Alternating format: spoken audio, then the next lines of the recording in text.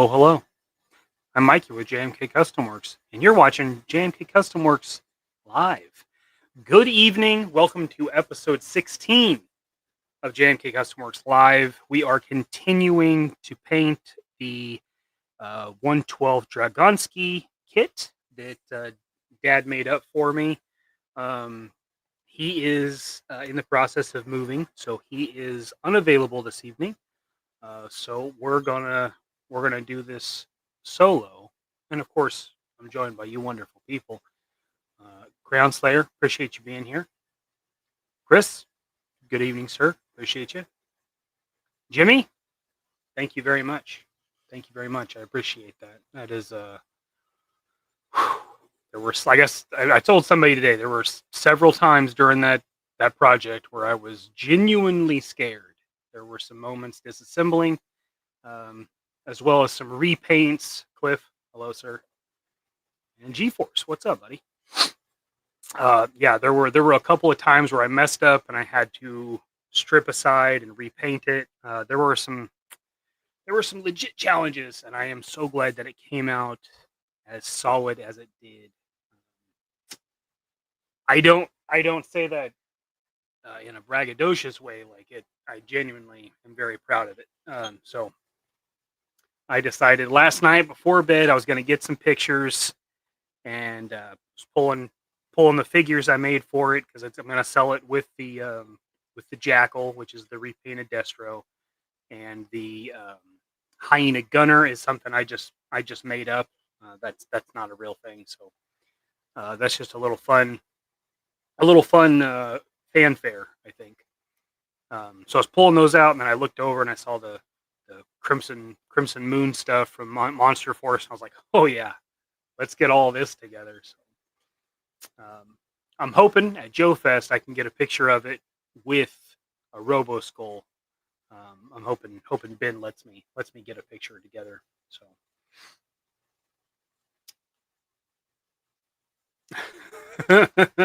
yeah. It's I can't say it was a constant year of work. It's not the Sistine Chapel, you understand. But I bought that hiss in March of 24, hoping that I would be able to get that done in a few months for DFW last year, and I was not even close. I had the red done. That was about as far as I'd gotten. So I'd prepped, did a white primer coat, and done the red. So yeah, but in process for over a year. So patience. I don't have much of it, so I understand. Jake, hello, welcome. Get you a little bored before finishing most times. I few things do I actually quit altogether. Really, what I'll do, I've said this on a few other shows, but when I was a kid, I read this article. There was an interview with Alex Ross, which, if you watch my stuff, you've probably heard me nod that dude several times. I love his paint work; it's so good. So he had an interview where he was saying he'll work on a project for some time, and then he'll set it off to the side, and he won't think about it. He won't look at it. He'll start another project. So he's just constantly starting projects, and then he'll bring it out and look at it. And if something is wrong, it's really obvious because you're not close to it anymore. You've let it sit, kind of put it on the back burner. So oftentimes that is a strategy I will use, especially if I'm frustrated with something, which I definitely was with the Hyena. As last June was I had hand taped one of the sides. I had done this by hand taped it, and then cut the tape and shaped the decal design. And when I sprayed it, I wasn't using that vinyl tape that I use now. I was using like Tamiya masking tape. It's just real thin. That was thinner than this. This is 10 millimeter, and it bled. and it broke my heart. So I just set it off to the side for a while. So just come back later. You know what I mean? Like that's what I do. Thank you, man. I really appreciate that. I really appreciate that. I was stoked that Skeletron shared it. I thought that was kind of made my day. Not that I hadn't text Ben a picture of it like a week ago, but sharing that was cool to see it, as well as Joe Fest shared it, DFW shared it. Really cool. So that was nice. Menyoza, hello sir, welcome. Yep. No Zach. He doesn't do this show anymore. I keep meaning to update the card, but yeah, he took Wednesday nights off, and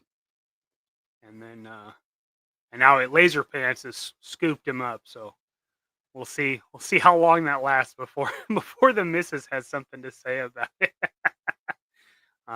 Yeah, and like I said earlier, Dad's doing some moving, so hoping the best for that. Robert's Infinite Realms. Hiya! I don't know if that's what you meant, but that's how I read it, so that's what you get. Welcome. Appreciate you being here, buddy. Yeah. Leave it just for a little bit. That's what I do. I don't bail on very many things. I just set it aside, start something else. I'll do the same thing. I'll do the same thing at work. You know, I'll get frustrated on something, but all right, you know, it's like the need of a small victory. You know, so I apply the same logic to painting, to work, to just about everything. Tony, what's up, brother? What's up, man? Customizer Alliance, man. Appreciate you being here, brother. Let's see here. Father Some Galaxy. That hyena came out incredible. Thank you so much, dude. I really appreciate that.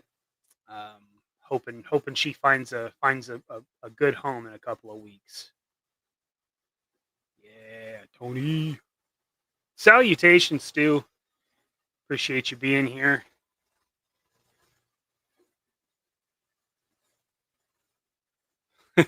Ken is the Pedro Pascal. I wouldn't think that's as funny, except he hates that, and that is funny.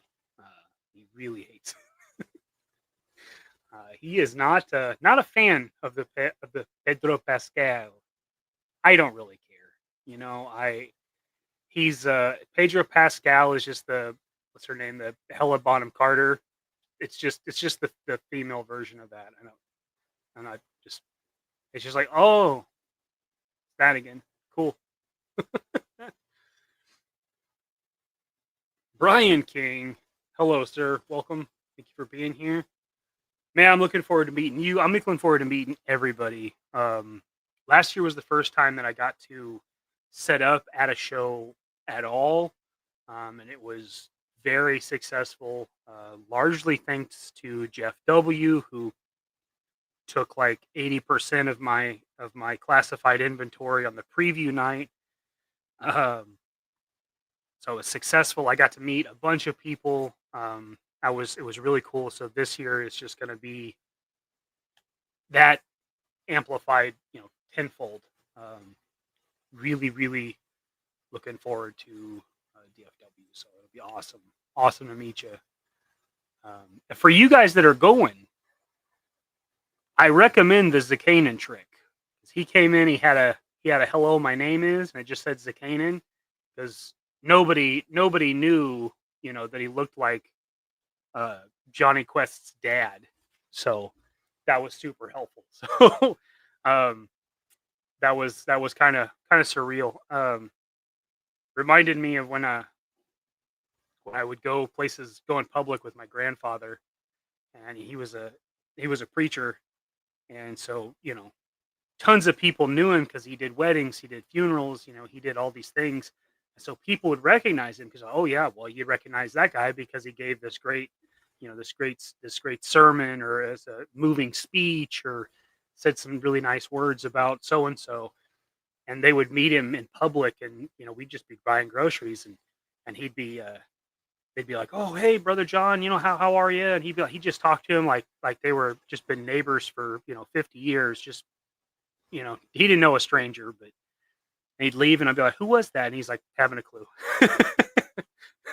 So I've had a few moments like that. But regardless, I'm so happy to get to the opportunity to meet some people that I talk to on a you know multiple times a week now. At that time, I didn't have a show by myself. Okay, okay. And Joe's that's cool. I mean, hey, multitask, brother. Multitask.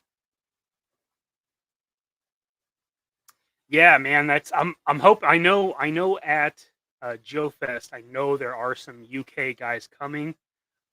I know some of the people that are coming are friends of Scuba Pete. They're all pretty big fans of Scuba Pete. So I'm hoping I get to see it. Get to show it to some people like that. That the hyena means a little more than it does to us in the states. Obviously, we didn't get that. The hyena wasn't something that we had access to. For most of us, even even you guys that are in your 50s and late 40s, even you guys found out about it most of the time much later in life. So I'm hoping that if I can do a little nostalgia, right? If I can connect a new toy with an old memory and rekindle something for somebody, I think that would be pretty awesome, personally. Love what you do with the Vanguard. I'm jealous now, dude. I think that came out great. Initially I was gonna do the AF3.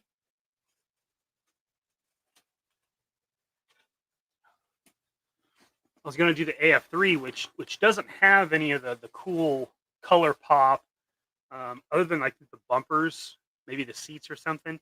But it's a lighter green. The camos are like a green as well, and the Z Force Jeep is just so cool. The contrasting colors are just so cool. So I appreciate that, Chris. Hoping.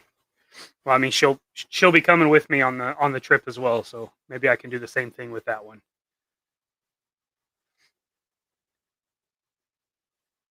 Pedro Pascal is the man. He did too. Law and Orders.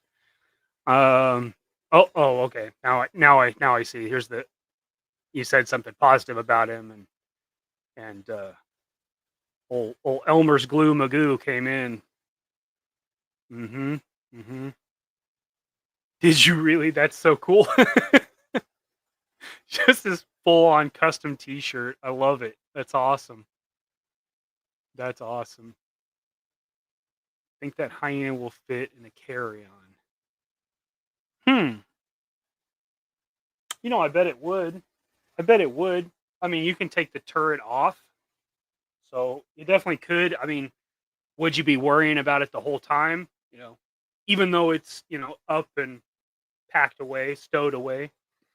But probably so. But oh, nice, nice, right on, right on. All good, brother. Skyfall, how you doing, man? Good to see you. Good to see you. Ken's Toys in the house. Hello, kids. Hello, sir.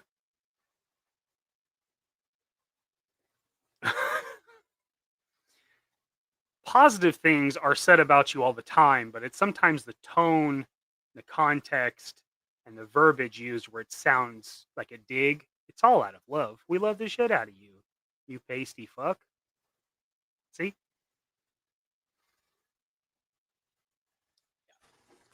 So,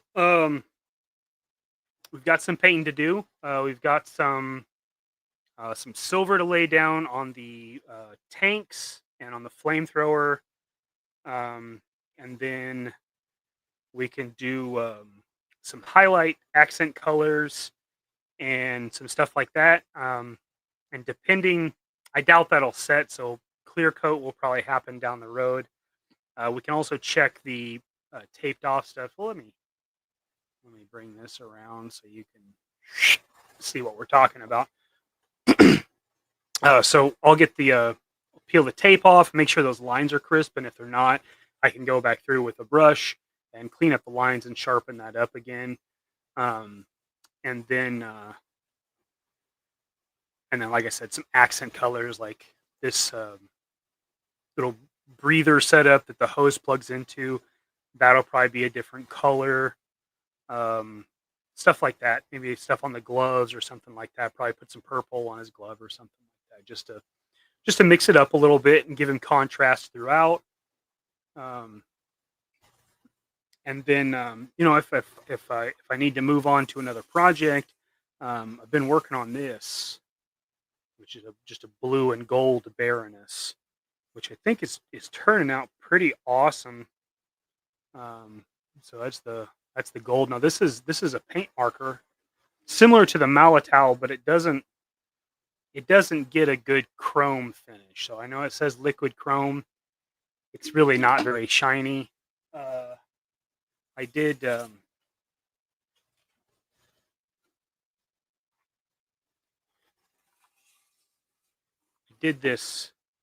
Destro, and this is a work in progress, kind of a kit bash kind of thing. But this is the finish of that gold marker. So it's not shiny, but for an accent color, it's fine. Honestly, for his mask, I think it's technically, I think it's fine, even though obviously Destro's masks were always chrome and shiny. So it does have it's very metallic, but not very chrome. So it's just you can see the Cobra symbol and just like piping, and any of the trim is gold. So we can clear coat that. We've got a couple. I've got a Valaverse box that I can open up, and we can, do stuff that I don't normally do. But yeah, for now we'll get started. We'll spray some silver on the tank pieces as well as the gun, and we'll start there. So Shane and them were talking about the Hasbro stream. Is everybody more or less content with that, or how do we feel about it?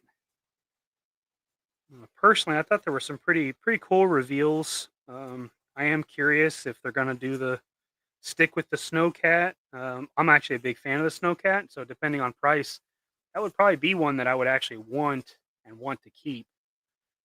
And if they were smart about it, they could do what is that, the 50th line or convention maybe, where they repainted a Snowcat and made it the Havoc 3, I think.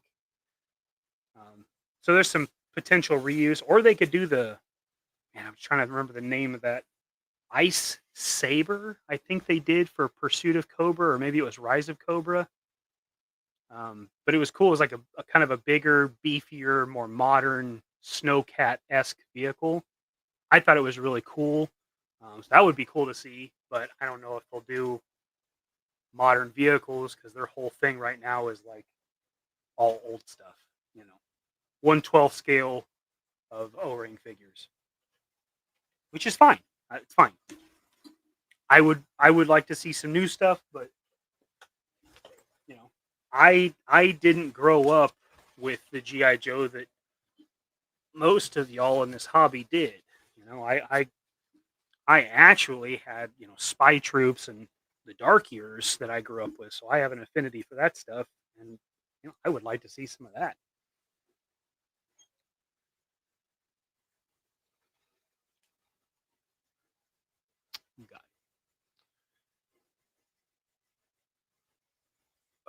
Yes.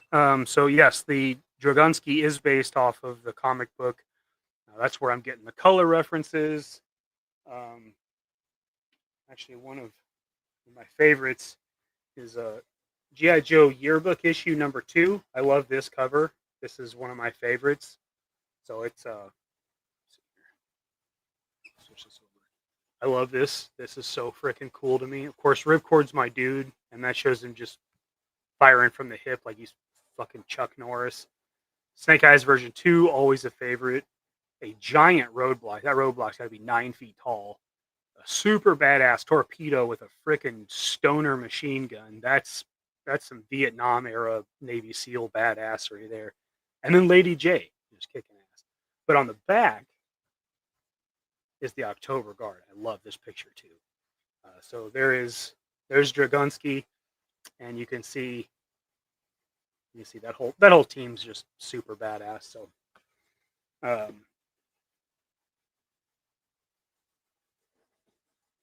so that is what this kit's based on. This is just one of the better panels because it shows him like getting what they call it, the Zippo or the Zuko, I think. That's what the flamethrower is actually called. So here you can actually see it. You kind of get that it's like chrome. Pretty awesome. Really. Now I'm not going to go chrome because there's no clear that protects chrome paint. So I'm going to go silver. Now I did the trick where we prime black. Black's the base coat. That way the shadows retain a darkness. And then we'll do a couple of washes and then some dry brush with some brighter silvers, and really give it some level. So it won't be chrome, but it should look pretty good. Pretty good. And for silver, I'm going to use the Pro Acrylic Silver. I've had really good luck with this. Not that I didn't have good luck with the Citadel, but the Citadel Silver, maybe it was just the one I had, but it was super thick. And when they're thick, they're prone to develop flakes and chunks of stuff in them. I think I'm all right, buddy. I appreciate you. You know I love you, dude. White Vegeta, what up, sir? How are you?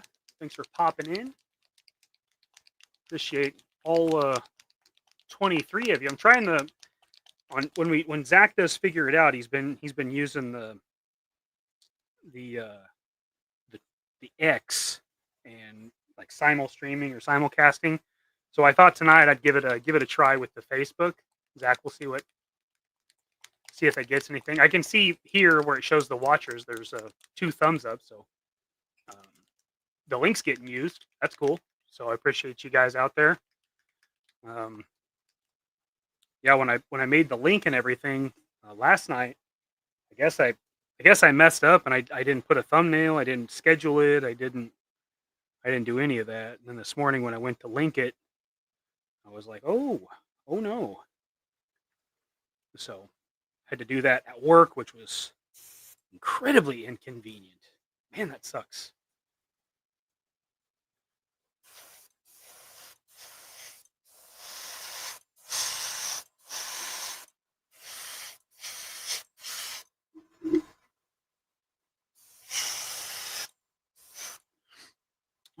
Jimmy's asking if anybody else backed Patriot Force. Man, I love the project. I love what they're all about. I don't know like how much goes to the families or the projects, the charities and stuff that they have. I don't know how much of that goes. I think it's cool that any portion of it does. But what I really love about Patriot Force is, they're doing true real American heroes. I mean, guys that put their life on the line.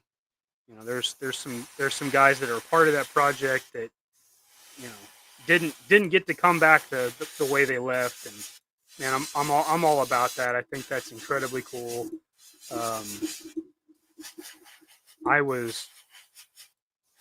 They reached out to me a couple years ago about doing some paint masters for them, and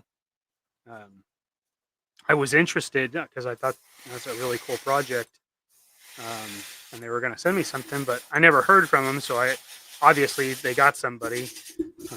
A part of me hopes it's his son. His son was doing the 4-inch figures when they started, and he's a very talented young man. So I'm hoping he's getting to stretch his legs and develop that skill set because I'm all about that. I don't know if that's the deal. I love their accessories; look absolutely fantastic. Larry Menchaka, good evening, sir. Appreciate you being here. Cliff backed it. I know why you backed it. You want that mortar, don't you? Huh? Yeah. Needing that accurate heavy artillery with a proper base plate. I know what Cliff's after. I know what he's after.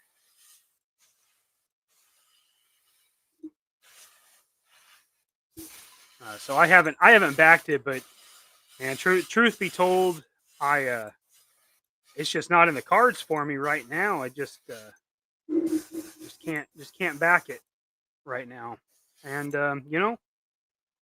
that's okay. You can't back every freaking project.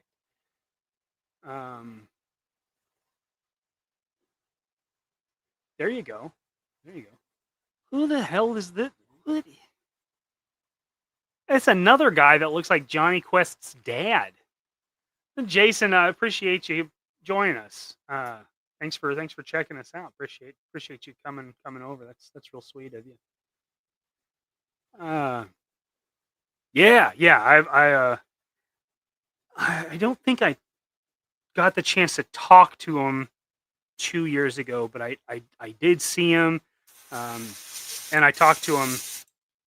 I messaged him quite a bit, especially when Chad was talking to him about his potential involvement, and that's pretty cool. But I'm a sucker for the father son team ups, man. That speaks to me. Turk Murphy's in the house. What up, sir? What up?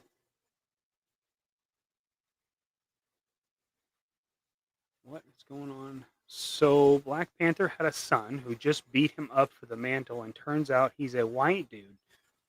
Whoa! Did not see that come. Well, I should say not. That damn. Well, obviously that guy's gonna be a bad guy soon enough. Yeah, gonna be a real Luke Vader thing there. I think. Could be wrong. Probably not though. That's crazy. I didn't even know Black Panther had a kid. I'll be dipped. Quentin Bedwell. Hello, sir. Welcome. Welcome. Glad you're here. Very glad you're here. See? I knew it. I knew you wanted that mortar. How did I know? Well, because you told me some time ago that you were waiting for a realistic one with a base plate that was accurate. That's beside the point. I called it, and everybody was here to witness it.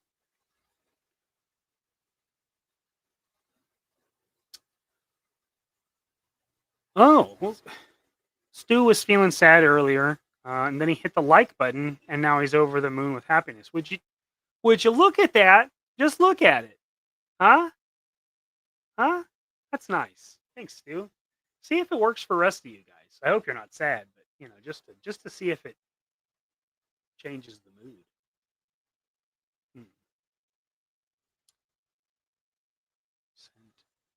200 stars to see your comment here.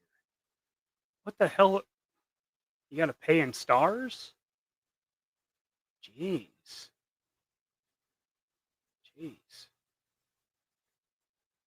Who looks like an angel? Not this rando, I hope.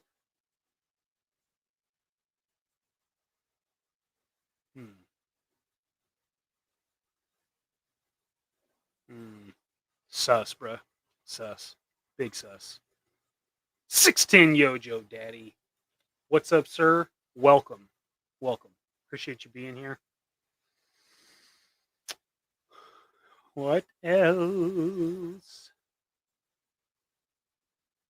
Whoa! Oh, that's why he got so excited. There was freaking PCP on the angel on the key.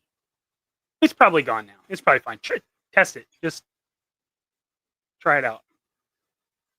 Try it out.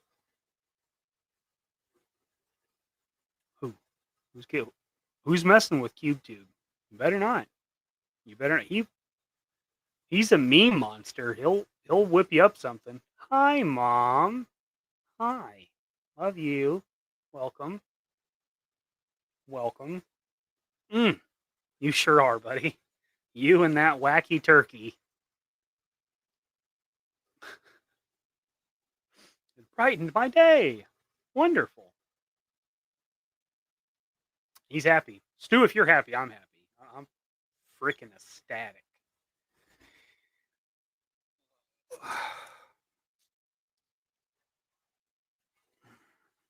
So, what else we need to do here? Move the silver out of the way so we can cure. And we'll look at some pieces here. Let's go ahead and let's unwrap these and let's see if there's a fortune inside. Probably not. Probably wouldn't want to know it. Honestly, it probably wouldn't be a fortune since fortune cookies don't even have fortunes anymore. They're just random anecdotes. Strange.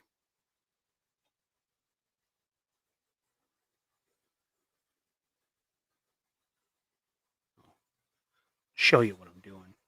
Never mind my thumb. I sliced the crap out of it. Looking at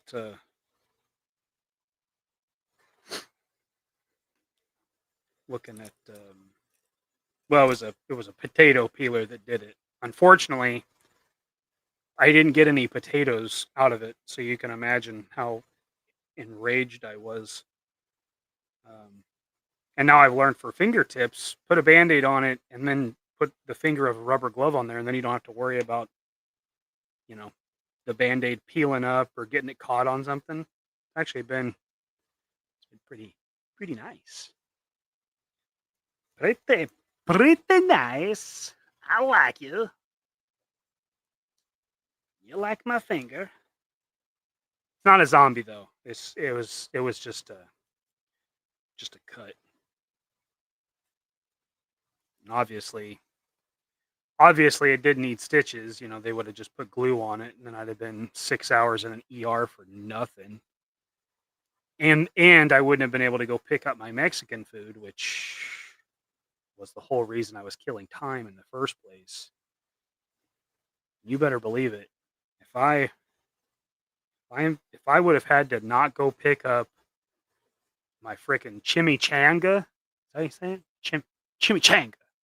If I would have had to miss that, oh man, I would have been enraged with the force of 1,000 waterfalls. Probably not, but I would have been pissed off for wasting $20. Because, I had some queso too. Whoops. Zakanan taught me how to budget, so I blame him.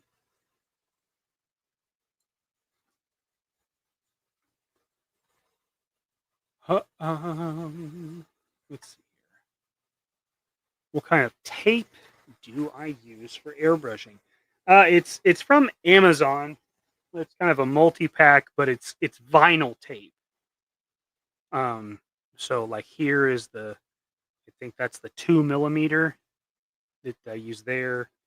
Here's kind of like I think 4. This one's kind of the biggest one that comes in the pack, I think. It's very useful and it seals really well. Like you can see when I peel that up, as long as I pushed it down, it'll be a nice clean line. Yep, pretty good. Did get some bleeding right in the corner of it, but that's fine. See that nice clean tape line. And then I go over it with this. Sorry, you can't read that. Tamiya masking tape. Now this is 10mm, so it comes in the fancy dispenser. And then I use that green frog tape from the O'Reilly Auto Parts. That's their theme song.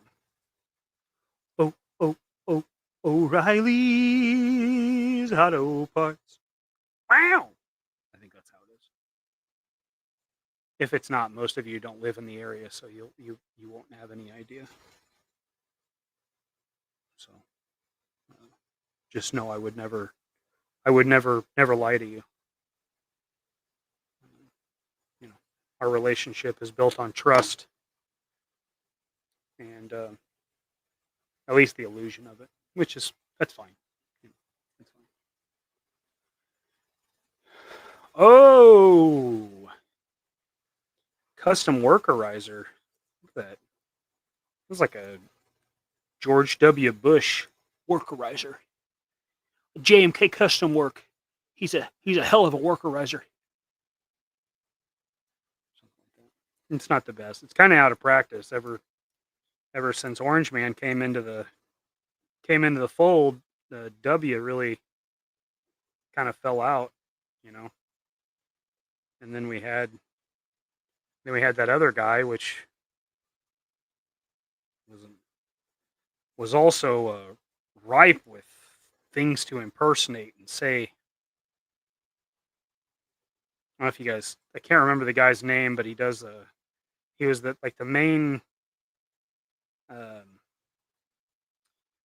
main voice actor for like Animaniacs, maybe not Ren and Stimpy, Pinky and the Brain, maybe.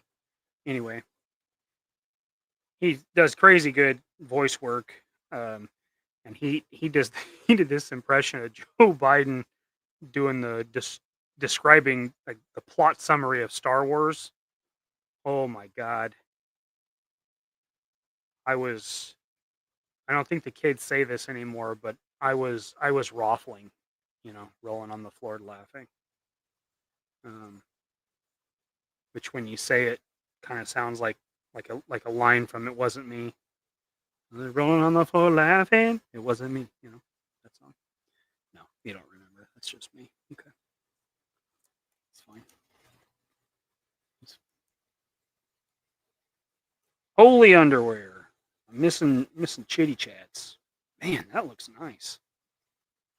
Yeah, see, there's a little bit of a bleed. I will clean that up with some pink paint. Otherwise, it's the same color as like a wild berry smoothie, which is dumb. Yes, Zakanan and I have Ayo Frankie on tomorrow night. Figure it out, 9:00, right after Mega Powers, or at 9:00. Sometimes they run over. That's fine. Just switch over if you can. Give us a little like, click, subscribe if you're not. It's on Zakanan's channel, so you don't have to. Next week you'll need to. Next week we haven't said this out loud, but next week George Vega will be joining us. Another very talented artist who will also be at DFW. Really looking forward to seeing George again. George, if any of you saw Dad and I's show and tell of our planes that we built last year at DFW at the vehicle building class, George was the one that did the art for the vehicles that we made. Very, very cool, very talented dude. Good dude, liked him a lot. I got to meet him and Quentin at the same show, and well, my life's been sweeter for it. Good dudes.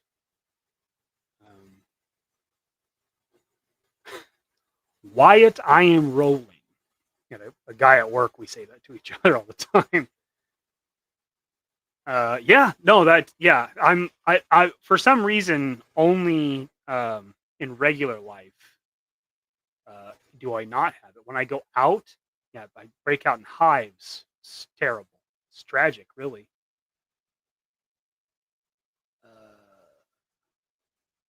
Yes. I think that would be funny if it was like, if he was like, I'd like a chimichanga, and they'd be like, sir, this is Taco Bell. We don't have that. That would be good. CubeTube, hit us up. Let's do it.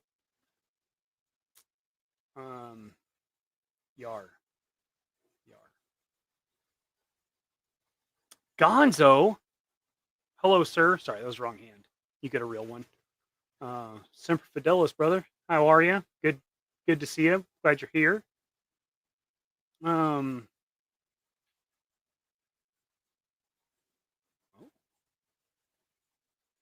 Stu knows. Stu knows. Mm-hmm. Mm-hmm. Yeah, old W. I used to do that impression a lot for a buddy of mine because I told him that, like, the second, like, obviously the first part is the voice, getting that voice down, but the second part is the facial expressions that W did. Like, when he said something that he thought was funny, his eyebrows like fought it, like the laugh coming out. Like, instead of him laughing, you just like he was just like holding himself, and it was coming out through his eyebrows. And then after I said that, he loved it. So stupid. Smoke weed every day. Yeah. hmm hmm Slade, what's up? What's up, man? It's good to meet you in the lady at Cosmic Collectibles. That was cool. Very unexpected. Yeah, that was my first public encounter. Like, that was weird for me. I enjoyed it. I'm glad I got to meet you. Mega power is nothing. I'm not gonna tell him you said that, but I appreciate it. But also, as a raw dog, you gotta, you know, do the, Tony. Oh my God, it's good to hear from you, man. No, no, no, no. Don't worry about it at all. As as as as soon as that happened, brother, I was like, that's okay. Like, it's not a big deal to do this solo. Uh, it's a once in a while thing, dude. When you're ready, I'd love to have you come on. Like, you tell me when you're ready, and we'll do it. That's it. I love you, brother. My heart's with you. Yes, sub to the George Vega. Um, he's the one who does the shirts. If you're not aware of that, so the DFW Joe Show shirts last year was what's that last year? Was it Snake Eyes? And I cannot remember the 12-inch character, what that mission was. And then this year he's doing the shipwreck, and to represent the 12-inch guys, since this was their show. Like, the rest of the GI Joe stuff has kind of hijacked it. They're used to that. They grew up with their OG Joe in the 60s and 70s. All of our iterations of Joes have just kind of stabbed him, as they're just little light stabs. So yeah, sub to George, incredibly talented. Him in the Cube Tube. We got some talent in the ranks. That's what I'm saying. That's what I'm saying. Is that what happened, Stu? I didn't know that. I didn't know Pep Boys was absorbed, or they formed a union. I didn't know that. I don't have any good experiences with Pep Boys, so that doesn't enhance it for me. Yes, look forward to seeing you guys too. You just gonna ride down with Zakanin. You're just gonna pop in the back of the Challenger. Right. Sorry, it was a gnat. Oh, it's still there. I didn't kill it. I don't know. All right, whatever. Bigger and better things.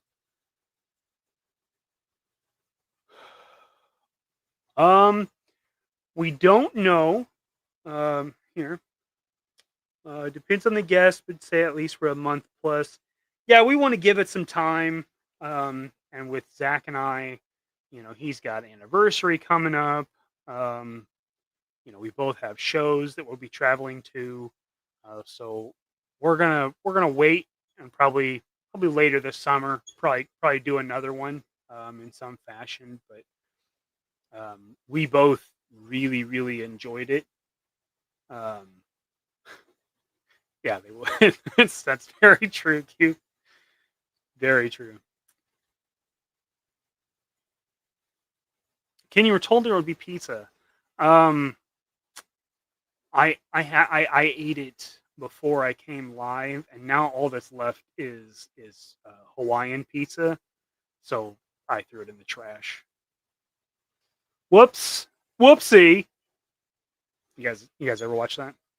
You ever watch the oh, what the hell is that called? On the YouTube pitch meeting. Hilarious. It's like they're 8-minute videos, but it's like him pitching the network an idea for a movie. So I mean, it could be anything. It could be pitch meeting for Batman Forever. It could be, I can't wait until he does a Fantastic Four one, because I won't watch the movie likely, but I will watch his pitch meeting, and that'll be funny enough because it's like sarcastic. He pitched it, and he'll be like, "So I hear you got a movie idea for me." He's like, "Yes, sir, I do." And he'll start pitching it, and it'll be like this terrible pitch, like just awful. And it'd be like, well, like point out like a plot hole or something. He'd be like, "Oh no," and he's like, "Oh well, why not?" And he'll say something really dumb, and he'd be like, "Okay, makes sense to me." It's pretty good. Watch, just take a look. I think it's on the Screen Rant channel, but it's called Pitch Meeting. Very funny, very funny. If you're into stupid humor, and obviously you are because you're watching me, and I appreciate you. I do, genuinely appreciate you. Oh, Jacob Real. How are you, sir? I'm doing all right. Pretty excited that you're coming to DFW now. That's awesome. I don't know if I did, but I'm going to take credit for it because I kept saying just ride in the back of Chad's car. So I'm excited about it. Zach's excited about it. And, everybody in the chat, they don't know it maybe, but they're excited about it. And, if you buy something for the store, that's a tax write-off, big dog. Whoop, whoop. I'm sorry, you can't see any of what I'm doing. Apologies. Just touching up some of the lines where it got a little bleed through around the tape. Just going behind, and touching it up a little bit. Nothing crazy.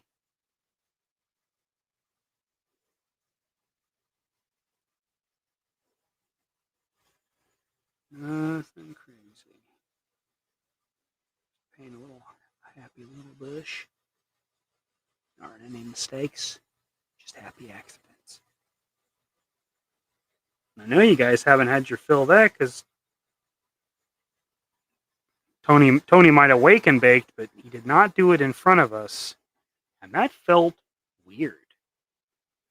Again, totally understand. I would be inconsolable right now if the roles were flipped. So I understand, but it was a weird Wednesday. Honestly, it felt like Tuesday most of the day, and yesterday felt like Tuesday too. So any week with 2 Tuesdays can just fuck all the way off. At least that's my bad attitude about it.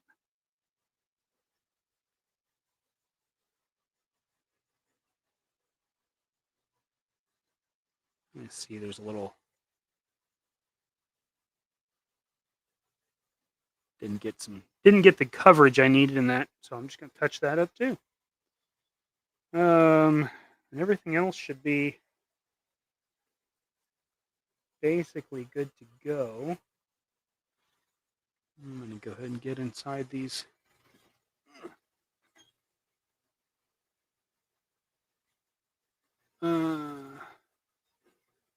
Yes, yeah.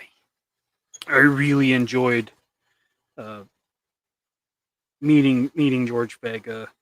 Now, I didn't have the 2-hour 2 a.m. conversation with George that Dad and I got to have with you, Quentin, but he was great. I thought it was cool that he was in that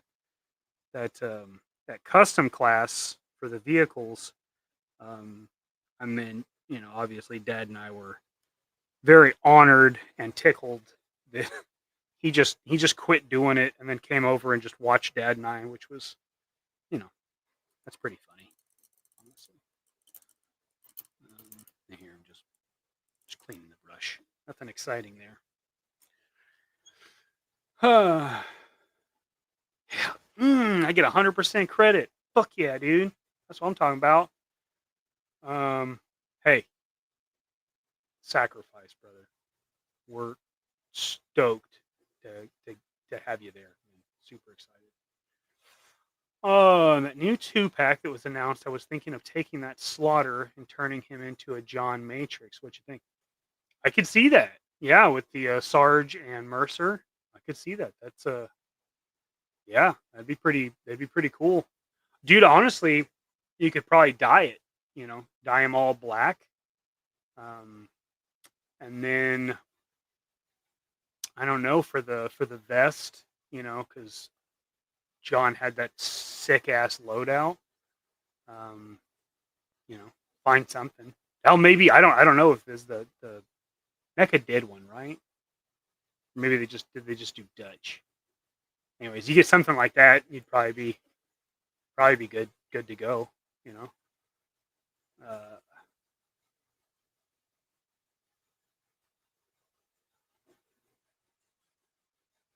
Tuesday is Monday's ugly sister. She's also like a little sister. She's like pinches, pokes, just irritating stuff.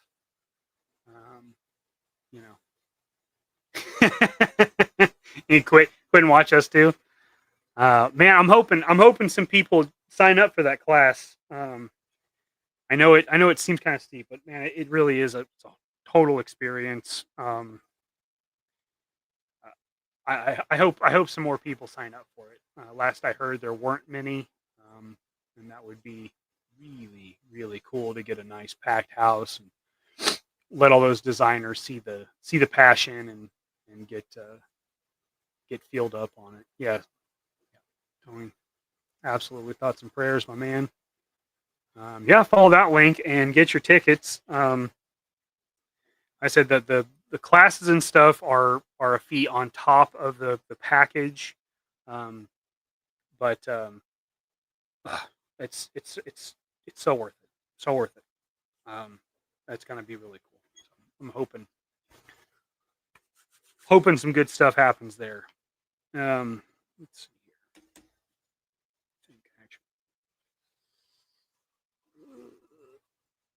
here.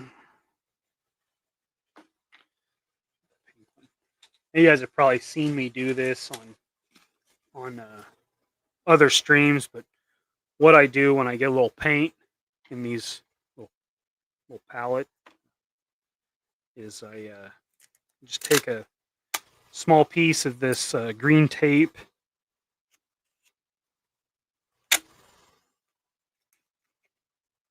and cut it, something like that, and then put that over it, and that'll preserve it for a few days, so you don't have to worry about coming right back to it. And if it gets a little thick, just put a couple drops of airbrush thinner in it and get it back to. Oh, that's green. That's green. Okay. Yeah, get it back to a nice viscous.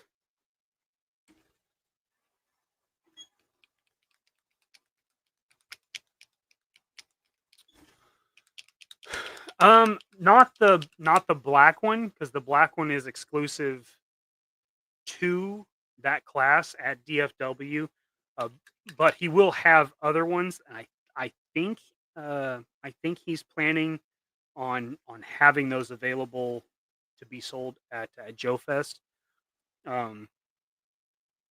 So I think that was his plan. Now I don't know that for sure. So I'll have to check with him on that. And I'll probably ask him, and we can put it on our website, coupleofkooks.com, and see. Just put it out there so everybody knows. You ask the question, you're like, yeah, it's on the website. that. That's how it goes in my head.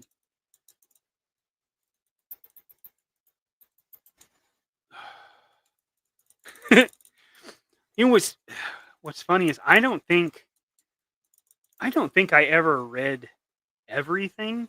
Like I I probably, now this was when I was a kid, I probably read, I'm gonna say maybe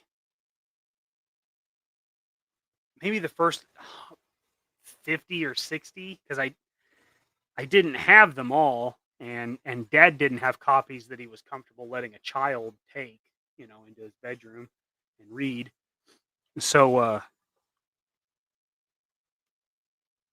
but what I really liked, the first issue I ever got was Special Missions #1, and I remember picking it up. We were at a GI Joe show. It was just on the Illinois side of St. Louis, and the guy that ran it was Neil DeSimone. That was his last name for sure, but I can't remember his first name. And he would throw these really cool GI Joe conventions, and we went several times, and this would have been mid late 90s. I'm gonna say like 97, 98 probably. So GI Joe, A Real American Hero, was long gone, and it was a lot of 12-inch stuff at the time. And I remember there was one booth that the guy just had tubs and tubs of 12-inch GI Joe accessories and outfits and stuff, and he just dumped them into the center of the booth. And if you were a kid, you could come in and build you a full GI Joe. Like, you had a pile of bodies, you pick the bodies, you pick an outfit, you loaded them out, and then he charged you. It was like $5 or $10. And as an adult, I can't imagine what a pain in the ass that probably was for that guy. But also as an adult, seeing how much enjoyment that a kid got out of it, and knowing that I have carried that around for almost 30 years, that memory, I'd say it was probably pretty worth it. Which is in turn, why Dad and I like that assembly required show in Des Moines so much, is because it's very much geared towards kids. And I think DFW is doing that to an extent as well. And that's really cool, because as a collector, yeah, we want to have everything, but we also need to be encourage the next generation to be into it, so that our hobby lives on, like it keeps it alive. So seeing that's pretty cool, man. Pretty cool. Yeah, my first one was Special Missions #1, and I actually just picked that up last week. Got a new copy of it, so I'm really excited about that. No need to hope, Mikey. Anyone that doesn't go to your workshop is going to wish they did and probably regret they didn't. Let the good times roll. Gonzo, I really appreciate that, dude. Now, I'm not talking so much about Dad and I's panel, or not our panel, our class, but the one with the vehicle with all the Hasbro designers. That's what I would like to see packed out. Like, I would like to see ours too, but that one especially.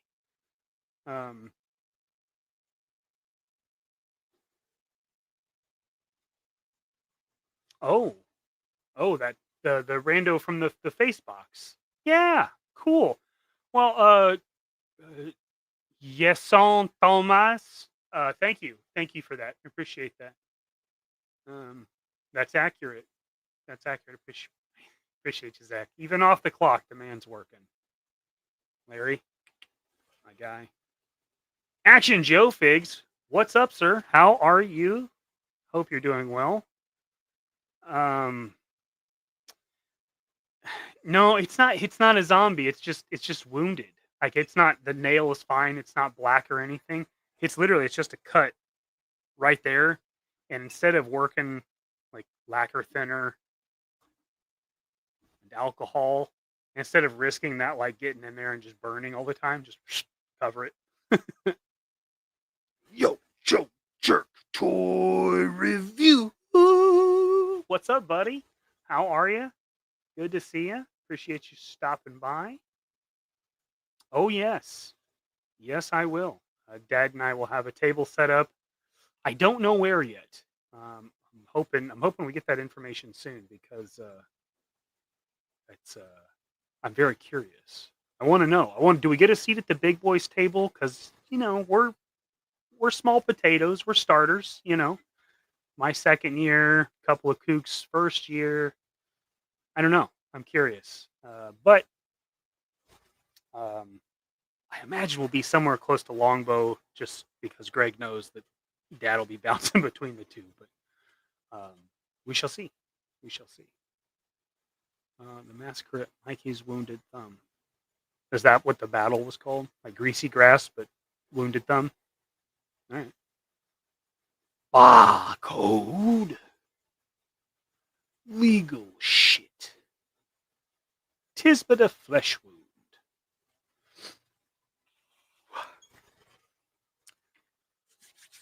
Yes, sir. Yes, sir. All right. Well, we got the touch-ups done. That black is setting up. I don't know what I want to do. Okay, so the upper part of the leg, the hip portion, has the straps and buckles. And I don't know if I want that to be black or if I do purple. And I don't really see anything in the art that shows, that portion.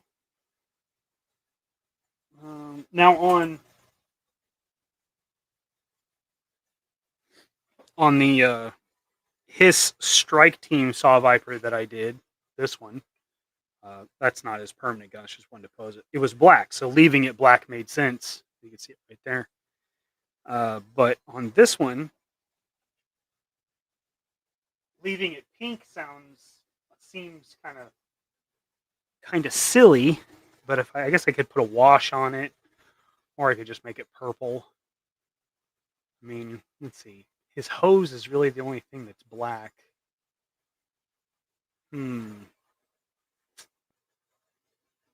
Shoot. And his visor, is silver too.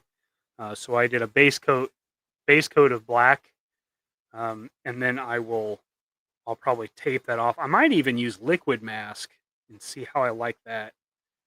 And then I'll spray that silver at another time.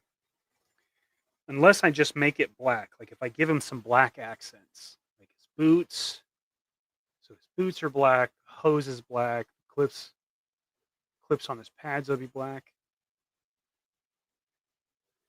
I think that's what we'll do. We'll just make it black. We'll give him a very small accent of Blake. As the guy from Lethal Weapon 3 said. Blake. Whoa! Jeff W is in the house. Yeehaw! So excited to see you at DFW. Rock on. Jeff, I am stoked to see you again. And I'm stoked to deliver this beast. I don't know if you've gotten to see the interior, but there's the interior. So I'll be stoked to get that to you, my man. Stoked to hang out. Maybe we'll get to walk the floor again. That was a good time. I appreciate $2 super chat. And we've got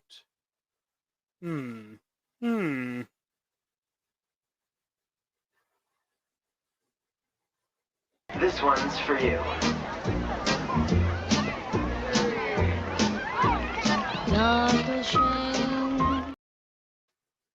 Donka Shane, sir. Appreciate you. Thank you very, very much. Oh yes, so excited about DFW. And since Dad and I are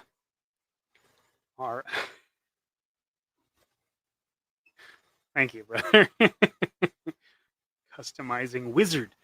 You're a wizard, Harry. Dad and I are driving in from beautiful Augusta, Georgia, and we're gonna go obviously right through Louisiana, which I'm excited about because Dad and I are both big fans of the Cajun cuisine. Now, granted, it's gonna be like Shreveport, Louisiana, but we've never ventured into Louisiana, so I am super excited about it. I'm excited about getting some, at the very least, some red beans and rice and some catfish.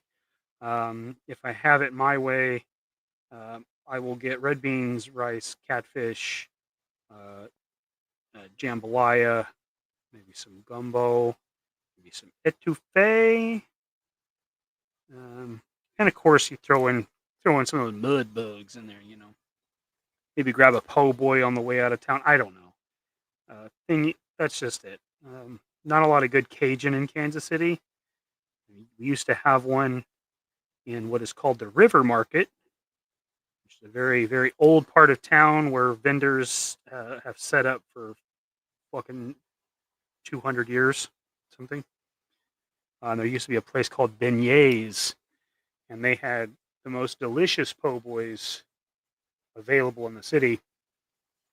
They're fantastic. And they had one that was the kitchen sink, and it was basically catfish and had shrimp, and it had crawfish or had mud bugs, and oh my god, it was so good. And I'm not a coleslaw guy, but I ate those po' boys just like they made them every damn time I'd go there, which was rare because I hate crossing the river, even for food. So really good, and the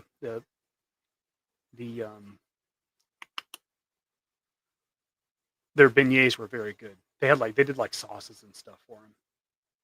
I'm good with gator. I don't mind gator. I'd be fine with that. Muff munching, muffaletta. Yeah, yeah, yeah, yeah, yeah, yeah. I like that. I like that. Mm-hmm. We got here. Cheers. Looking forward to saying hello to as many people as possible on Sunday at DFW. Hopefully, most will be around that day. I know. I know I will be. Dad and I don't head out until Monday, which is cool because that means we just kind of get to coast, so to speak. Um, take it easy and make sure we get to spend as much time as possible with everybody. And of course, Dad and I. This is a networking event as much as it is a vacation and a work event. It's just kind of everything. Um, so get to see people and interact and maybe get some work for a couple of kooks. Hopefully, maybe even I don't know about DFW, but maybe at Joe Fest I can line up some more work for some paint work would be cool. What do we got? What do we got? Oh, dude, Gonzo, don't I know it? Don't I know it, man? You get talking about Bayou treats, and I feel like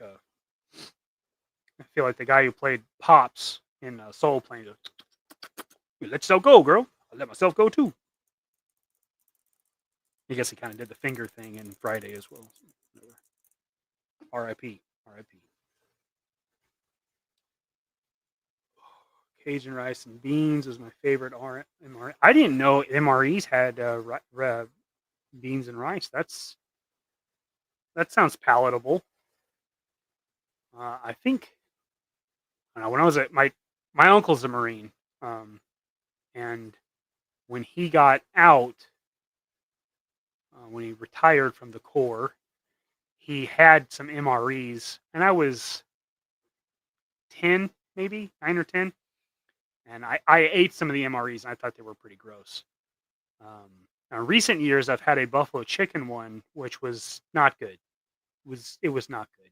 Now, granted, my life wasn't on the line, and I had other things to eat, so one is allowed to be picky and choosy.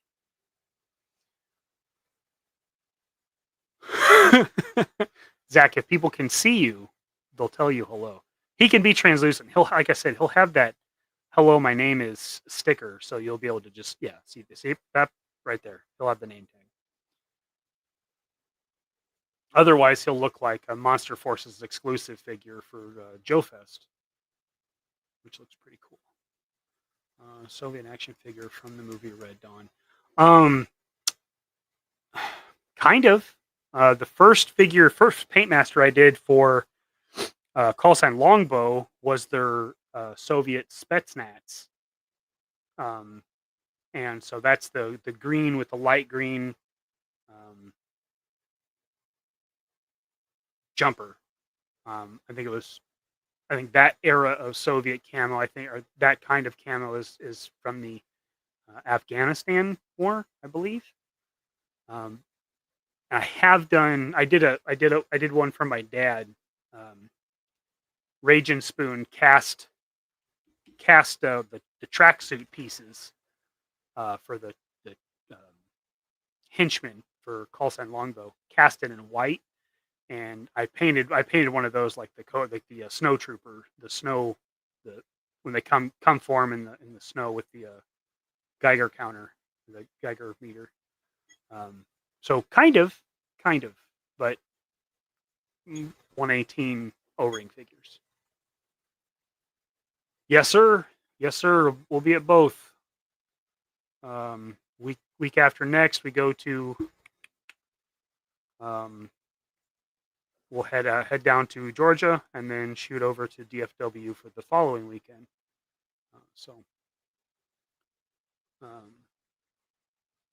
MRE beans and anything are gross. That's so weird because it seems like beans would be passable. Like Taco Bell uses reconstituted beans. You'd think they'd be able to get away with that one. That's disappointing. Not surprising. Disappointing.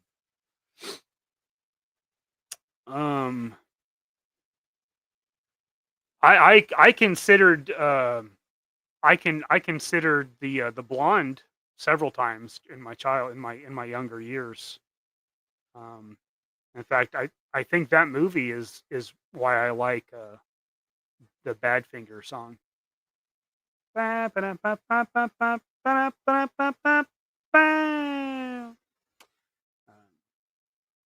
would be cool. Honestly, I would dig seeing anything from Stripes. I was actually just watching a John Candy documentary not long ago. John Candy was not a big fan of that role because John Candy did not appreciate the fat jokes. It really hurt his feelings. Humorous anecdote. But thank you, Ninja Fran. Every time I say Fran, I think of Better Off Dead, when the crazy neighbor lady is trying to teach the French girl how to say things, and she's like, "Oh yeah, her and Ricky are real close. They're friends." She's like, "Can you say friends?" She does a "friends" on her face. It's always what I think. Anywho, Stu, Vanessa Angel was hot as hell in Spies Like Us as a hot Russian. That's her name. That's the one. Gun Bunny Customs, what's up, sir? Tony, do we have Gun Bunny Customs? Is he part of our Customizers Alliance? That should probably happen. Gun Bunny, we're forming an alliance, a network of customizers. So when one of us takes the world, we'll already have the important people, on speed dial or something. I don't know. I made that up. It's total nonsense. Anyway, as I were, I need to touch up the purple. I see a couple spots on the knees. D's knees. I have about 14 minutes until laser Pantalones de Laser. Isn't that what it is? Until he's on. He's got what's he got? He's actually got Elite Legend on tonight. I think that's right. Anyways, they'll be talking about Marvel Legends and shills and such. So check that out. Alternatively, check out the What's on Joe Mind fellas. I don't know what they're doing. I know I saw the post today, but I don't remember what it said. Second Tuesday kind of hurt my brain. Just a scotch or a sea hair, as some people refer to it.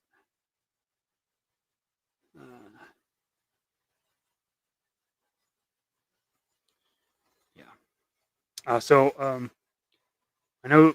No, I'm gonna. So here's a little insight into the Kukovic mindset. Dad and I both, well, the whole family, honestly, feel that food is part of a trip. Like we're all, I say foodies. Obviously, I am a man of above average belt size. So I have a hard time calling myself a foodie because I'm a large guy. Neither here nor there, I suppose. Anyway, we both enjoy food. So anytime we take a trip, it's always part of it. So, like I said, the Louisiana thing, we're going to get some Cajun food. In Fort Worth, or just outside of Fort Worth, there is a barbecue place called Hard Eights. It is some of the best barbecue I have ever had. And I strongly believe that it may be some of the best that Texas has to offer as far as an establishment. I am sure plenty of good old boys have smoking trailers that could probably smoke them out of a job, but those guys are in a league of their own. Hell yeah. Hell yeah.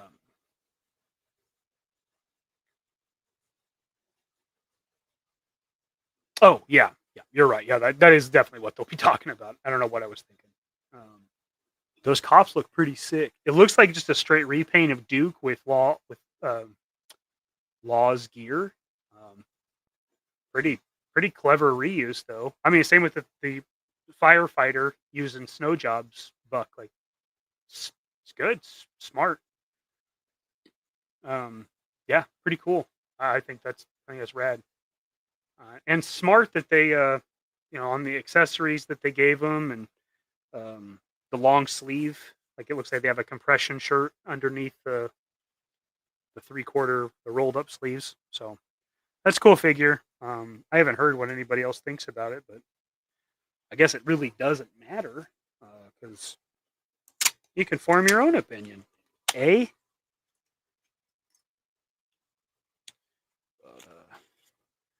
I like that they're not dumping everything out for Yojo June all at once. They're going to use the whole month, and I wish they were doing some stuff at some of the conventions, but we know that's not how Hasbro do. So can't really say I'm surprised again. It is what it is. It is what it is. I think there's some pretty clever reuse. Pretty good stuff. Slice and dice doesn't do anything for me because I don't care about ninjas. But what else was it? No, the Hawk and the SMS or MMS. That's cool. You can't.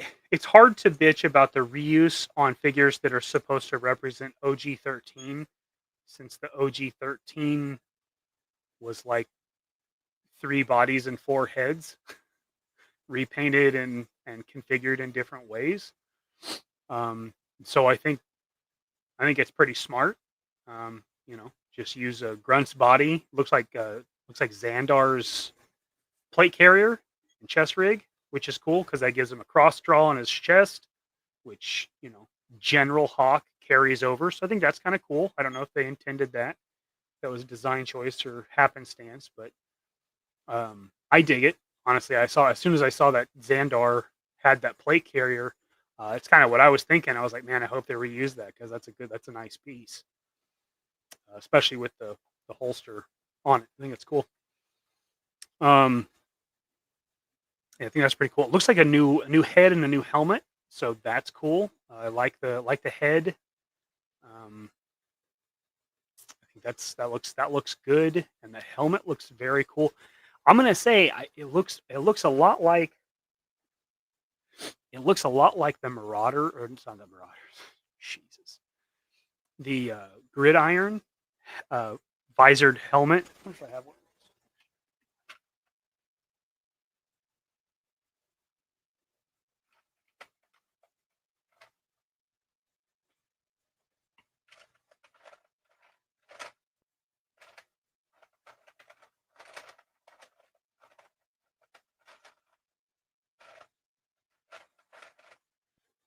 Well, what the hell? That's bizarre. I know I got one. Oh, here it is. It looks a lot like this, I think. I don't know if it flips up like that, but the way it's shaped and contoured looks remarkably like this, which is cool. That's a nice design. I think this came from the bag of gridiron parts I got from Jeff W. Last year, DFW, I think. Gonna need like 5 cops for sure. I want to get at least one of those firefighters and do an astronaut in all black, which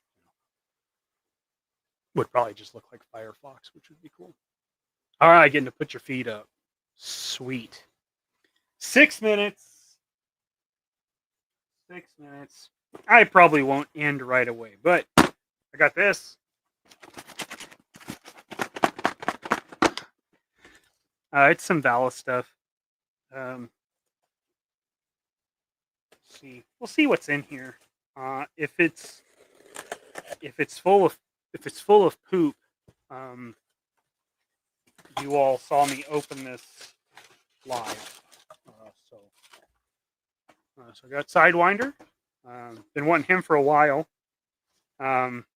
His shirt. I've heard great things about this figure, but his shirt is how Marion Cobretti. That's how his shirt is, and I need that for Keith KB Jodographs.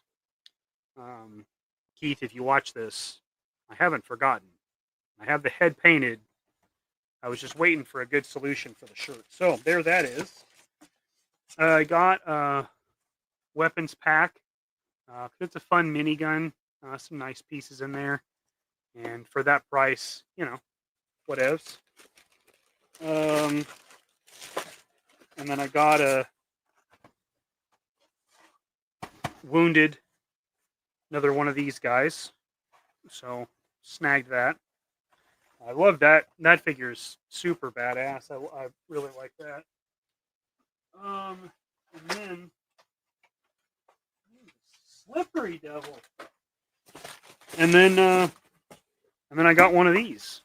What is it? Gold? I don't know. I doubt it. Let's be frank. I really doubt it. But I don't know. Could be. Let's see. Yeah. Okay. Let's find out. Right, tape's intact. Tape's intact. Blind box opening. Whoa. What's it gonna be? Silver. That's fine. Honestly, I would have been kind of sad if it was a gold one because I don't care. And then I'd had to take it to DFW and traded somebody, because there are people that care. But I just wanted the figure. It's a good looking figure. He's got a cool loadout.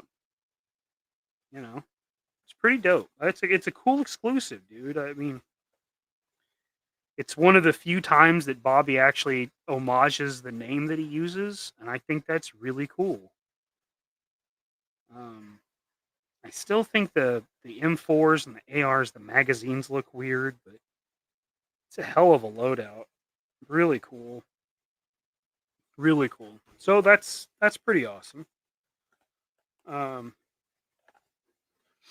You know, is what it is. Let's see. Of the GI Joe's accessories, what of each do you think is the best? I like for sidearms. I like the one that came with General Hawk. It's 1911 esque. For long guns or long pews, rifles.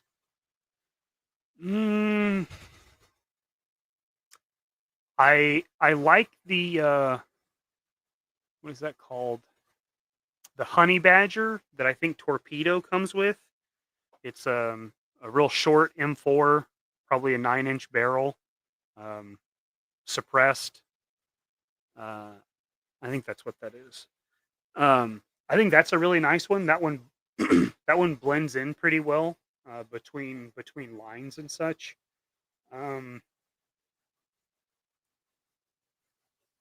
Yeah, and honestly, I don't mind this.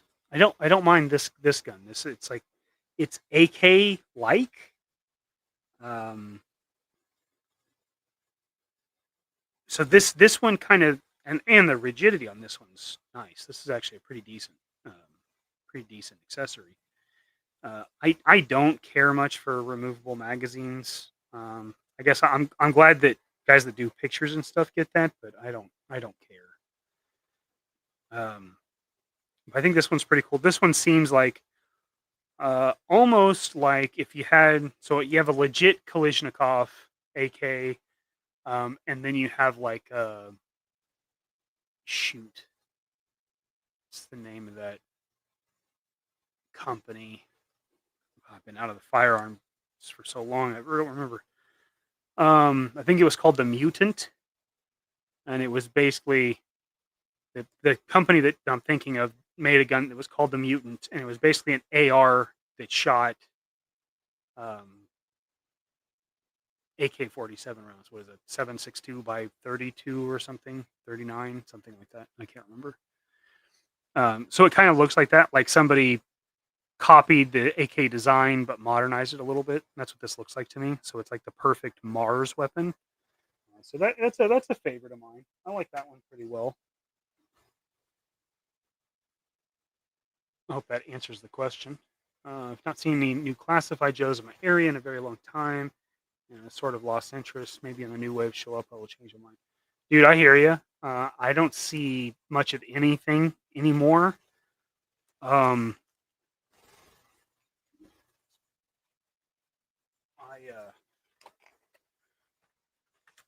I think the last ones I saw were at Target, and it was like the eels, like the retro carded eels and Duke and Beachhead. That was probably the last 3 that I saw, and that was probably in February.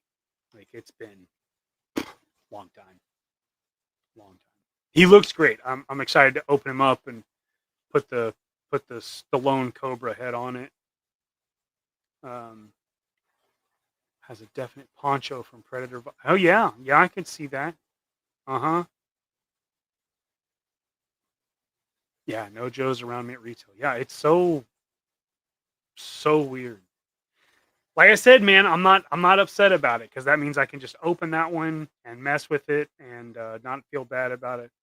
Brad Davenport, what's up, buddy? How the hell are you?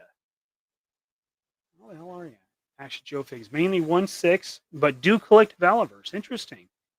Okay. Interesting. That's cool. We got Cheetah. He's plenty of fun in hand, but I don't like the helmet bulkiness. Are you talking about which one? Which one are you talking about? Also, you like the feel fun in hand, don't like the helmet's bulkiness? Oh, that's what she said. Yeah, it kind of is, isn't it? I think you knew that though. Yeah, totally fine with it, Robert. I totally get you. I'm stoked for people that get the gold heads. I'm glad, Woody and Taser got one because they're huge collectors, and that's who deserves them. I mean, straight up. Peace, brother. Um, should be cool. Should be cool. It seems like it's going to be a 118 line, which I don't understand that, considering how hard he shit on that scale, and said that it was dead and all that. So I don't understand. Like, just it doesn't seem like he's interested in it, but he's going to do it. I hope it's not out of spite. Like, I hope that's not what it is, but we'll see. I'm sure his exclusive will be kick ass. This new wave is pretty dope. I only have a couple of them, but I'm not a big collector. Like, everything I buy goes into another project, so we will see. Now, Cliff, you've got a pretty expansive collection of the Valaverse. I'm pretty sure every head that I have painted for you, which is over 30 at this point, is on a Vala body. It's impressive. Cliff's silent, but he's got some numbers. Buy a Switch 2 tomorrow if I can. Is that a thing? They're doing that again? You got another one? Oh, brother, dude, me too. That's the cool. I'm telling you, if he would have just put that as its own SKU, I think people would have. I think that would have been just fine on its own. Like, don't make it the variant. Do a bloody Praetorian. Give us the clear. Man, I don't know. Maybe he'll do one with some paint, and then you can remove the paint, down the road or something. I don't know. I hope he does though, because that was freaking brilliant. Clear cyborg, yes please, yes please. Mosin for the 118 Action Force. I bet Brad Davenport is too. Ooh, Jimmy, you got one? Sick, dude. That's dope. That is dope, man. That's hell yeah, man. That's rad. That is rad. Super cool. So that's 4 out of our circle that we all run with. That's 4 that have picked that up. That's awesome. That's limited to just a handful of them. So that's freaking sick, dude.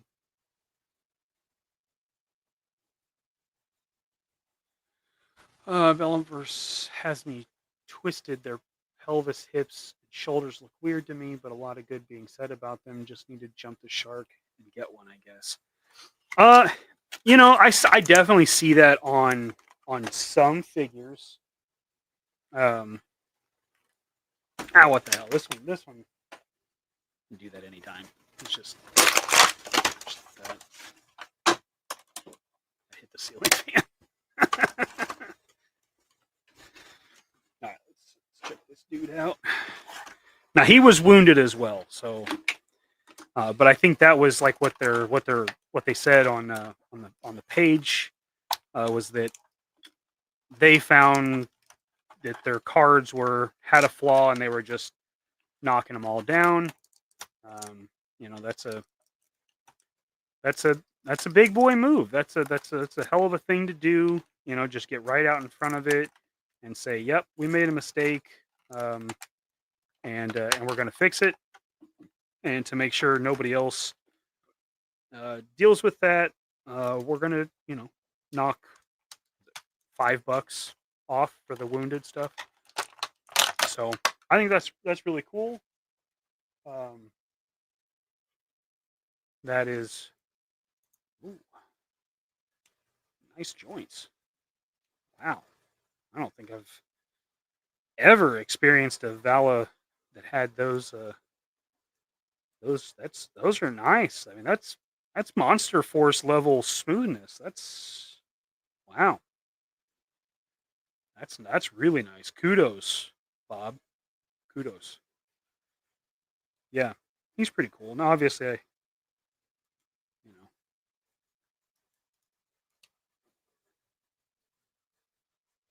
know, that back metal head. That's cool.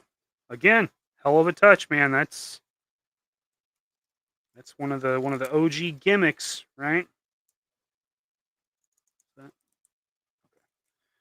take that off so I don't break that.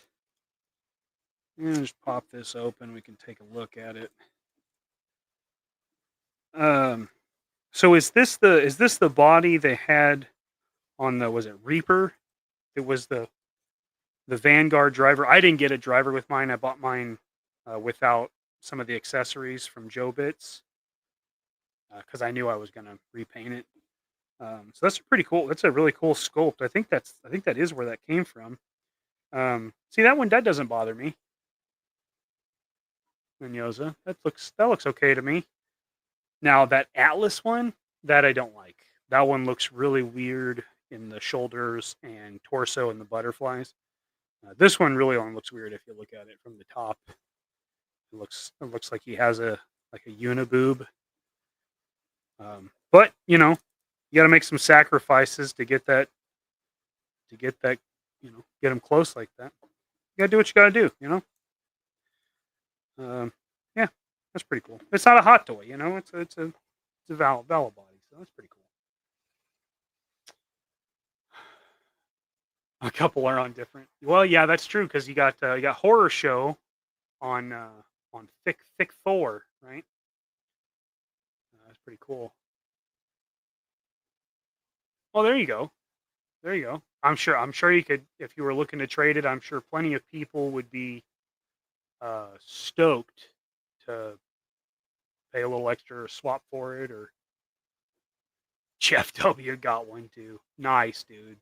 Nice. I mean,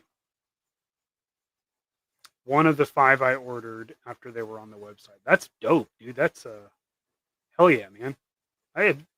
You've got plenty of Valaverse stuff too. I mean, would you have 5 Vanguards? I think. I mean, come on now.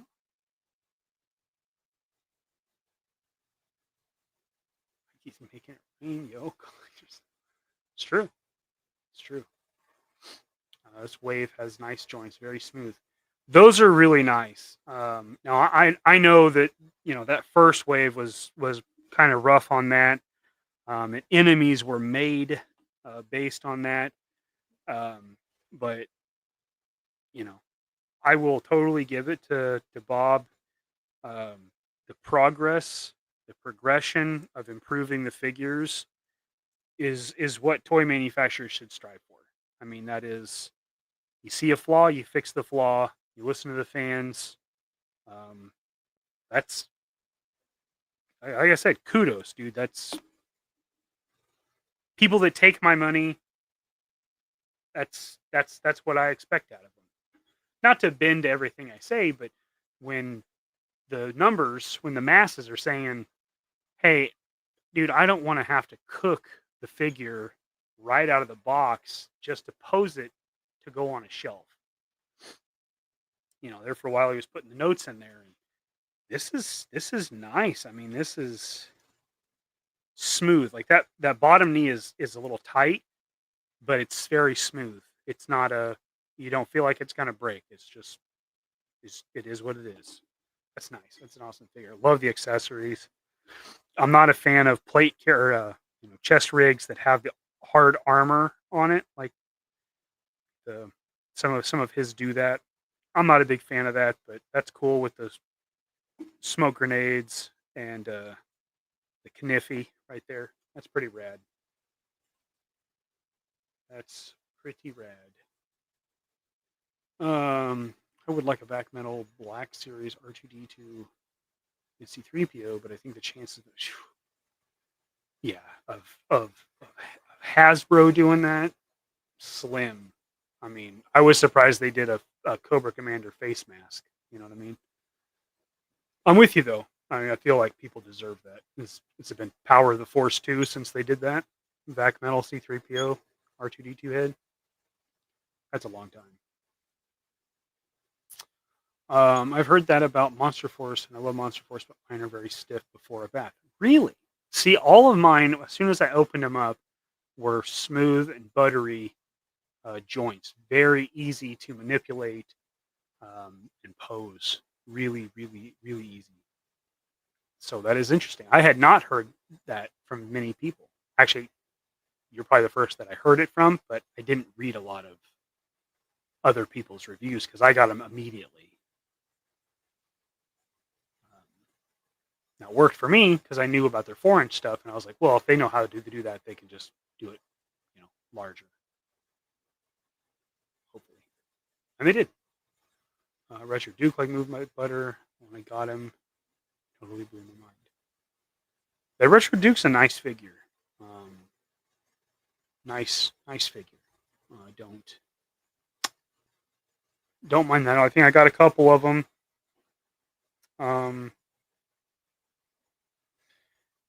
I think eventually down the line, Dad and I were talking about making a new chest for him, so you could do Brekov. That's another October Guard character. That's the Colonel, the leader, right here, Colonel Brekov.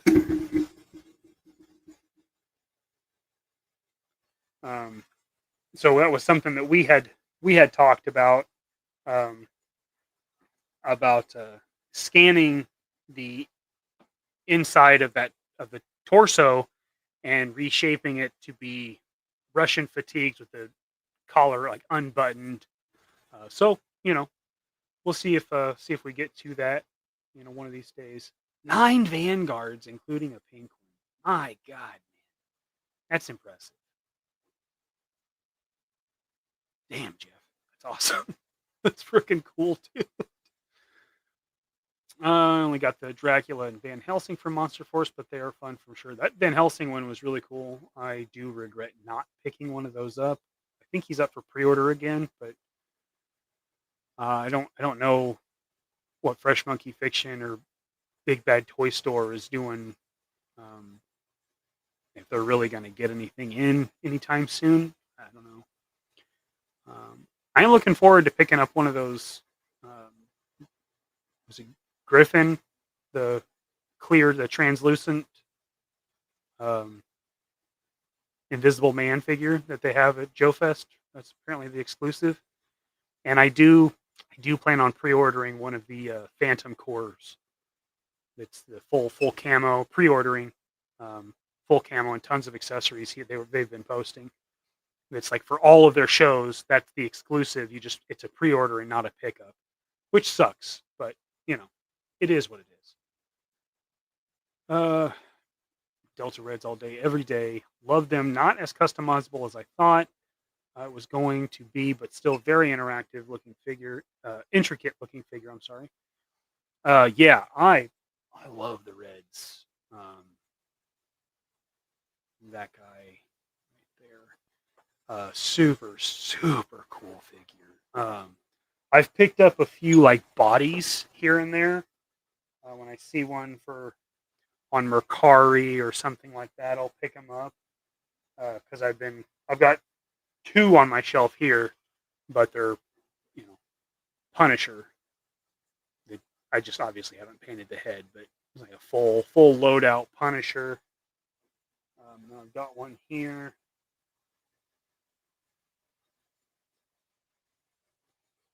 So yeah, just a couple of different Punisher. It's my dude. Pretty unoriginal. But I've got, I don't know, 7 Punishers on this shelf here. 112 and then 118, dude. Yeah, they're great.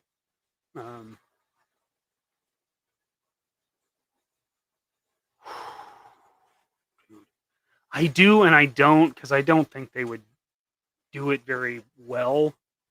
You know, because there's nothing to knock off. Like they didn't do October Guard in A Real American Hero. You know, they just did a couple. They had a couple of Russian characters. I mean, you had Big Bear and you had Red Star, which was kind of like Brekov and Stormovic kind of combined. You had him in the cartoon, which if they were going to do something, that's probably what they would do, some kind of cartoon-based design, which, you know, it's fine. I don't care about having a Wong, but, you know, it is what it is. Tristan, g'day, mate. Super late. I appreciate you, dude. You're on the other side of the world. You're in a different hemisphere, for God's sakes. I ain't sweating it, dog. White Vegeta's got 3 Vanguards. Well, it's 3 times as many as I have. So that Donner Party one does look cool. That's the Frankenstein, I think, is the Silver Age monster that one is rolled into. That one's pretty cool. Very, very cool. Yes, the smoke gray one. Yeah. So the last one was purple, like translucent purple, which I didn't care about that. I probably could have had Dan pick that up for me at IshCon or whatever, but the purple doesn't do anything. But smoke gray, that's pretty dope. I'll pick that up. Yeah. And one for Dan. I'll pick up Dan's first, and then I'll see if I can get another one for me. Because Dan already has white Praetorians for me. So Tristan, that is accurate. Yeah, the Donner Party got stranded in the mountains and ended up eating each other. And now it's called the Donner Pass. So that's fun. That's accurate.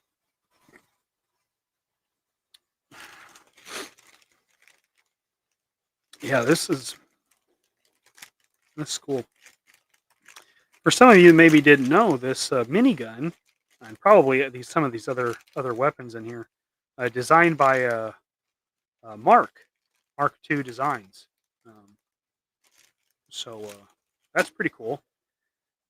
And I may, you know what? I may put that with that Saw Viper. That way you can have some effects.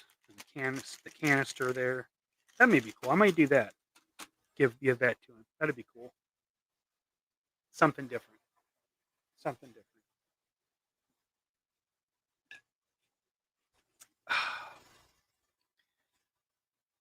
Oh my goodness.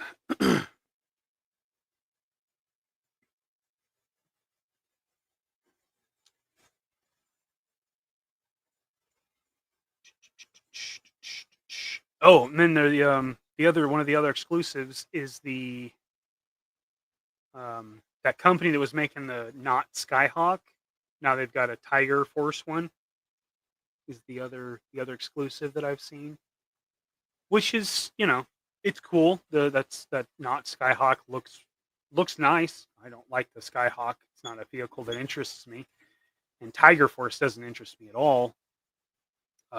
But it's nice. Like if you were wanting to build out, you know, Tiger Force,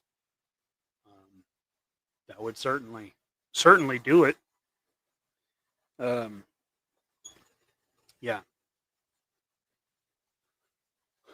Let's see. I guess we need to wrap it up here. We did some overtime. That's not a bad thing. I just wasn't planning it. Anyway,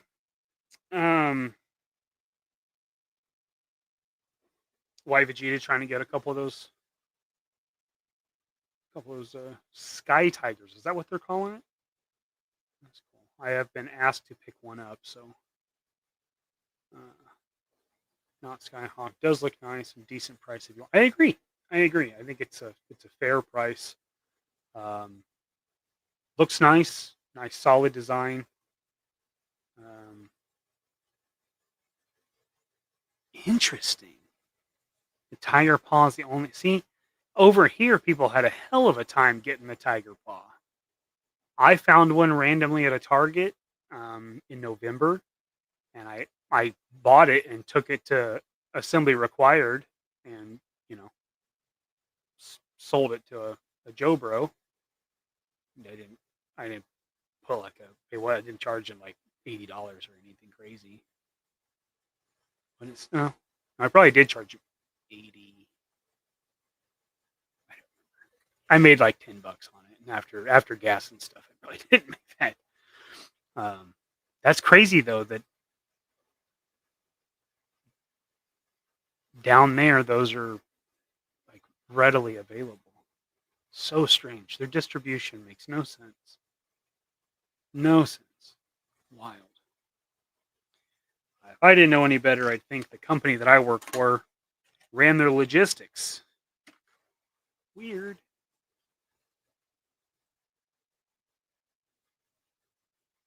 Okay. All right. Yeah, that makes sense. Makes sense to me, man. If the Tiger Hawk looks good in person, I'll pick one up. Didn't get the first Skyhawk. Yeah. $100. Is that Aussie price or is that American? I don't even know the conversion on that. I have no idea. What is that? US dollar. Aussie dollar.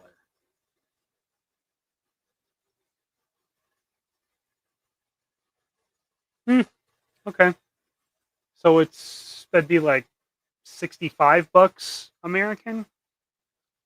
That's probably about right. Oh no, wait.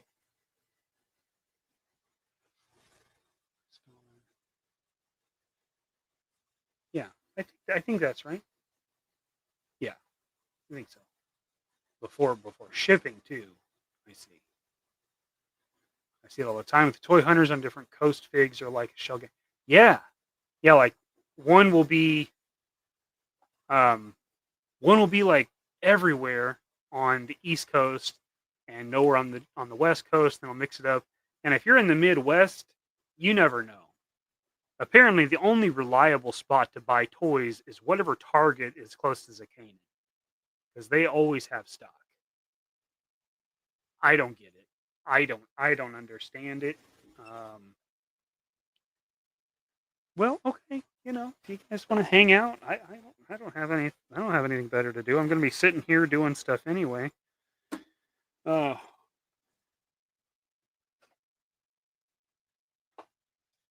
guess I'll go ahead and open these other figures. Why not?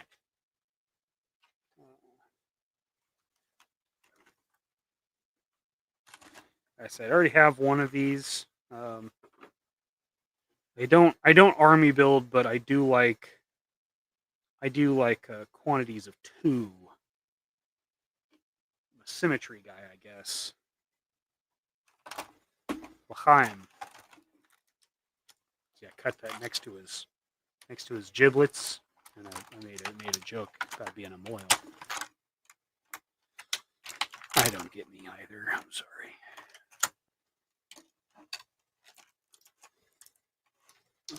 They're on Amazon Australia. Over $300. Tristan, that's insane. Unless that's pesos. Fuck all the way off. That's insane. Dude, those secondhand Amazon sellers, I don't get it. Masterson, what's up, dude? Looking forward to seeing you again. I have two targets close to me, and neither is dependable to get any. That's how mine are. I've got two up here on the north side of Kansas City. Awful. They never have anything.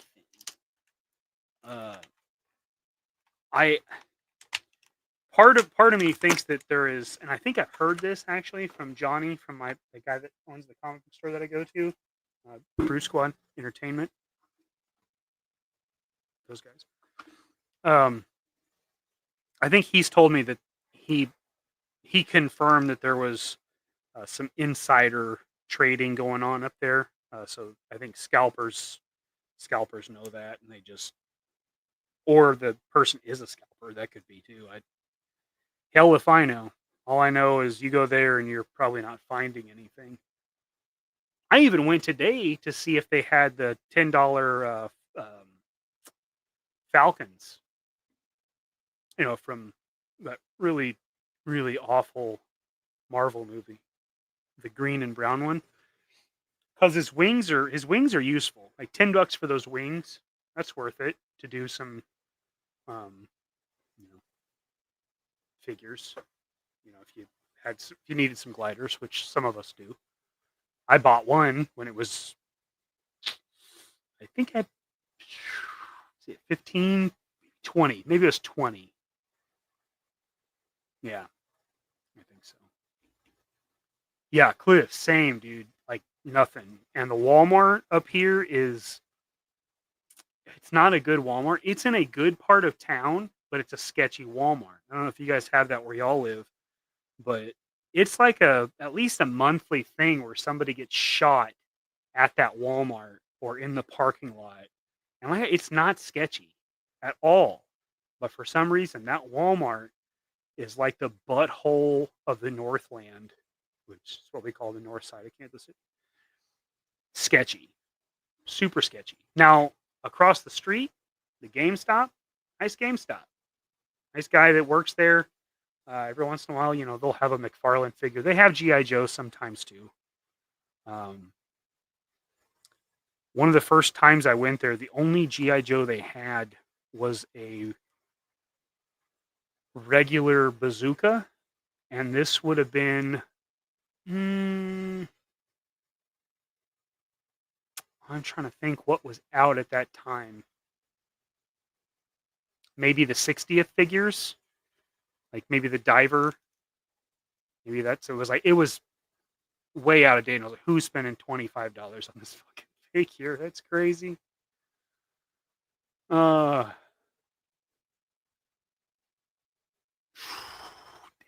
dude, that sucks. I got one loose. I think I paid $30 for him, maybe 35. And that was just a few years ago. Because I started in being interested in Classified when Torpedo came out. Torpedo came out, and I saw him, and I was like, "Damn, that's Torpedo." Now, I always liked Torpedo, probably because of Special Mission issue number 1. So I got him, and he was the first figure I bought to have that figure, and he's still up there, I think. Oh man, maybe not. I take him. No, he's up there. He's on the top shelf. He's right next to Firefly and Major Blood, actually, because those are three of the best in my book. And right below him's Airborne, another good one. And then I ended up buying another one, a packaged one, for I want to say $50. I was not willing to go crazy above market, or above original retail. That is. But Major Blood was one of the best looking figures they did. The box looked good. The art was awesome. That oil painting looked so good. Not surprising. I went to there's a town probably 20 minutes north of where I live, and I had gone to that Walmart a couple of times, and they had a guy that worked in the toy department that was actually like into it. Like it was actually something he enjoyed and was knowledgeable about. So I chopped it up with him a year ago or so. And so I went up there a few months ago. What was I looking for? I was looking for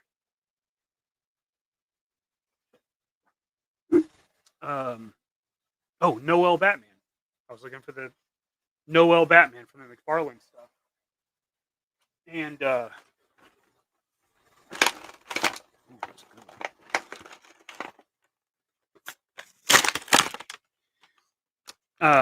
and when I went there, they didn't have spots for any of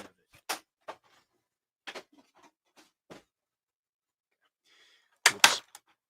And I asked him about it, and he was like, "Oh yeah, they're taking it all out, because they're one of the smaller stores in the area. Like they have two Walmarts, one on the south side, one on the north side, and I guess the store managers or something decided that the bigger one would carry it and they would get rid of it because they have more space. So I was like, well, that's pretty dumb.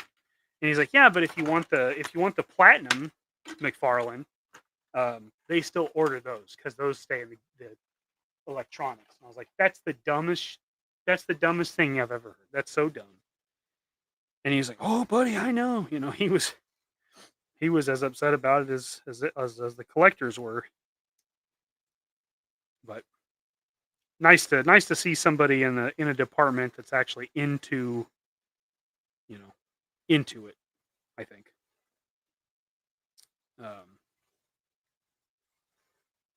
Damn, some serious range. So who knows? Yeah, it was St. Joe. That's where I was. Yeah, I was on the south side one. The dude was like, yeah, we don't. He's like, next time you go to that other Walmart, he's like, count the spaces. He's like, they've got like 30% more space. And I was like, what the hell? So it's all like legitimate children's toys and Star Wars. I think they still carry Star Wars. Dumb. Really? Interesting. That's crazy. Whole Walmarts are like third world countries. I wish that wasn't. I wish that didn't feel accurate, but my God, does it? Too cheap to pay over retail for modern figures and miss out on a lot, but no big deal. I'm not willing to go high. I wanted that Major Blood because it was the best representation of the line, and I wanted one of those. That's the only one. It's the only one that I've paid above retail, and I've paid below retail on enough others where I think I'm in the black as far as that goes. Let's see. I think grand total, I bought 9 different Major Bloods all over North and South Carolina, 1 or 2 at a time. I had several friends that did not have Targets near them. Dude, that's awesome. Because yeah, there's just sometimes you don't have the luxury of a Target. I remember when the Cobra Island stuff was happening, Dad was collecting classified stuff immediately. Like as soon as the line came out, he was into it, which he's pretty much always done with GI Joe. He was into Sigma 6, and he's always been on it. Like there's rarely any time that I can think of where GI Joe turned him off. He always was into it in some ways. Anyway, he was in it from the beginning, and of course those Cobra Island troopers were like next to impossible to find. He'd found everything else, but he wanted some more troopers. And so I remember I went to a couple, and I found one Target in the area, and the street date hadn't happened yet, so I guess he didn't have a bunch at the time. The street date hadn't come yet, so the lady at the counter was like, she's like, I can't sell it to you, but I'll put it in customer service, and you can pick it up once that date comes. And I was like, there's no way, like that's gonna be gone. You know what I mean? But sure enough, that date came, and that figure was sitting in customer service waiting on me to pick it up. And when I got it, Dad wanted me to turn it into a desert Cobra Trooper. So like the same week as the street date hit, I chopped that thing apart, broke it all down, and painted it tan. Yep, I got a lot of shit for that when I posted that. But pretty cool. But Yeah, I broke it all the way down. So, you know, I hope some people got some use out of that. Oh shit! What happened? No GI Joe and Saint Joe sounds like an oxymoron. Yeah, yeah. You know what's interesting, Tristan, is Saint Joseph, Missouri, is where the Pony Express started. Um, and so the fact that their distribution sucks up there is also humorous to me. Ben, thank you for being here, sir. I collect Mezco. I don't have any Mezco, not a one. I've looked at them. I think they're very cool. Just started. Right on, man. Oh, yeah, yeah, yeah. You got to catch up, right? You got to catch up. I think if I was going to, uh, I'd probably start with like um, that 3-pack that Big Bad Toy Store had with the Trinity from the Justice League movie. If I was gonna get some, hell, it's like what, 3 figures for like $100 or 120. Damn, man, that's some legit stuff.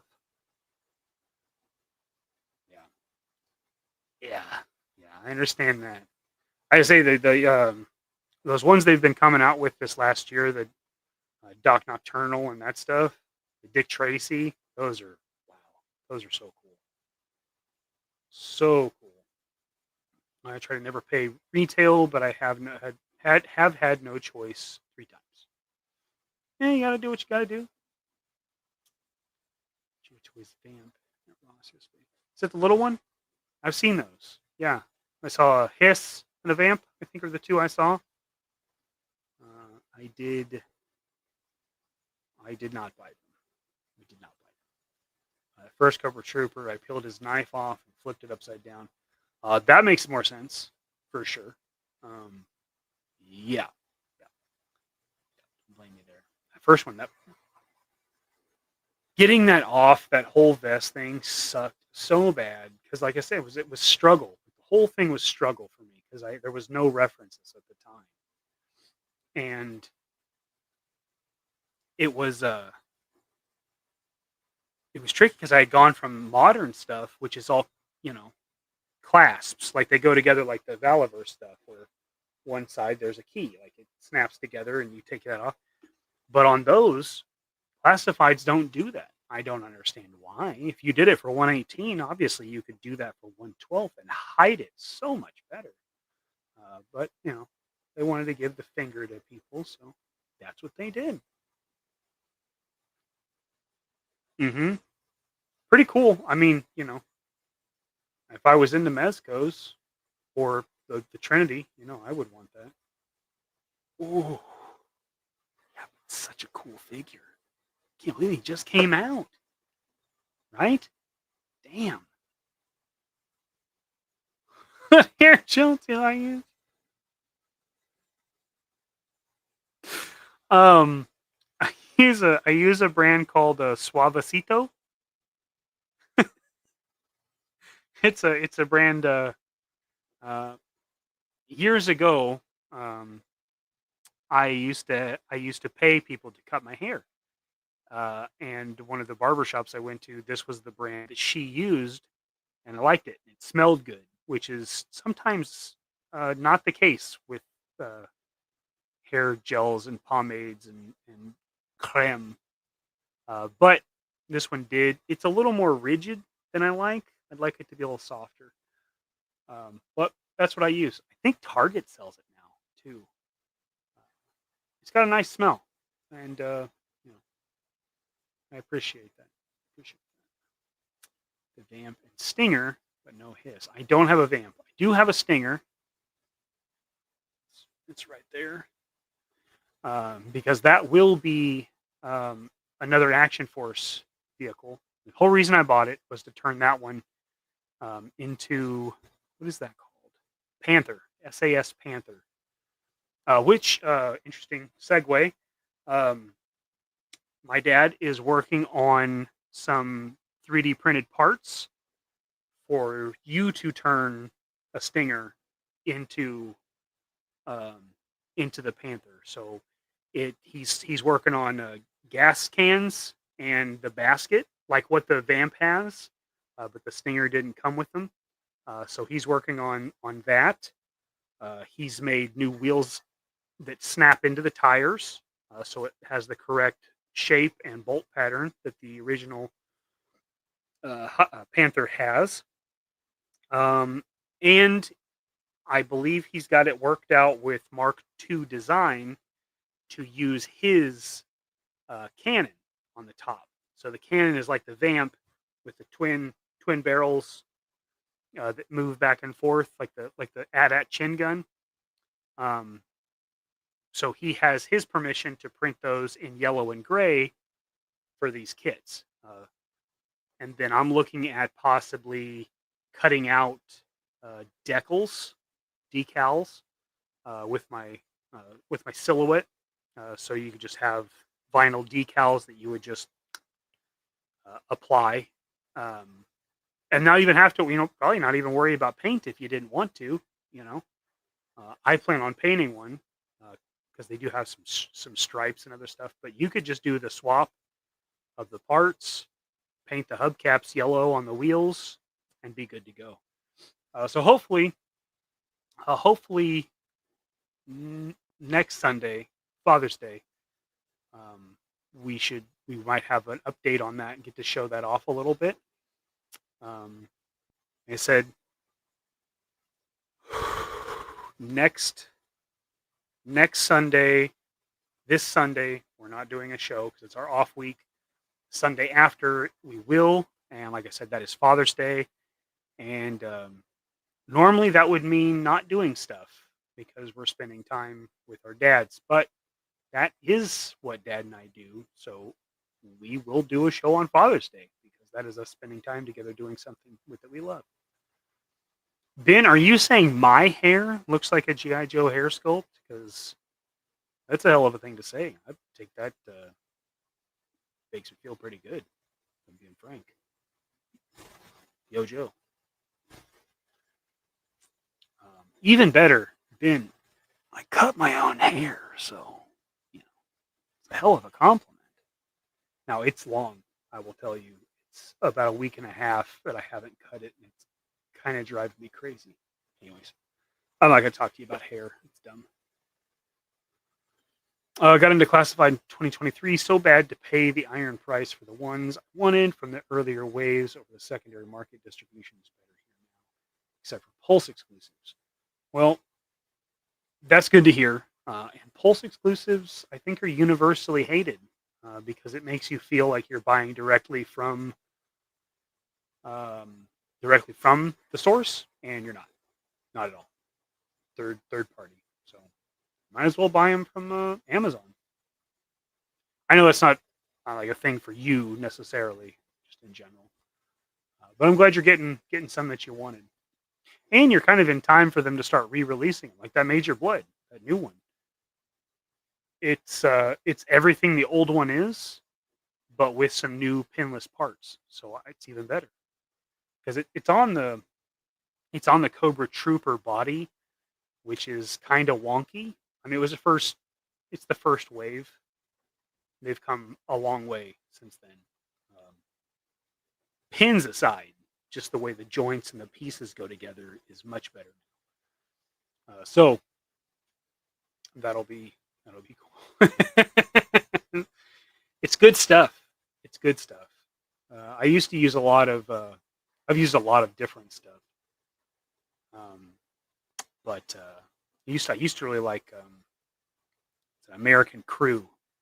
My aunt worked for Great Clips for like 15 years or something. And so American Crew products were, we'd get it for Christmas and stuff. So I always used theirs, but it also smelled good. I like this stuff. The hair gel has a brand of whiskey. I've not gotten that. Now I'm not a whiskey guy. Some would say that that makes me not a real man, and okay. I like fruity beverages. I also am a real sucker for Bloody Marys. I've had 2 non-alcoholic Bloody Marys this week, which is obviously mostly just spicy V8. But there's other stuff.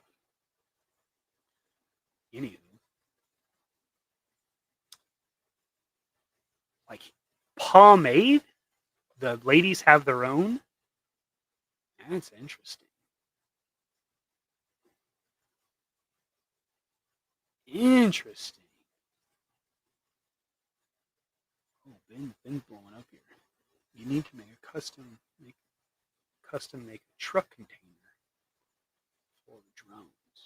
Like a Connex, like a freight container? That would be cool.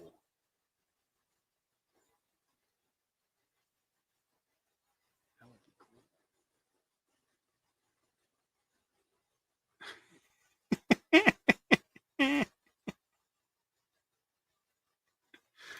It's funny. It's funny. Pulse doesn't ship at all. That's crazy. Huh.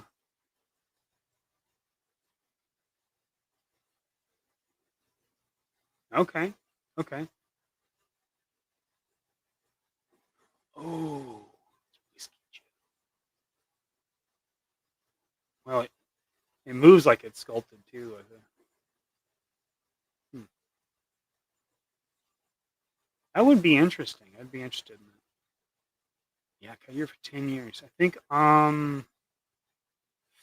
3. I think I've been doing it for about 3 years.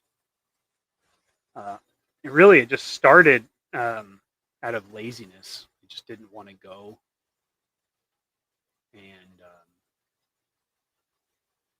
I cut it several years before, but then I got out of some hard times, and I was like, I can go back to the barbershop now. And as much as I love barbershop experience, especially if they'll straight razor your neck. Oh, buddy, that's nice. Hmm.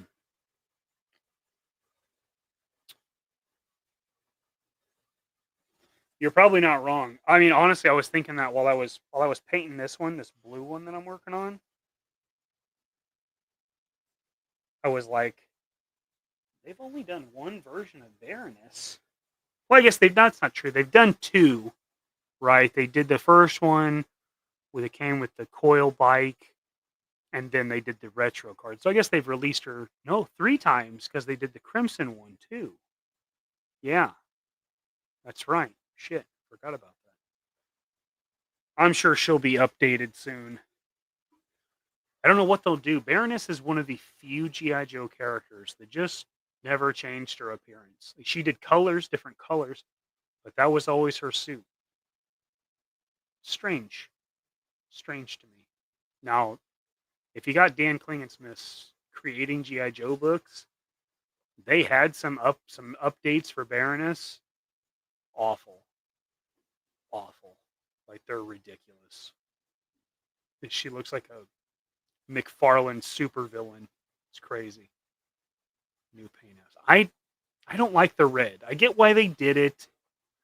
I don't like the red. I don't need him to have any colors.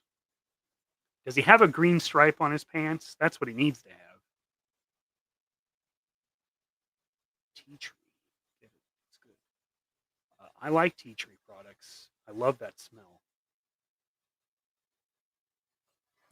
That's right. That's right. Yes. That one does look cool. I forgot about that. Dang. Mm-hmm. Yep. You boys are right. Well, what you ought to do then is you ought to get. Where the hell is that figure? Oh, snap. Give me a second. Give me a second. I'll be right back.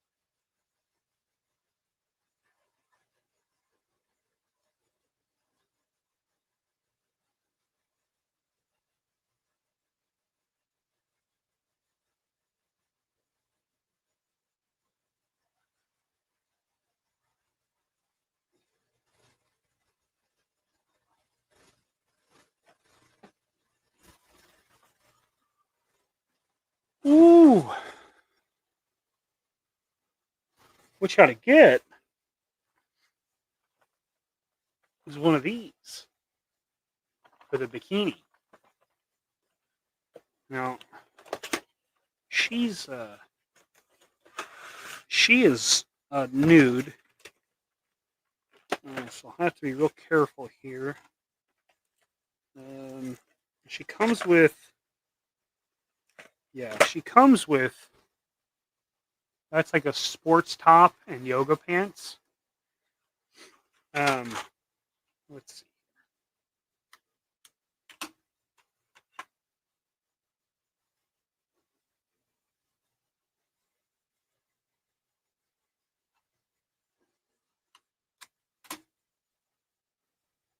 Okay.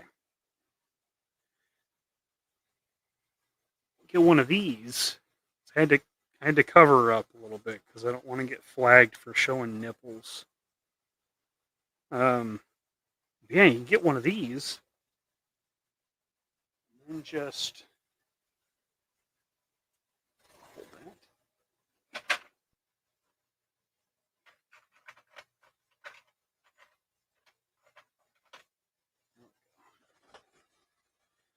Yeah, look at it. The skin tone works.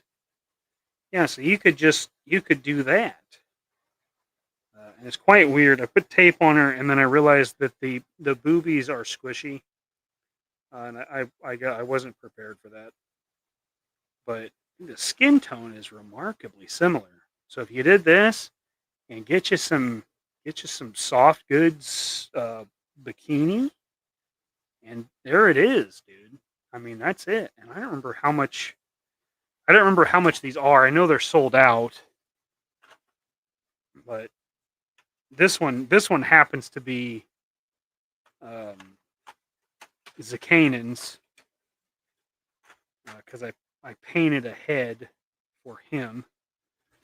But that's the skin tone on Baroness works really well with that. So you could totally do that. Totally do that. Sucker for the crimson. This needs to be in black. I always thought the crimson was cool, especially since that was when Hasbro lost the license, and I think she was called Chameleon when she was red. So even before everybody was calling out Hasbro for doing deep dives like Glinda, they were kind of already doing deep dives. But so yeah, dude, get one of those crazy figures, get one of those ladies, and do one. Get a bikini for her. Or I think Boss Fight is coming out with their what are they called? Vitruvian, not hacks because that's their 118 line. Vitruvian Heroes or something. That there's male and female 1/12 scale bucks. That could also be a potentially fruitful option. Yeah, dude, it's cool. It really is. It's a cool figure. You know, pretty cool, especially for something like that. Or the head I painted for Zakanin is Harley Quinn. You know, so it's a soft goods Harley Quinn, which yeah, no nips. That's fine. That's fine. I think I don't know the rules anymore. I don't. I don't know. Yeah. Yeah. Very cool and great posability. Really, really posable. Fairness version 1, you can't get better. You really can't. And they didn't. That's always how she's looked.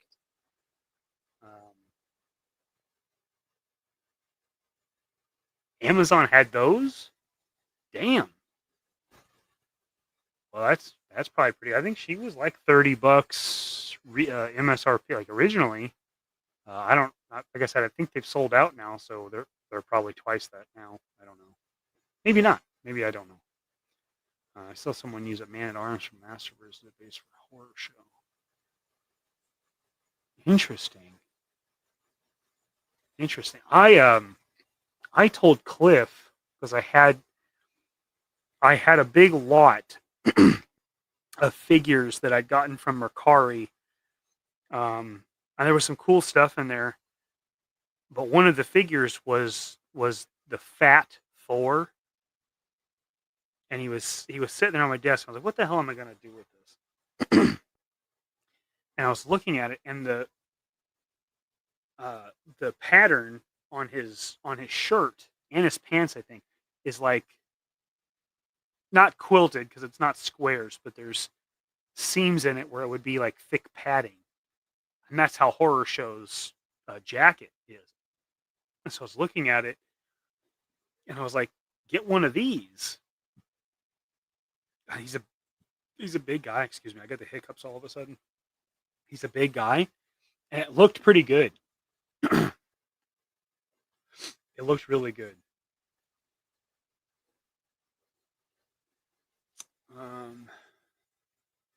But that's interesting. I hadn't seen somebody use other figures. You know, I had to run out and find that figure. Oh, yeah, in the Mezco Facebook groups, they use one of those pucks for Harley Quinn. Oh, I didn't even think about it for the Mezco. Yeah, that's a perfect solution. Yeah, she's got squishy boobs, and she's got 3 different racks that come in that package. Like, you get to pick the bust. It's something. It's yeah, they went all out with that thing.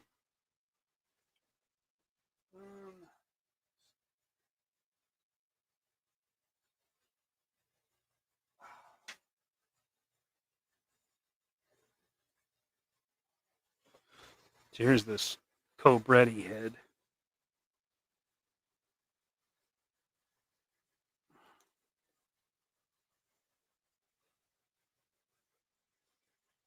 Oh yeah, I think that's gonna work. I think I'll have to open up the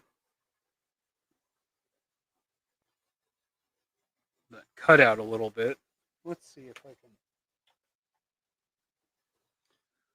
put one of these grommets on it. So, nah, it's way too big for that. Yep, I'll have to remove some material to make that work. But yeah, even the skin tone isn't far off. Like, I could definitely get by. I'll have to blacker thinner the tattoo. I know. I think that's supposed to be like a diamondback pattern, like a snake, but it looks like lace. It's a little zesty. Random suggestion: you can get them for super cheap. And you just throw a soft goods coat on him, a little paint, good to go. Good to go. Yeah. So I think, I think that's going to be Marion Cobretti right there, man. That's pretty legit. I know what he had. He had a 1911, right? He had a long slide 1911. Yeah. We'll just give him this one for now.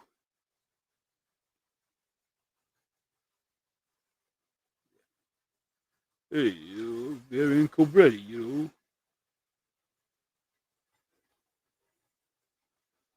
Hell, that's going to work. Now, the other thing I got to do is Marion Cobretti did not wear tactical freaking 511 pants. He had the 80s super tight jeans and boots like these. So you can imagine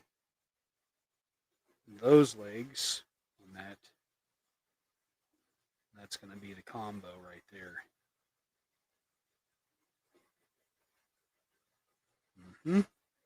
Yep. So those two together, that's going to make Marion Cobretti. Now that you've been made aware of my plans, I'll have to kill you.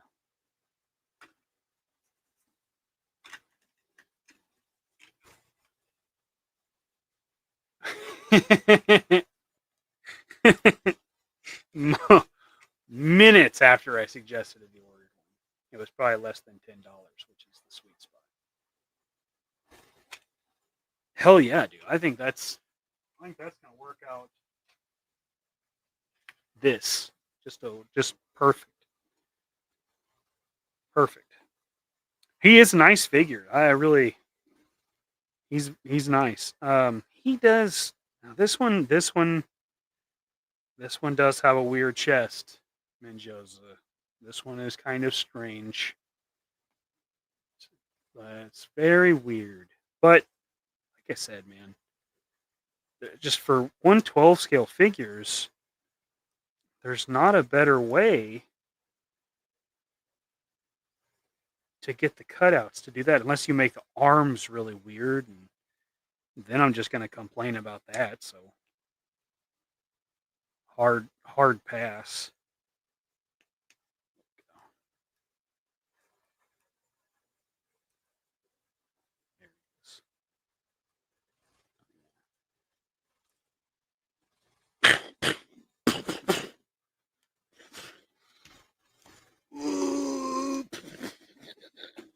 All right. I felt like I was 12 again. That was awesome. So yes, there is Cobra.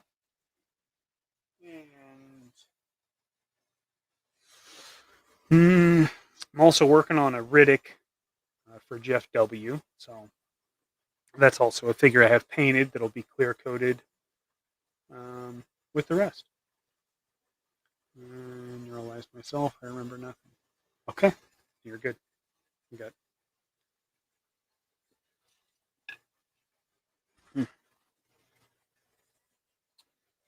We good.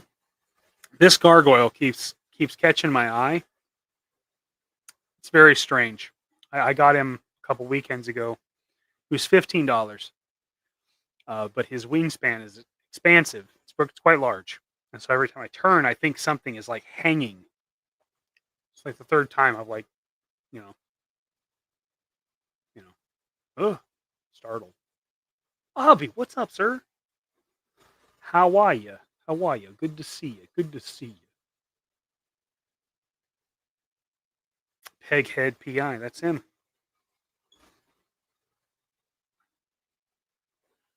She had a neck that went on for days. I was ready to have a drink, and she walked into my office. Of all the gin joints in all the world, she walked into mine. That's my best soft shoe. No. It's dumb, but I'd imagine 16 episodes in, you're probably used to that. What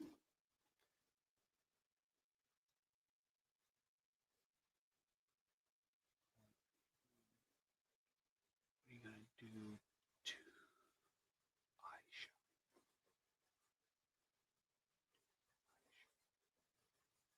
What does that mean? How am I going to do the eye shine? What eye shine? What are you talking about? Seriously, what are you talking about? They don't know. What's up, dude? Hey, all right. What's up, man? Good to see you. Thanks for coming by. I'm just opening some nonsense right now. Probably about to lay another coat of clear on this Dragonsky. I've got to clear my desk now because I've cluttered it with a bunch of bullshit. This is what we were working on. Okay, well, that's terrible. Let me see. There we go. I know that looks like a bubblegum princess, but that's Dragonsky. Eh. And there is a bunch of shit on my desk. Which I have to clear up because I want to do some painting on those. Ooh, on the Riddick figure. I didn't do it. I copped out, and I just, you know what? Bang. I did that. So I just gave him really light gray pupils. And essentially he's getting the Valaverse Sergeant Slaughter body. That's what he's getting. So pretty light custom. I'll show you, buddy. I'll show you. Popping in. Appreciate it, Riles. Appreciate you. I hope you're having a good night. Do that while I draw the sound effects. Yeah, I think it'll be cool. It'll work with his stuff. So Ruben, what I've got is Dragonsky here. And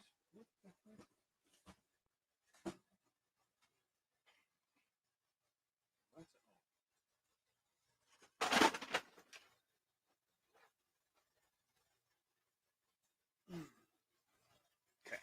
All right.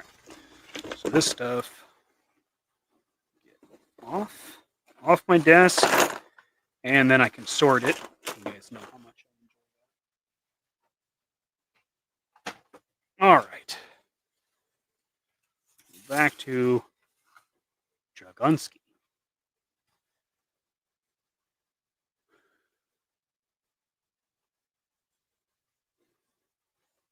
Anyone else think the upcoming Mercer figure looks a bit small?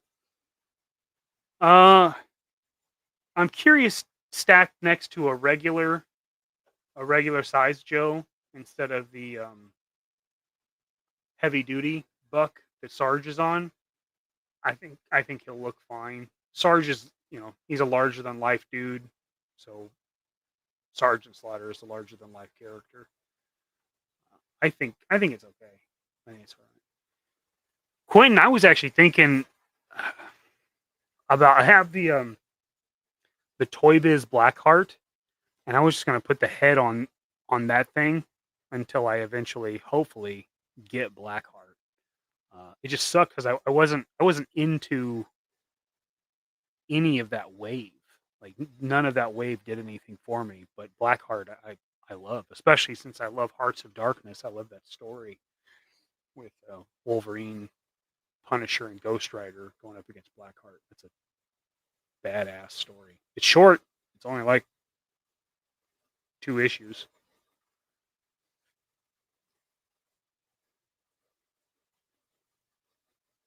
Right on, sir. Right on. Cool. So tonight we did this silver on the flamethrower and the tanks. You see it's not very metallic. Actually, you really can't see it in this picture, but this looks remarkably like cast aluminum. The texture and everything.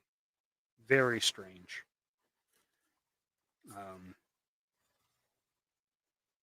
Very strange. Yeah, so I'll probably hit that with another coat of the silver, and what else do I want to paint on here? Oh, I'll tape off the visor probably and do the silver on that as well. Yeah. Let's see if we can do that.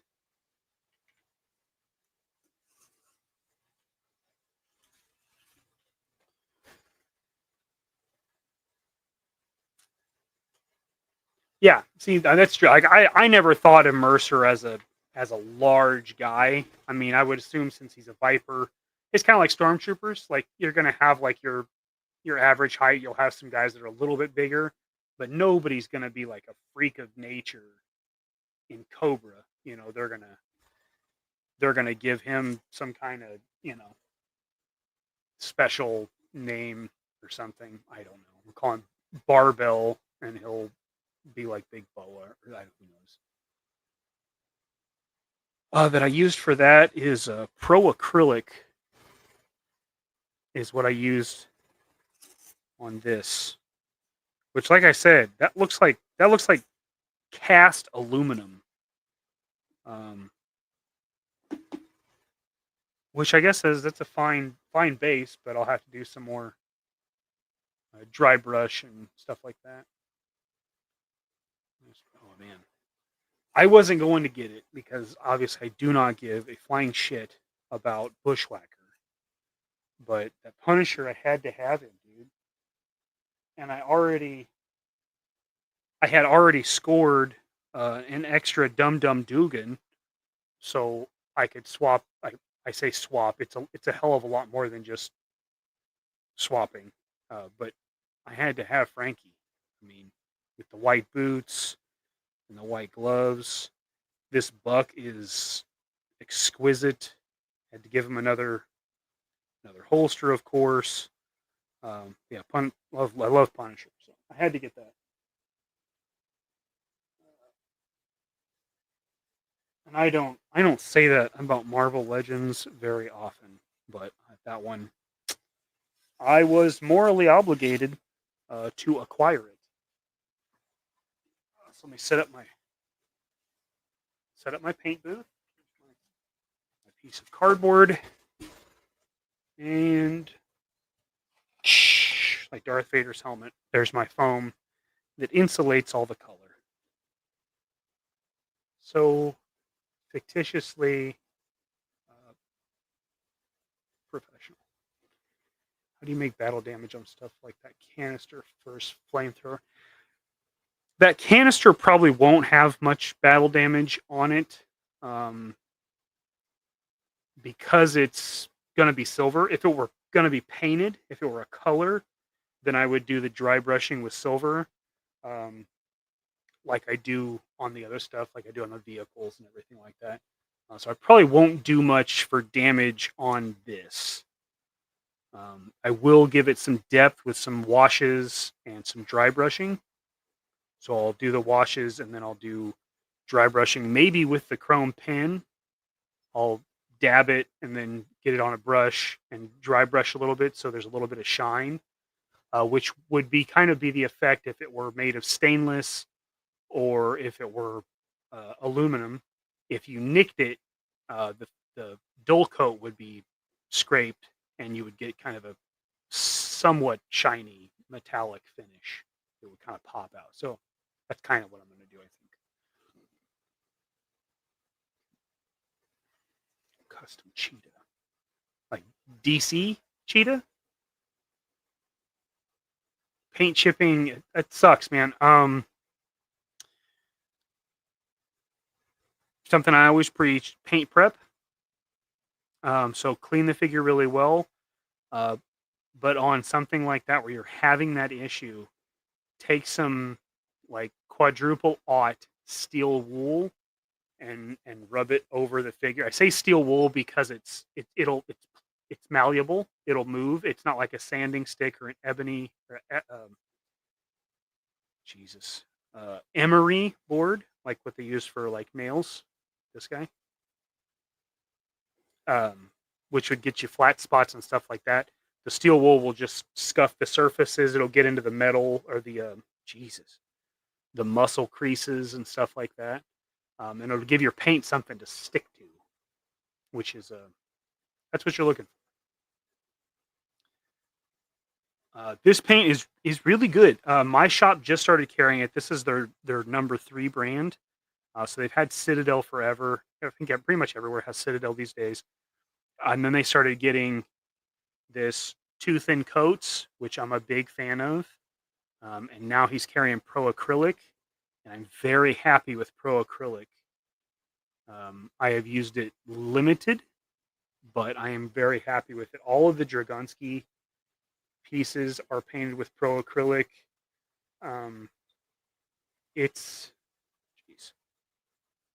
So that's a Pro Acrylic finish.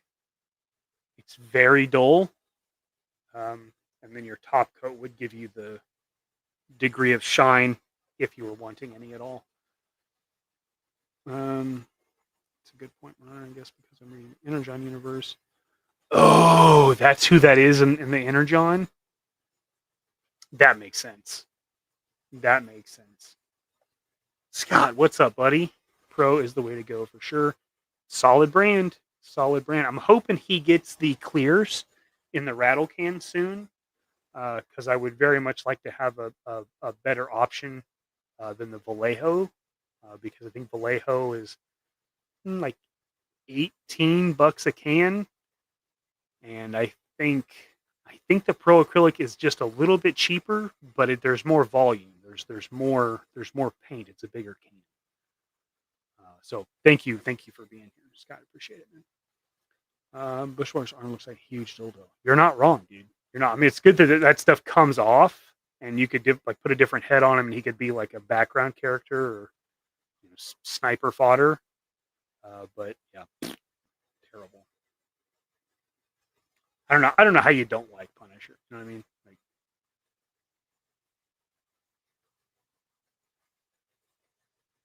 he's right. He's a tank. He's a tank. I only have a couple of issues, but I've heard nothing but good things about it.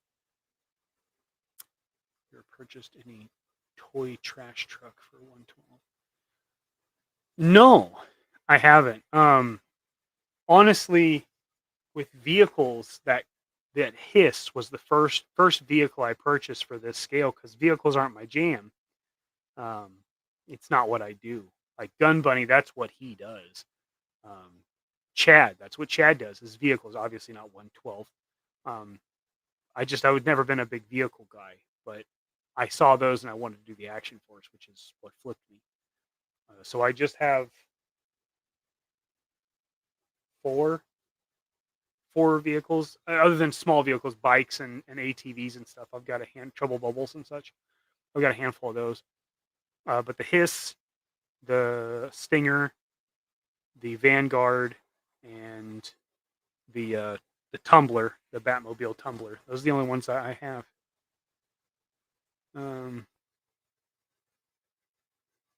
You sanded it, and you're still getting flakes on it. Where at? Is it a joint?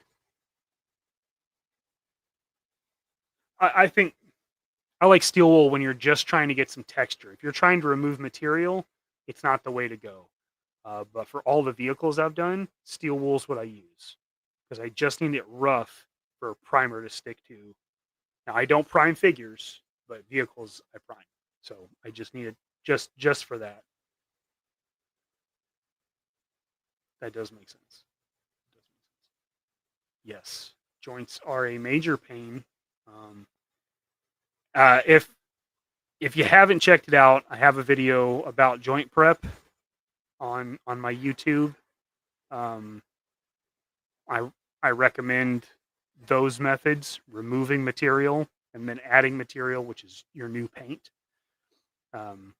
Because anything that's moving, like say this is the joint, right? And the V in my finger is where it's passing. So if you remove material from the joint, it brings that down a little bit, and now it's not touching the top of the inside of the arm or whatever. You know what? A better example would just be a damn figure. Here we go. Here's big goober. Okay.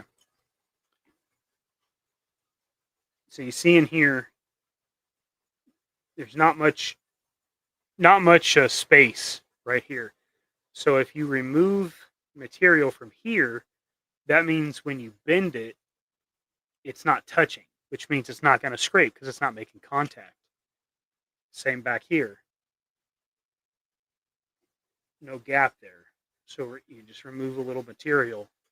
And by removing material, you take down that material, you take down the tolerance, increase the tolerance between the two. And then by adding paint, you're not adding any more that was there originally. So it passes underneath it without scraping. And you also scuff the joints, which make it easier for paint to take, and things like that. It's not 100%. No part about it's going to be 100%. It's just not. But that'll give you a fighting chance. Is magic eraser for sanding? Is it abrasive? Interesting.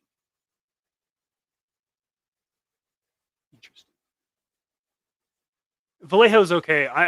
I've had good and bad experience with Vallejo. The first Vallejos I had some really bad experiences with them. The stuff I use now, their newer lines, I don't have any issue. I don't like the way it smells, which I know sounds stupid, but I'm in my living room, so the smell matters. And when it's an odd smell, I don't care for that. Army Painter's fine. I use some Army Painter. I got a couple right here. They're fine. They're fine. Now, okay, again, I'm using airbrush, hand brushing, that's going to be a little more because it's going to be thicker and it's not going to be flat because it rarely levels. Because the amount of thinner you would have to have in it for it to level would make it damn near impossible to stick. So, that's Ruben saying.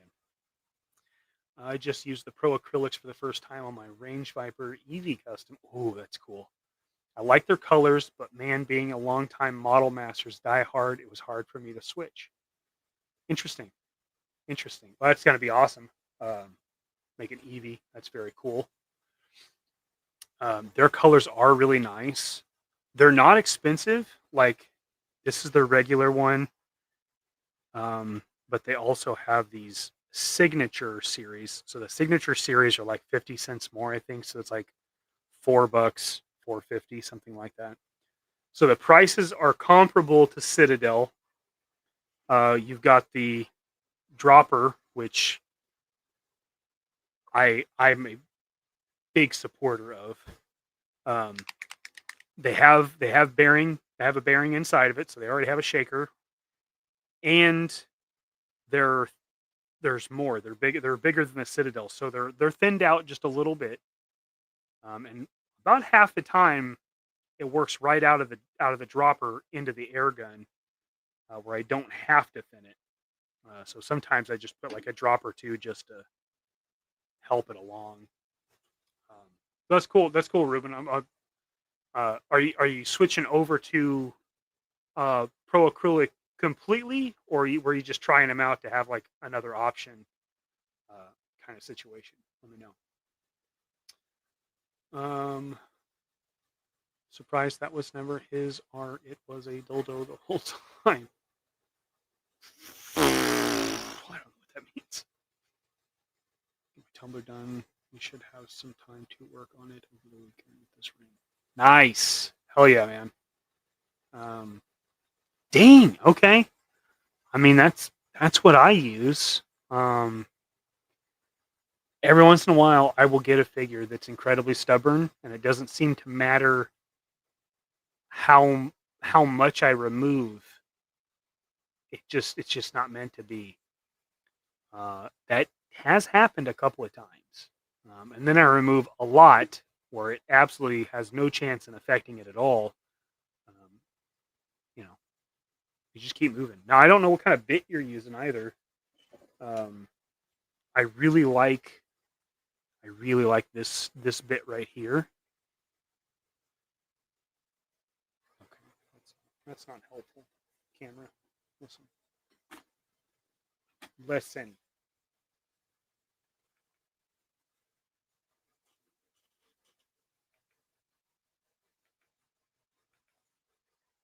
So it's a pretty aggressive bit, and you do have to be careful because this thing will get away from you and it will do some freaking damage. So, be aware of that. But that works really good. But sometimes there's points where you can't get in there with that long flat bit, and I will use one of the stone bits because it'll get around. And this is actually a little more controllable. And it does a little better with sanding as opposed to grinding, because that one will remove too much material in a hurry. Shh, you gotta fix that. Scott, fix that. Fix it now. Right on. Yeah, I don't mind their stuff at all. Slade, good night, man. Appreciate you being here, buddy. Have a good one. I still do use testers. I don't have much of it. I have you. This shelf here is mostly Model Masters and some testers on the bottom, and then the very top is the Pro acrylic stuff. So I do use some, but it's like it's weird because it's gold, right? Because they don't make it anymore. But if you don't use it, it will dry up, and then you just wasted it. So you know, it is what it is. Yeah, for sure, dude. Mm-hmm. Mixer in the pot is nice. Very nice. Yeah, very nice. I love that about they do it. Um, this two thin coats, this Duncan Rhodes, they do that. It's a hell of a thing. It's a hell of a thing. What did you do, Scott? How did you do it? Let me know. I had to tape all that shit off. It sucked, but I was so scared of breaking it because when Jeff bought that and sent it to me, those were $100. Now they're 30. You know, fuck it.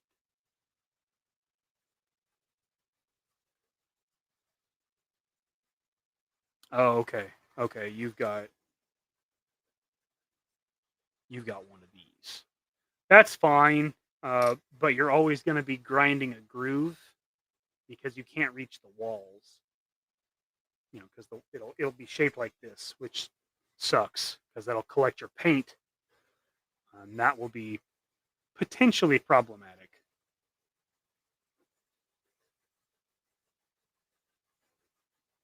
Yes, yes. Smudge, what's up, buddy? What's up, man? Appreciate you being here, bud. Trying a different brand, being that I haven't painted a custom in 2 years, and since, as we all know, Iron is long gone. I was never a fan of Vallejo or Reapers. Vallejo I got early on, and I think the first thing I got was like a kit to like weather, like it was one of their like World War II tank weathering kits or something. So it was like 6 earth tones, and I got them, and I was like, I don't like these at all. But their solos, I like their solos. You know, they're little bottles that I've have used some good paints. But yeah, I understand what you mean. Yeah, Model Masters being gone sucks. That was some of the best paint. Again, the pots sucked. Open pots suck. Knowing what I know now, I should probably just put all this in droppers and just put them in little, get the army painter ones and just put those in them, label them or something. But I probably won't. I'm a lazy fuck. Um, I enjoy painting, but I'm always looking for paint suggestions. And do you find one brand does metallics better? Metallics. Okay. The Duncan Rhodes has some nice metallics, but there's not that many colors. They don't offer a lot of colors yet. I think they have 2 waves. So they've got like your basic, like your iron, you know, uh, uh, silver, and those colors, and they're really nice. They look really good. I'm not a big fan of the Pro Acrylics metallics, like this. This is a perfect silver if you're doing like metal. If you want it to look like aluminum, that's perfect. But if you want silver, you know, this is still more silver. And I also, I think, I think Army Painter may do the best selection of metallics. I know I did one for Cliff. It's a helmet, like a wild weasel helmet, but I painted it this kind of tealish blue, metallic. It looked beautiful. The color was just so nice.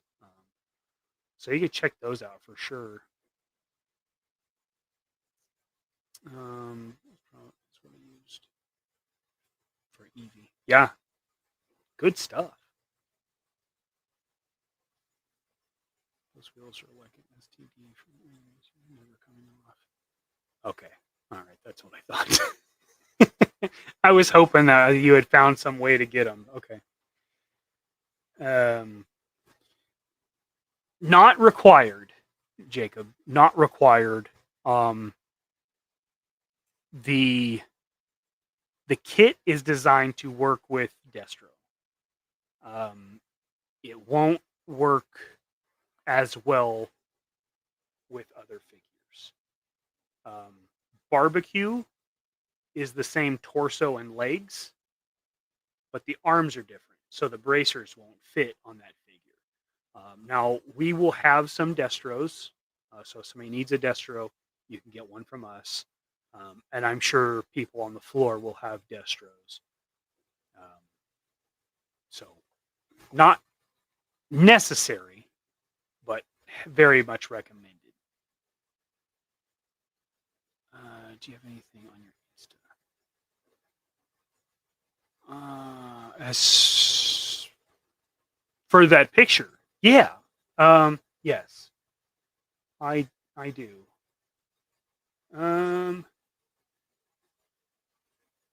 Well, I don't know if I do. If I have that one. Let me see here. Okay, let's do.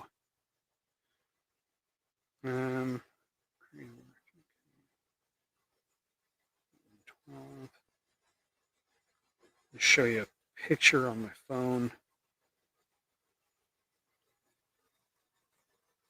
So that's what I did.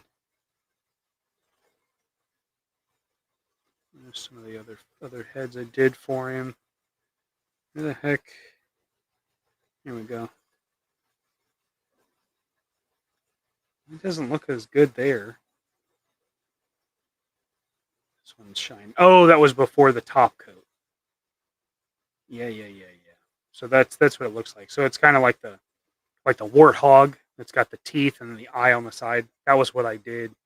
And I gave him a name, but I don't remember what it was. Painted it along the back of the helmet.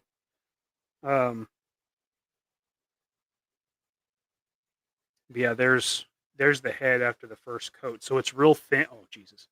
It's real thin. So I would definitely recommend priming especially before using metallics. Use black as your primer color for metallics, and then spray it. And then that way, the creases will have some depth from the dark paint. That's a little tipsy do. Okay. There's chrome. Oh, that's good to know. Cliff likes that one. I'm really pissed about not being able to get those wheels off. I wanted to detail the stuff on them. That's what I wanted to do, man. I really just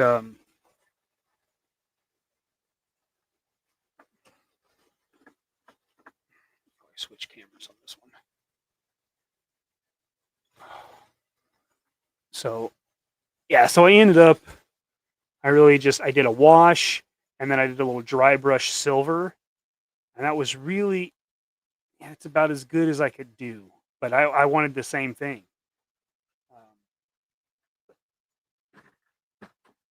Yeah, I wanted to do the same thing, and I just couldn't. Oh, appreciate it, man. Appreciate it. Thank you. Yeah,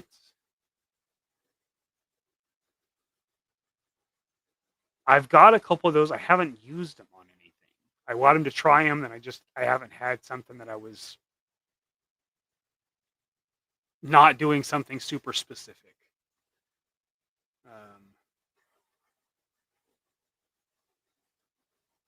Yeah, he is. He's a really good blank canvas. I've done a couple.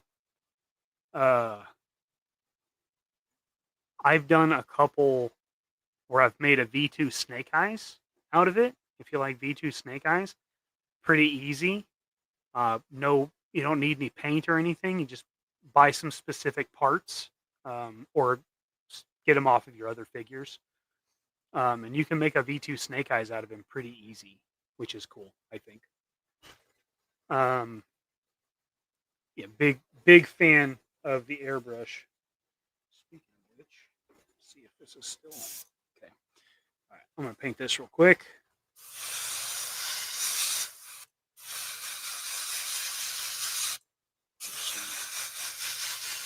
Spots I noticed didn't get a good coverage. Most of it looks good, but there's some lows that are potentially problematic. And this is the I'm on the wrong. Pop. This is from his old printer, so this is a 4K print. His new printer, I believe, is 12K. So the stuff he's getting out of that new printer is even better than this. So the stuff we have at GI Joe Fest and DFW will look even better than this stuff. He's been getting that set up while moving, which sounds crazy.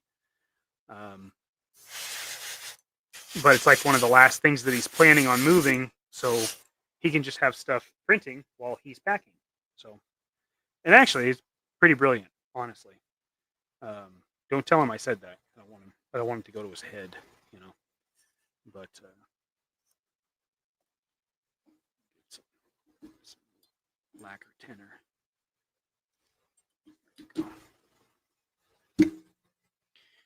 All right. Oh, thanks, man. I think it's pretty awesome. I think Jeff's excited about it. Let's throw a base and go over with the speed. Oh, that's interesting. Okay. Mongoose. That's what it was. That's what I named that. Let me try Hellcat 2 over Gloss Black, and it turned out pretty good. Okay. Did you seal it, Smudge? That's always my thing with the chrome stuff, is sealing it just makes it so damn cloudy. Just dulls it out.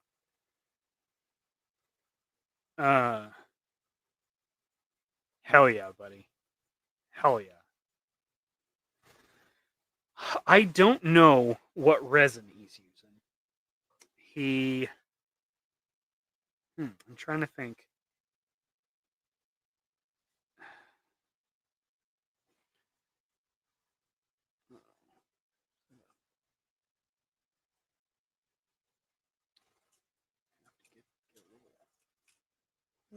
Sanding on that. Yeah, I'm not sure what resin he's using. I don't know. I'll have to see. Maybe he said in our last one of our last couple of Kooks podcasts. Maybe he said what he was using. I know. I'm not sure. Thank you, Tristan. Appreciate that. Sealing always does it for me too. It's a riddle of steel.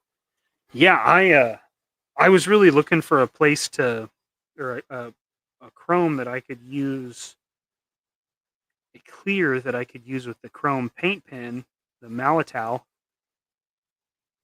and I never did. I had never found one that actually did it. Oh, that's interesting. No, not super brittle. Not super brittle. It's rigid, but there's enough flex to it where it's not like that. I recommend to not seal it because it's able to be buffed pretty well. Interesting. That's okay. Well, hell, if it can be buffed, that kind of changes things, huh? Oh, let me see here. Okay, real quick. Find that my resin's naturally easy. Just a bit rough. I have not found that to be the case with his stuff, unless there's a design flaw where there's a really thin point, and I have seen that happen. I can't remember what he printed for me. It was a file we got from somewhere else. It happened. Justin Booth gifting a membership. Thank you, sir. Thank you so much. I appreciate that. And let's see. I don't know who'd that go to? I wonder. Oh yeah, I gotta do the.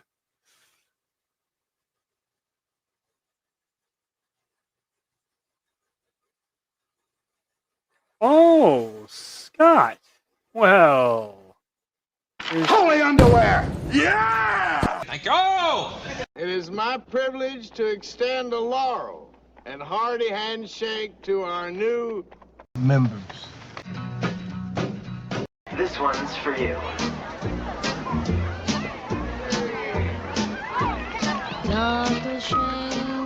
Thank you very much. thank you very much, Justin. Appreciate you very, very much. Thank you, sir. Scott, welcome on board.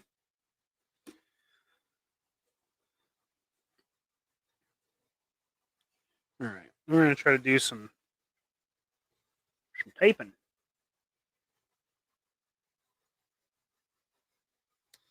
Well, then nobody can. I mean, that's Wayne Newton, you know. Unless you're a big Ford Fairlane guy, and then obviously he's the bad guy in that one. Played a hell of a bad guy though. Dang.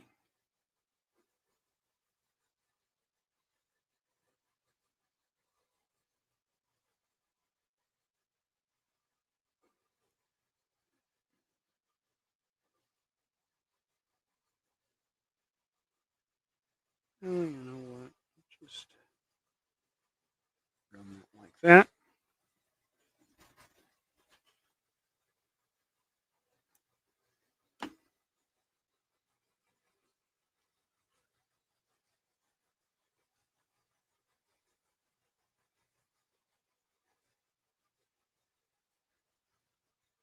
I appreciate you guys hanging out with me. I did not. I didn't expect. Didn't expect this at all. No. I don't know if you guys are streaming multiple shows or what you crazy guys are doing, but be sure I tell you I appreciate the hell out of it. Happy to be hanging out with you guys for a little while longer. You guys are here for me. I'll be there for you when the rain starts to pour. You know, friends.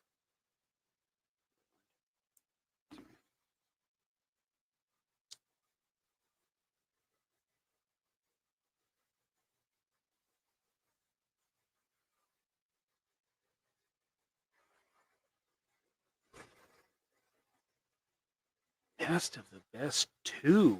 I don't know what that is, but if Wayne Newton's the bad guy, I'm interested.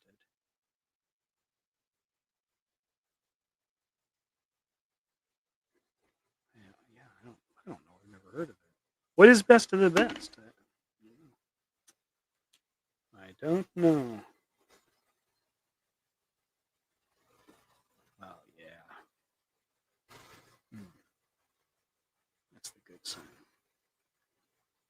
I recall Central Pocket Five. What a mess, I confess.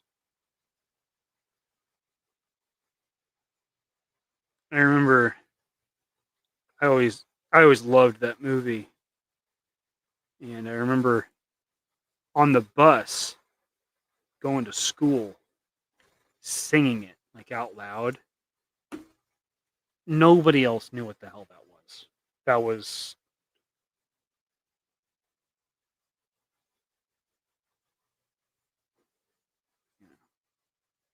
like 12-year-old that had ever heard a Wayne Newton song.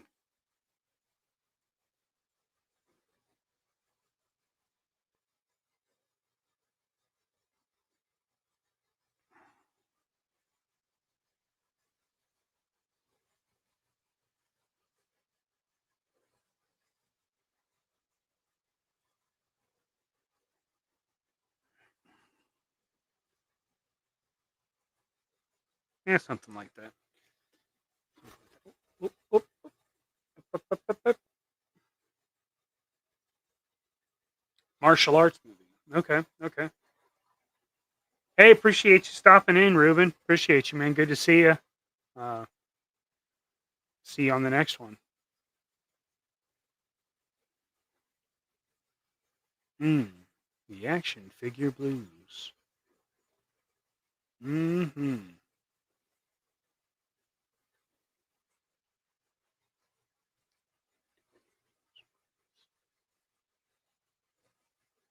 Interesting.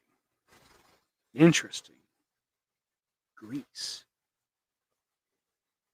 I honestly, I'd be surprised if girls my age knew what the hell Grease was. I If it's a musical that doesn't have Taylor Swift or Ariana Grande, they probably don't know what the hell it is, which is a shame because Grease is good. uh, man, Grease 2 is like a guilty pleasure. Like it's so campy and corny that it's a good time, but Grease is just good.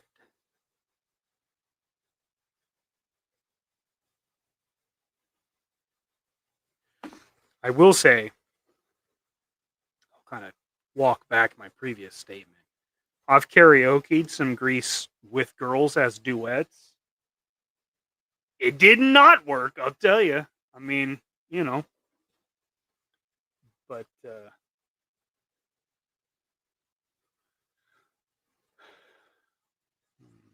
one, James Earl Jones. Cliff, you're a wealth of information.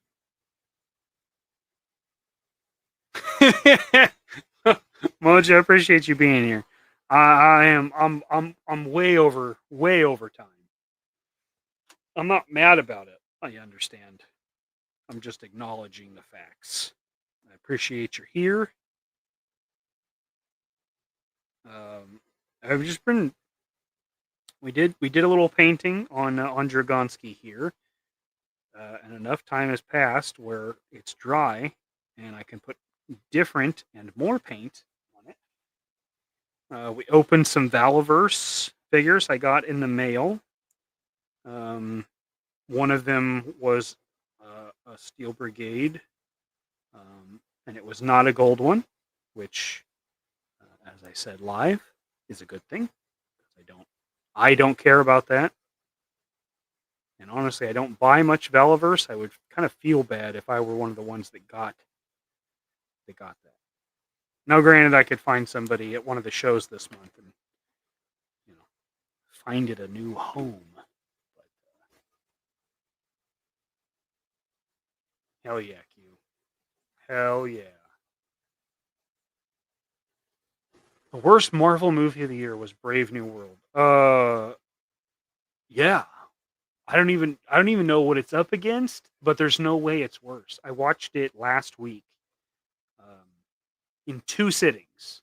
2 sittings took me to finish that pile of dog shit. Truly terrible. Would not recommend it. If you want to see the Red Hulk, just watch YouTube clips. It's really not worth it putting yourself through that to see it. Very, very upsetting. Not surprising. Again, just upsetting. I've been thinking of turning my 2 Christopher Walkens into an evil Betty from Kung Pao. Wow! Sounds good. I turned mine into Pimp Daddy Walken. He's on a 2-face body. He looks pretty dope. Mm-hmm.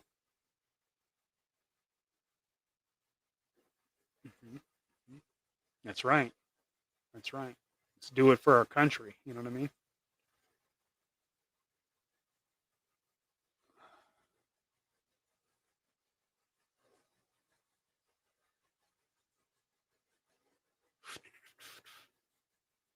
Whoa, Smudge is coming in with the hottest of takes.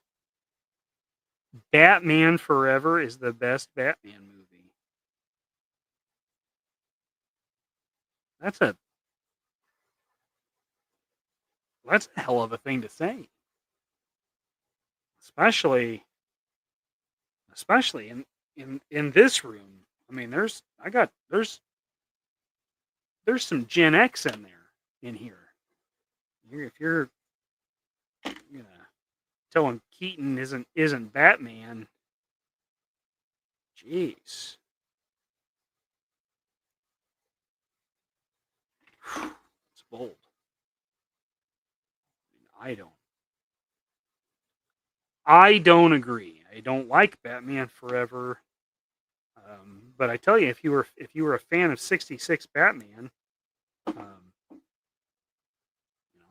maybe that's different.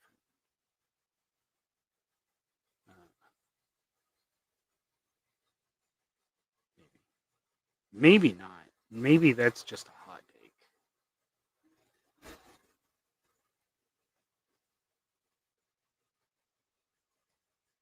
It's down in the Valaverse Pandora.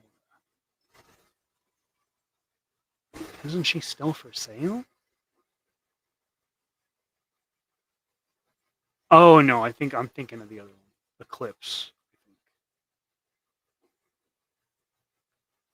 Mm-hmm. 89. See, I told you you were gonna upset people. Yeah, you're stirring it all right, getting them all worked up, and then you're just gonna leave, and I'm gonna have to deal with all these irritated Batman fans. Ooh. I like Christopher Walken Jedi Knight. That's a good one. I'm telling you, dude, you need to get you one of these Pimp Daddy Walkens.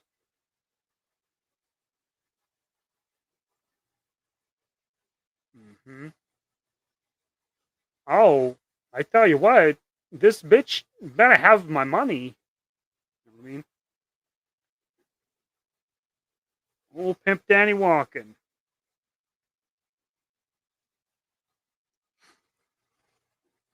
I like him.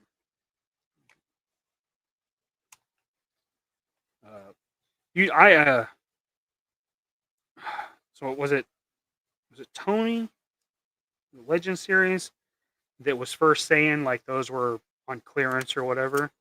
And I never found one. Never found one at GameStop. And then one day I go to Ross, and there's one for like $6. And then I went to the GameStop for another lunch break peruse, and they had another one, and it was on clearance, but it was like $22. It's still there, months later, still there. That same craptastic figure, and I'm just like, just blow it out. You guys have had countless sales, and nobody bought it. Give it to me for $3. Let me take it off your hands. I don't know what I would do with another one, but do something. You know what I mean?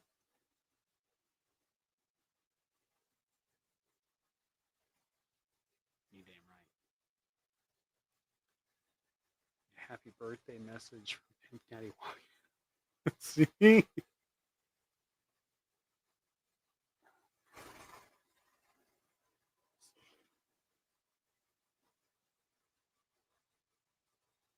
I like that.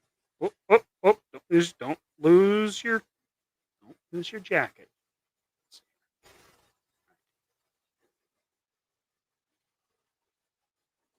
Wow!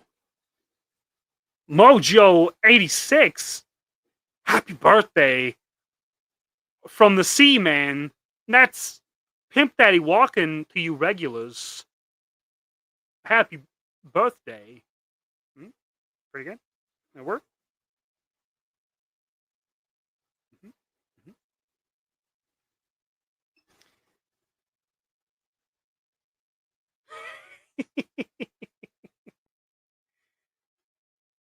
I'm sure it's been said a lot. I've never had to say it.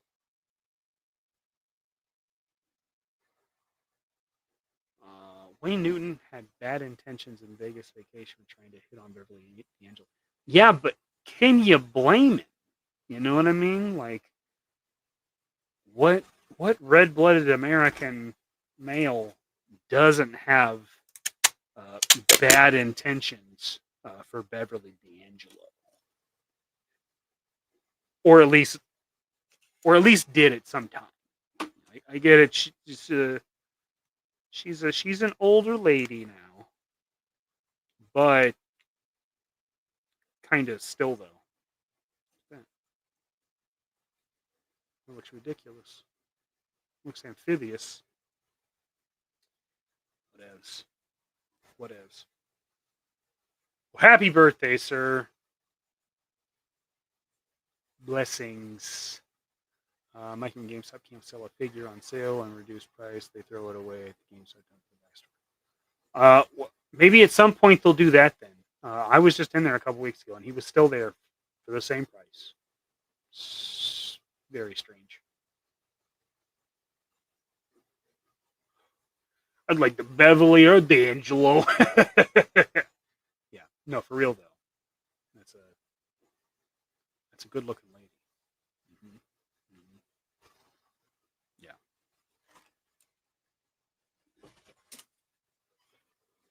All right, now we can paint this silver.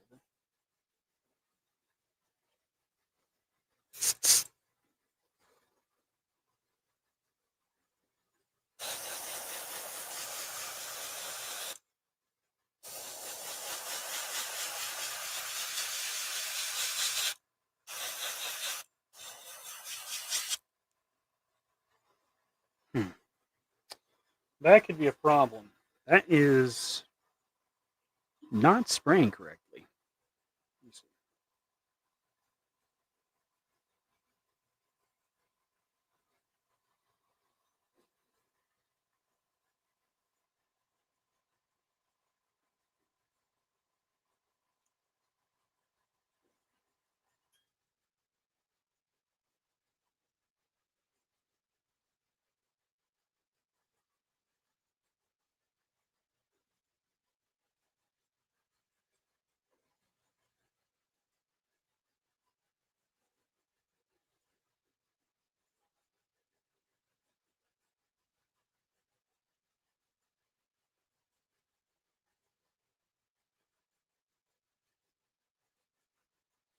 Sorry.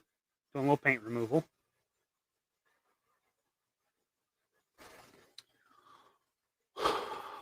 That jacket is from Kang, the MCU Kang, the Conqueror figure. Yep, that's what it's from. Took me a minute to remember that. Yeah, so you can probably pick that up from literally anywhere for probably next to nothing.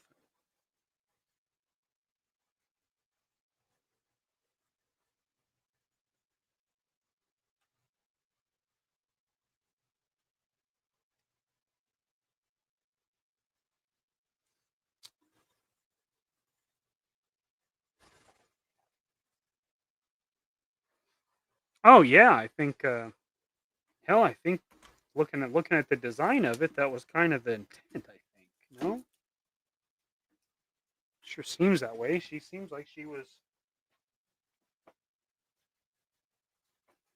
designed as kind of a dreadnought style character, a little more badass. You know, a little more hard hitting. Badass Chica, but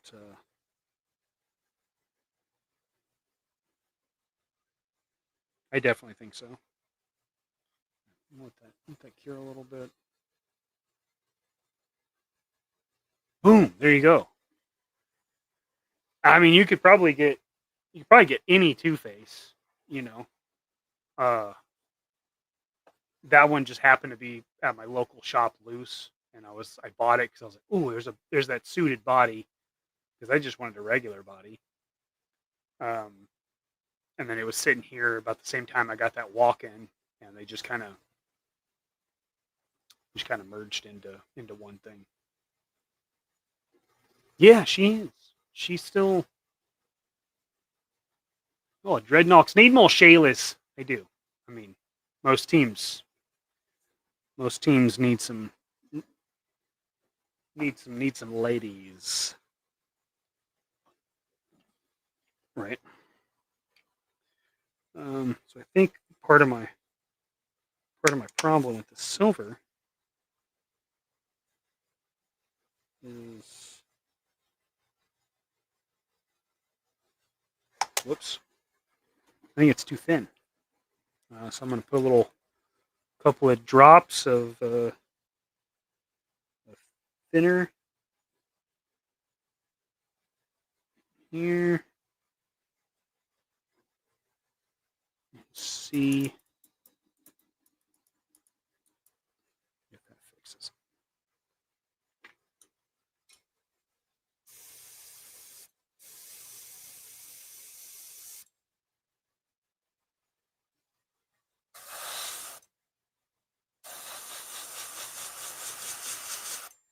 Oh.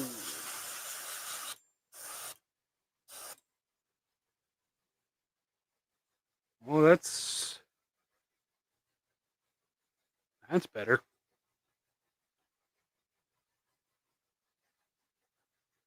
I hope it doesn't run. It does seem kind of thin, but it's good so far.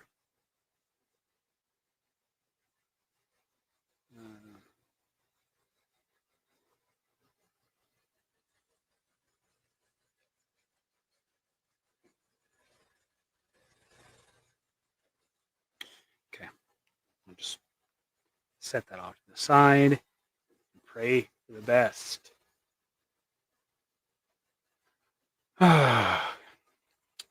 Can't wait for when Bobby Action Force movie comes to the basement. That'll be interesting. That'll be interesting. Translating for the Dreadnoks would be fun, like Poison from Final Fight. I don't know who that is. Interesting.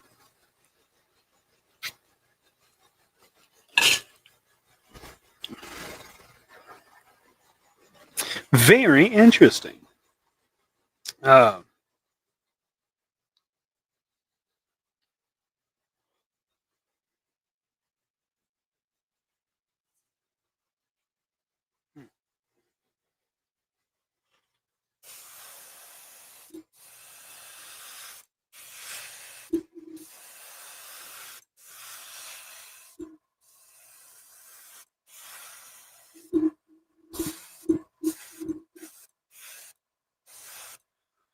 Well, that's total noob move, but I think the reason all my silver was looking like cast aluminum was actually the thickness of the paint. Because this does not look like that anymore. So that might have just been me being a dumbass. How about that? Live.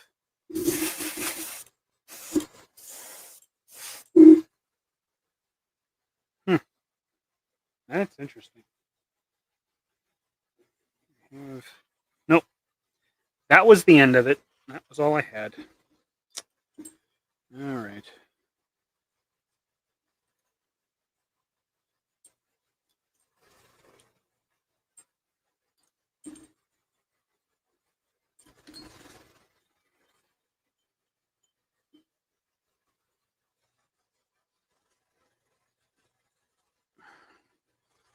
You guys remember going to the movies and leaving like happy? Is that just me? Like, you think movies will ever be just fun again? You know? Can we just have movies without big messages, without... I'm fine with social commentary because it's life, right? I mean, that's part of it. But leaving the movie and just being like, why were they preaching at me? I don't know.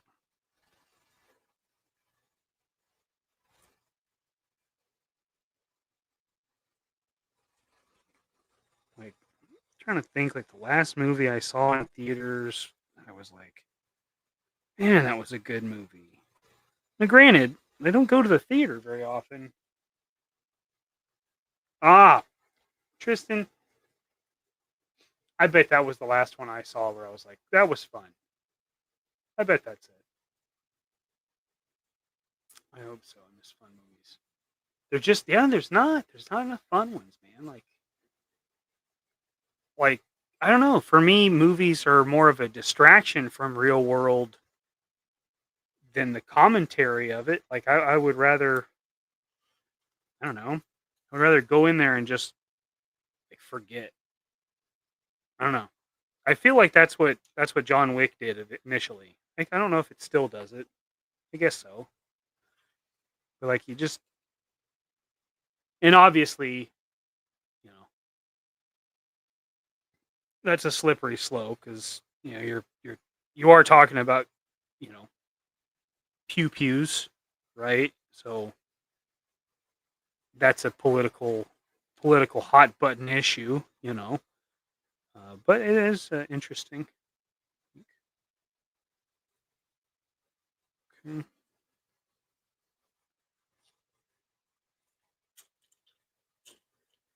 I think Disney needs to go back to old style animation again so kids can have fun again. That's I agree with that, man. For me it's like I kind of think like kids don't get the childhood anymore.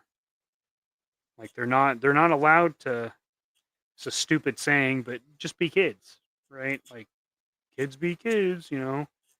You're like, yeah, but they aren't anymore, you know, like they just don't we don't have that. We don't live in that world anymore. Kind of sad. You know, I think about the stuff we got to do as kids and that's not at all what the current experience is. Sucks. Been truly happy since the 80s. Damn, man. Damn. It's kind of heavy.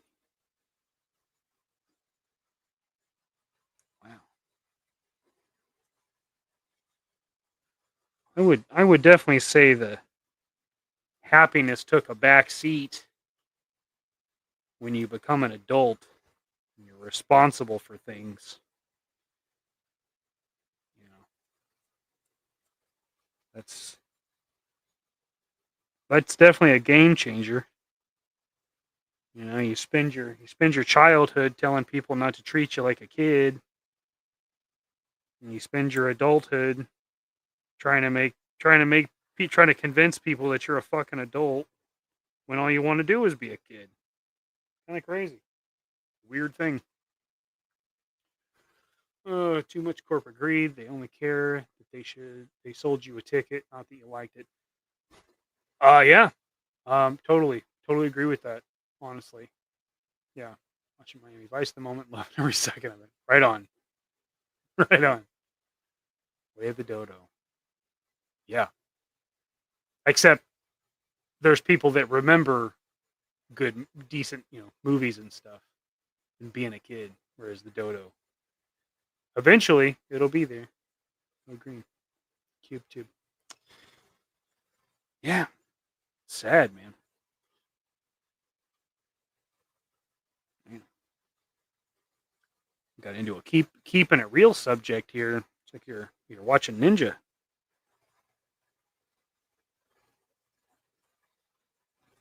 And that is not a dig.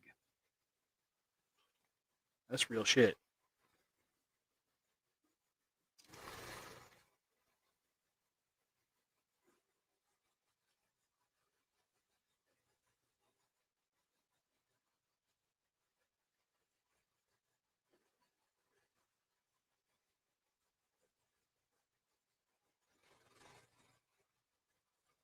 Well, so you can't. Oh, yeah, you can see a little bit. you can see what I'm doing.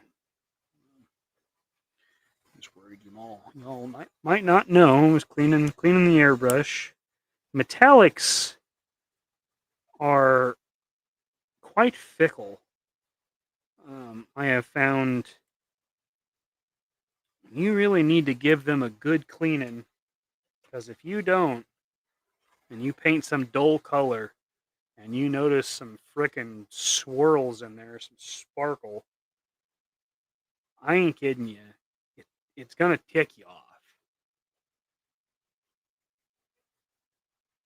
Like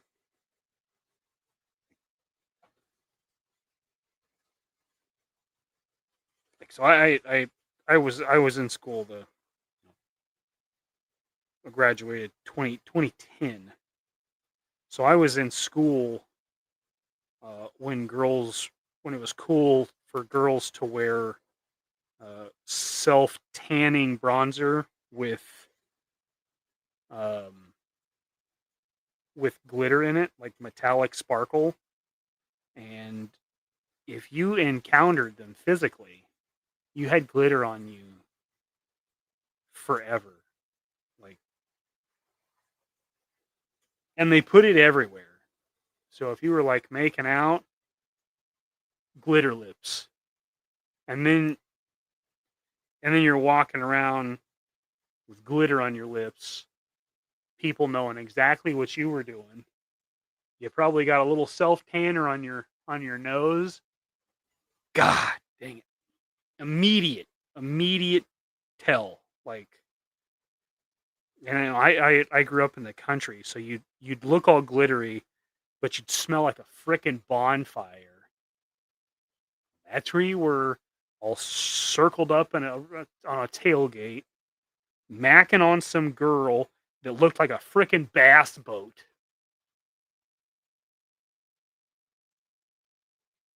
Glad girls don't do that anymore. That and the really thin eyebrows. I hope that never comes back. Awful. Awful.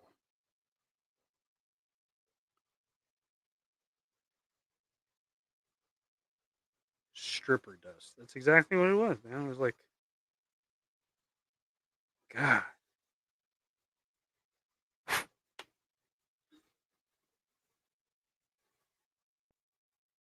Mm-hmm. Mm-hmm. Stripper dust. Exactly. That's why GI Joe is awesome. It was always diverse and inclusive without even trying. Even Cobra, we're all inclusive, different genders and races. Absolutely. Absolutely.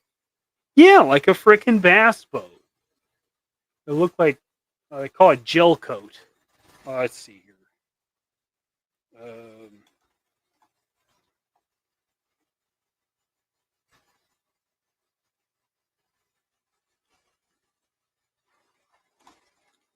let's see.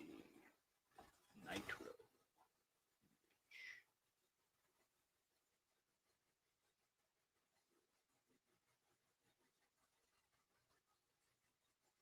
There we go.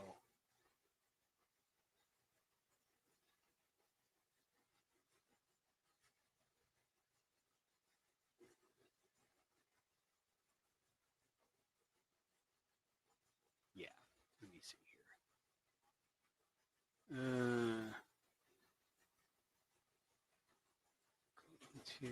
Let me see here. Present.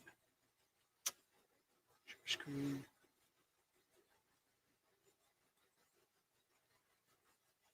This.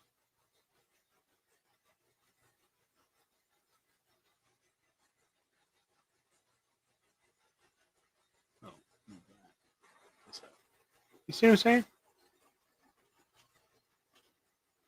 Look at the flake in that bass boat. That's the gel coat. Look at that. So that's what girls look like, except it was more the shade of Donald Trump. It was more orange. It was not blue. No girls looked blue. Uh, Not that would have stopped any of this. Yeah, freaking bass boat. Yeah. See, I told you, bass boat.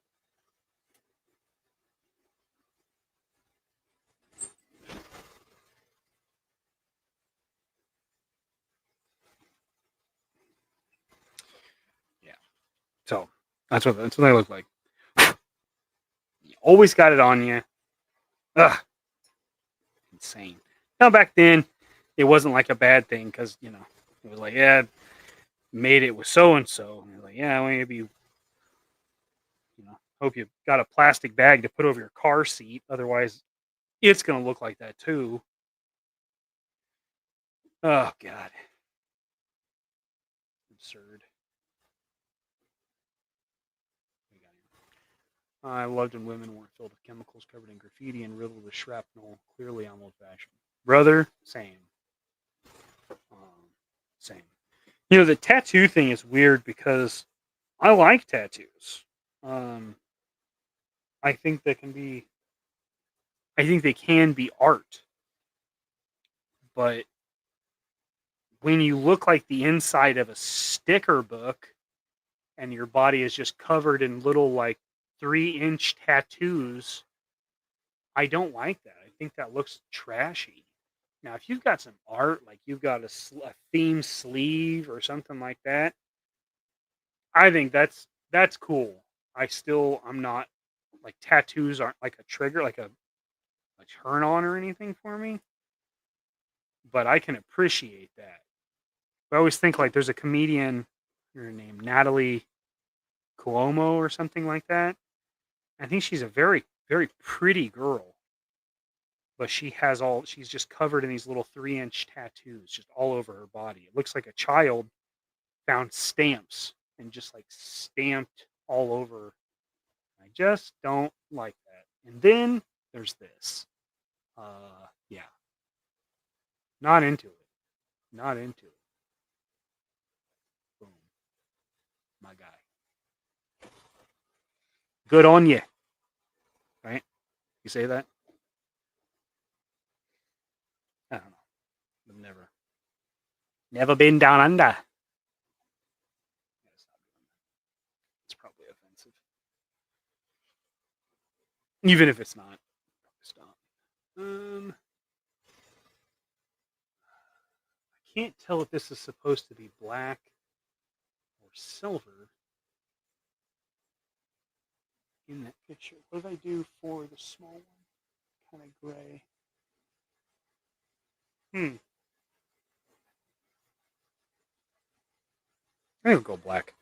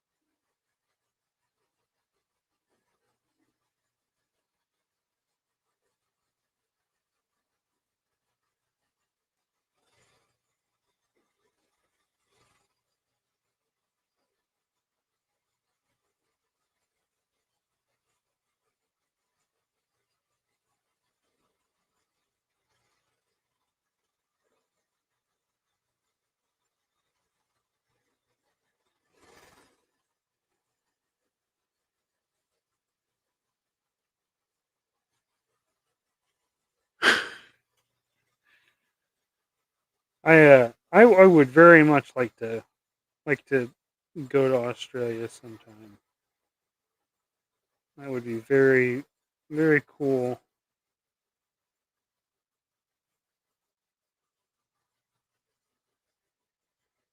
But the trip sounds awful.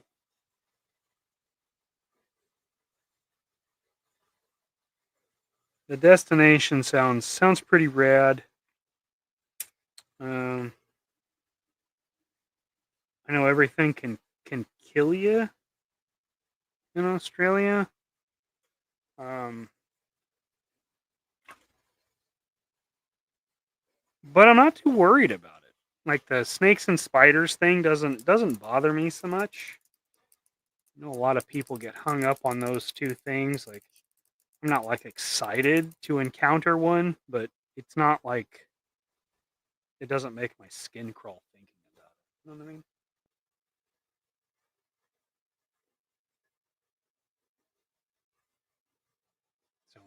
I appreciate that. I would love to say I'll take you up on it someday. I hope I can. PPOA member stream got removed live. Oh no! Did they say something? Wait, it's a member stream. How does a member stream get taken down? How the hell? I didn't see no nudity. Oh.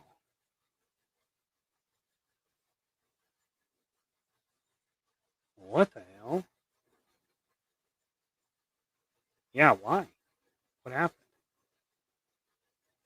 That's what I wonder. If somebody was mentioning pew pews or something like that.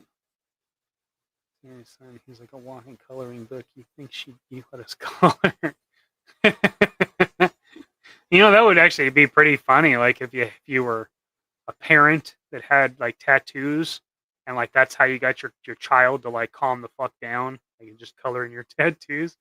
That would actually be pretty funny, dude. I think. Yeah, I think it'd be fine. Like I'm not going to go looking for stuff, you know. And I don't like, you know, pet things that are dangerous. If I don't have that. What happened, Gonzo? What happened? Oh, it was a dinosaur? What the hell? Dinosaur was naked. Did it have like potato tits or something? What is that? What is that? Or maybe are you sure it like got shut down? Or maybe it was like like maybe like Ryan's power went out or something. Well, no, then Zakanin would have still been able to do it because he's a mod. You think? Yeah, I'm not sure. Not sure. It is not encountering. It is not encountering the snakes and spiders. Change your colors. That's probably something to be said there. Yeah. Yeah, I would think so. Really? What? What the hell is going on over there? Due to violation.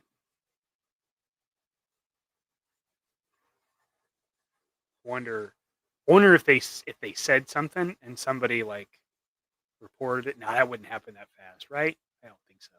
I don't know. I know they've got some strong haters.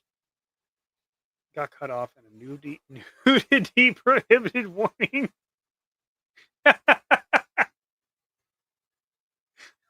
that's gotta be like an achievement though for him, right? Like I've got to wear that like a badge of honor.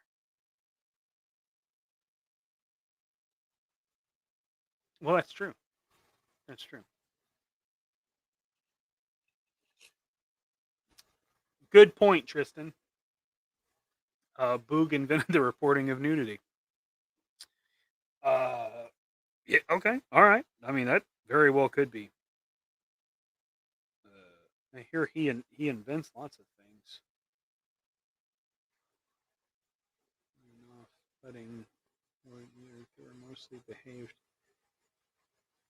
See, if you're mostly behaved on 3POA and you get shut down, I feel like that's just the universe asking for crazy stuff to happen. Yeah. But you saw a naked dinosaur. So you just saw a dinosaur and YouTube shut the stream down. That sounds crazy. See, that's what I thought too, Chris. Yeah, I thought once it's a member stream, you're more or less, I don't know. Well, maybe that's for, I don't know. Maybe that's for like copyright stuff, but YouTube in general infringements. Although I don't know how they'd catch it live because their bots check everything. Well, I don't know.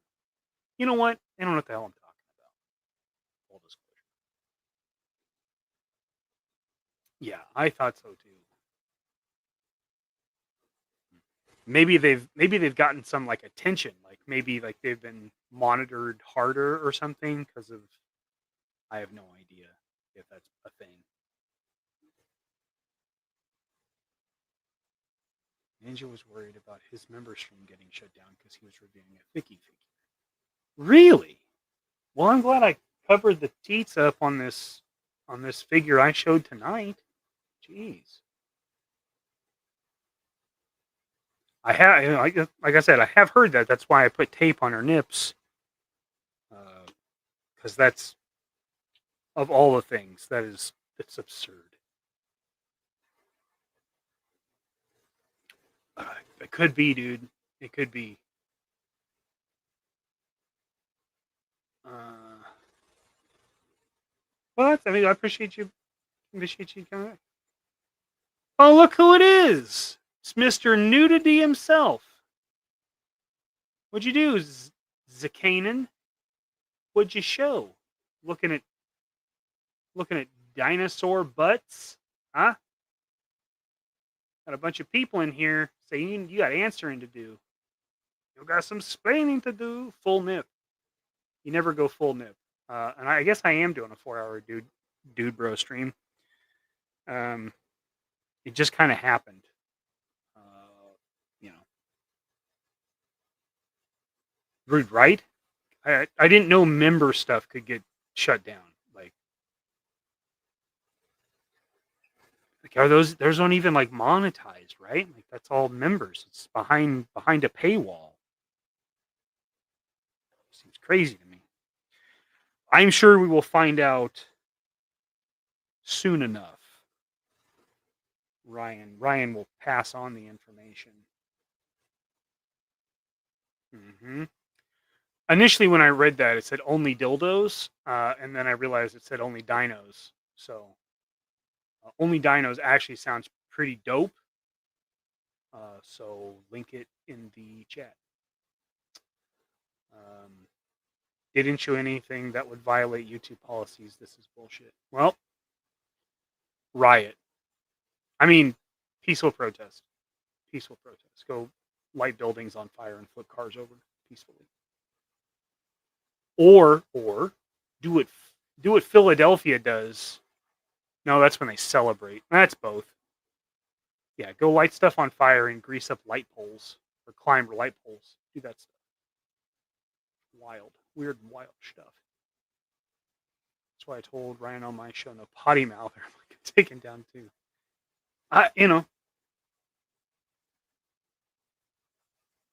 Wizard Girls. Do I have an unlocked finish? Damn, watching the.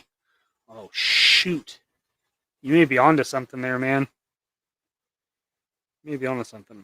I'm not into lizard girls, but I don't mind girls of interesting colors, like green ones. I don't know. Maybe that's a lizard thing. I don't know, Tristan. I don't know. Maybe that's a a down under thing. I don't know, bud.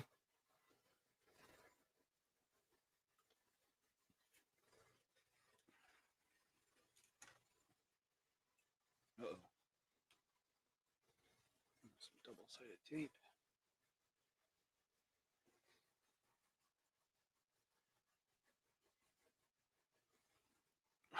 Yeah, insane. Zach's down with the lizard girls. All right, so that rules out my theory of it being a down under thing. So that's good. She's not even awake, and Wednesday nights were always taken. You know, there's nothing new there. Nothing new there. Yeah, what is it about Twi'leks? Like, what is it about? They have the tendrils on their heads. Why is that sexy? I'm not disagreeing. I'm just curious. Why is that sexy? Is it because they'd be like conical boobs? I don't know. But it's a common thing. You know? Whatever whatever Ahsoka, Ahsoka's attractive. And there's dino boobies. But dinos don't even have boobies. They're reptilian, right? Or birds. Neither one of them breastfeed. I don't know. Now we're getting into the weeds. We're gonna get me shut down. Women's rainbow spectrum of women's. Oh my god. You wacky bastards. Alright, well, since we're up and for some reason there's still 20 of y'all watching after 4 hours, which I can't even begin to understand that. I'll go ahead and get some varnish. Different type of love handles. Well, I didn't think about that, but that kind of makes sense. I mean, guys have a thing for pigtails, right? Like that's a common fetish, I think.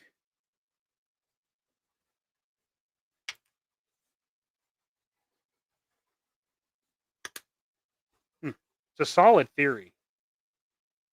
Solid theory. Oh, what's happening? 4 hours. Woo! I did it. I did it. I was relatively productive. I got some stuff done. I opened some Valaverse figures. I got some painting done. Now we're going to do some clear coat because,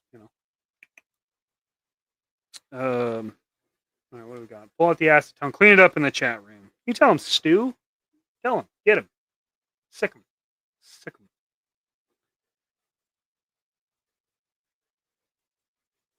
I don't think I've made it on her shit list yet. I hope not, but I don't know. Zach's a button pusher. He just brings it out of you. Let me switch this. Shoot, that's not what I wanted. That's not what I wanted. Bollocks.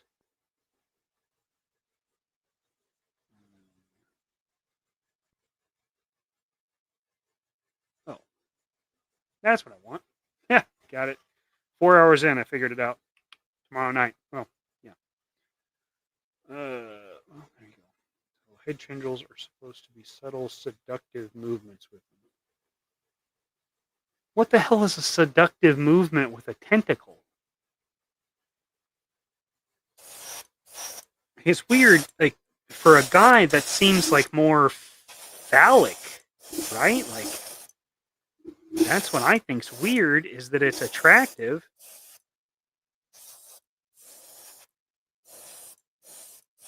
And like commonly so. Like I think ever since I saw Return of the Jedi, I have thought that. Oh man, this Green Dancing Girl sure is a smoke show. Wish I could find a girl with tentacles on her head. And then by the time the Clone Wars came out, it was just like a full thing. Like, oh yeah, if they have tentacles, they're sexy. I don't get it. Bunch of pervs out here, and I'm one of them. You know what I mean? Like,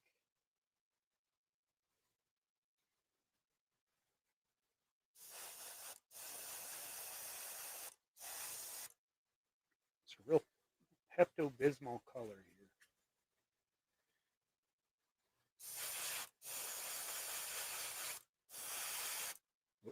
Oh, that was kind of thick.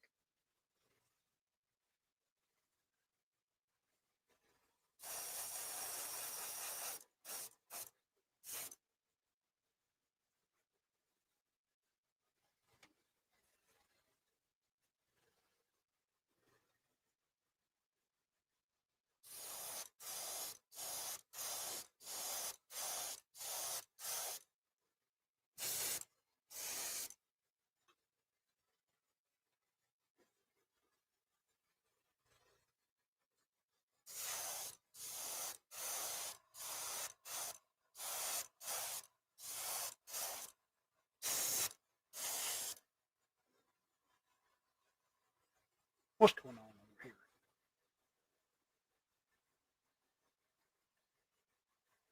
Yeah.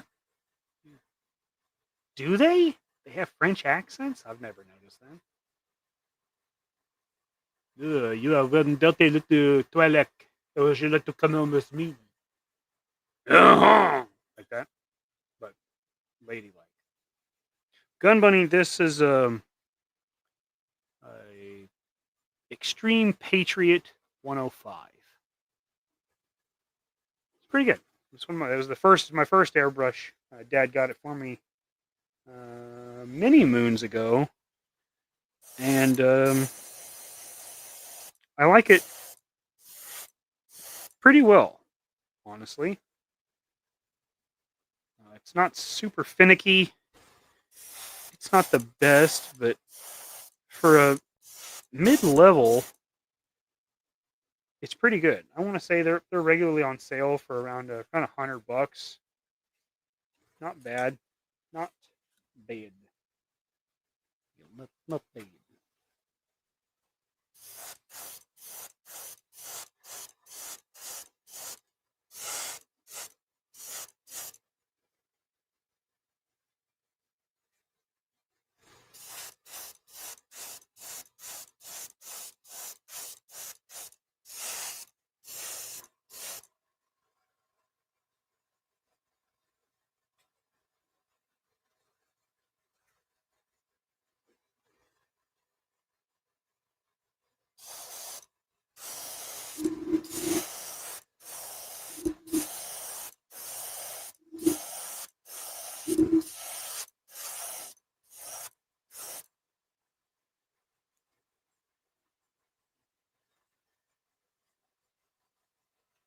I'm going to go ahead and seal it, obviously.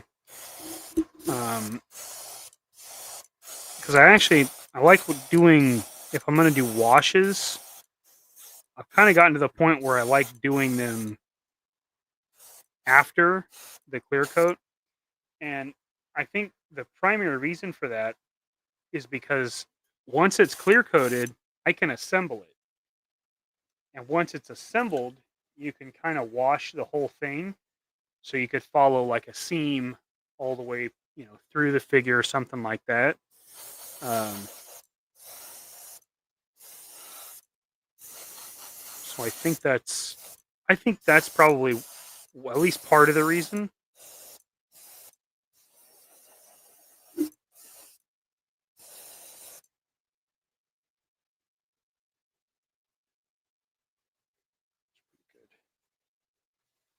Not bad. All right. So let that set up. So that's all of those. The joints are closed, or open. I guess depending on what you're referring. So once it hardens up, then we can go back, move the joints, and spray the insides of the joints and stuff. So, chocolate mousse, déjà vu. Love that. So good. Anyone here see the movie Cadence with Martin and Charlie Sheen? It's a gig for Bean. I've not seen that. Don't know why I just thought of it, but Mikey brought up movies. That's how do you know what tip to use for airbrush when you're doing action figure of this size? That one came with 2 needles and tips. So it was like I'm trying to think of what the sizes were. It was like a 0.7 and a 0.5, and I think I'm using the 0.5. It's a pretty fine fine pattern, but it's really you. Like you would have to test them out and kind of get like an idea of pattern, which is what I did when I got that airbrush. I took a manila file folder and just practiced doing lines of how much pressure, how much air, and tested that out until I kind of understood. You see those guys that do like the miniatures, like the Warhammer stuff. Those guys are using like 0.3s and stuff. I have a 0.3. It's actually what's in this airbrush, but this is a cheap Amazon one I got just to try out the real fine, super fine pattern. So that's what it is. And then you just buy them. So then you get like, yeah. So here are replacement needles. So this is Badger. This is who makes mine. So these are needles for mine specifically. And then these are the nozzles that go with these needles. And then they also have a cone. When you buy them, you can get like a conversion kit to go from fine to super fine or medium to fine, whatever. And it comes with all three pieces because it's going to be the needle, the nozzle, and the end. This portion right here. And the cone is inside of this. And then the needles, right there, and feeds through. And so you just tighten it down like you would a chuck of anything. So it's really just kind of trial and error, kind of see your own stuff. Smudge, I really like the Warhammer, or the War Painter clears. Satin's what I use pretty much everywhere. Matte I've used a couple of times. I don't do much matte. I like the satin because it's similar to a factory finish, and that way it doesn't stand out so much in the shelf. When I did 118, I used a lot of flat or matte. So I don't know. But yeah, they're really good. And the gloss, if I want to do like a polished surface, like a shiny boot or a helmet or a lens or something like that, I'll do that. JMac, what's up, buddy? Appreciate you stopping in. I don't know what I'm doing anymore. Ryan just posted on his Instagram why his member stream was taken. Can you show that on your stream? Let's see.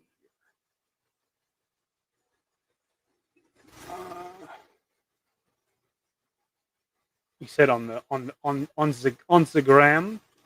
Let's see here.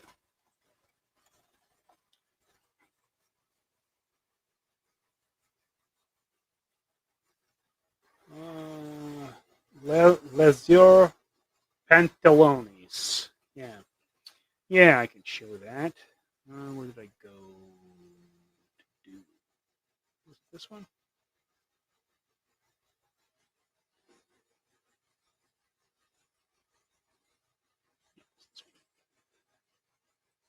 So we'll take that off and share screen.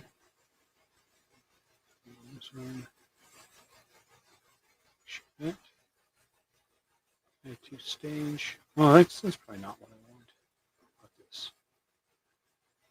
Oh, that's super not helpful. How about this? Okay, here we go. So Hooligans After Show. Take a look at your content and our policies. Nudity and sexual content policy at 3615. Explicit content that's meant to be sexually gratifying isn't allowed on YouTube. We may make limited exception for content with educational, documentary, scientific, or artistic context. Impact on channel. If it's your first time, it's just a warning. Yeah, whatever.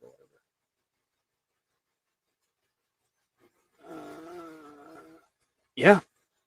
Weird, dude. That is so strange.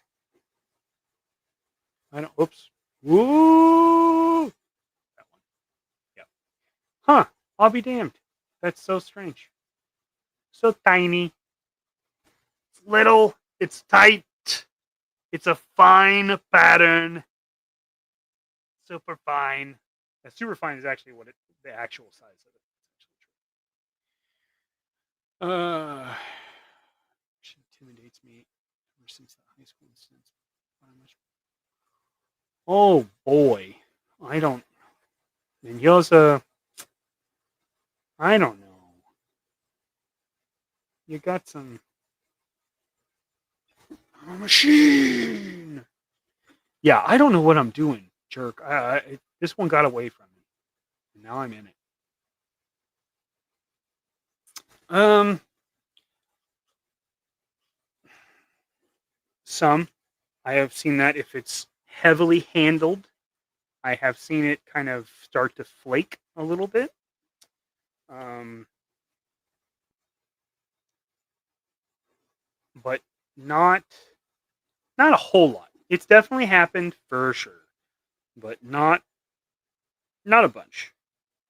Um, and I tell you what, most of the time, what I find when that is the case is because I don't have patience, and I go right in to trying to mess with it before it's had time to cure all the way. So usually, when I do clear, I'll do clear. I'll wait for it to set up just a little bit, enough that I can move a joint. I'll spray it again, seal the joint, and then go back into it and let it sit all night, and usually the next day because I work. Uh, Probably something like that. Yeah, yeah. Got my wings. Got my wings. Are they trying to say nude lizard ladies aren't educational? It's science, people. Science. I mean, if it was a dinosaur, I think that'd be an easy way to say, like, oh yeah, it was educational. It's a dinosaur. Also, what the hell are you guys doing over there with the dinosaurs? What are you doing? I don't know. I have my questions.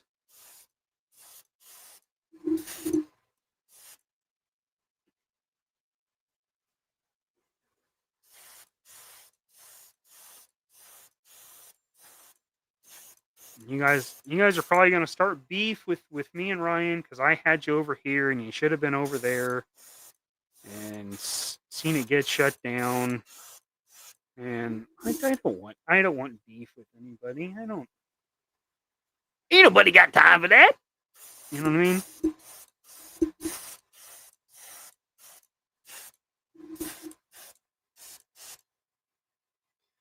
So like I said, now I'm painting that blue Baroness because it needs to be cleared, and that's what's in the air gun. So I'll go ahead and get her cleared out.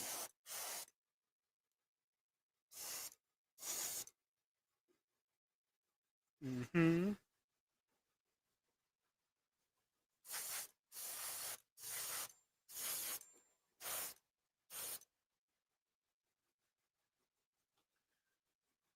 Uncanny 4-hour chat, bro. Ooh, uncanny.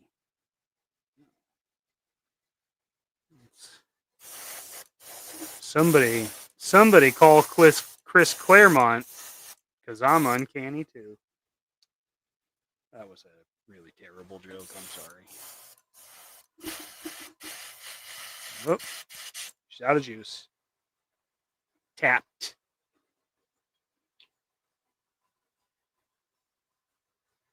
Let's see. Oh, yeah. I mean,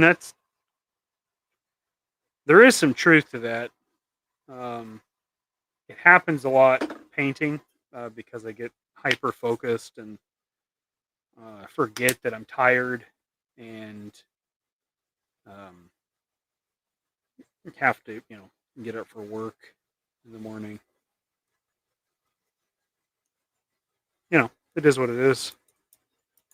I can't blame you guys. I mean, this is just me. How I be.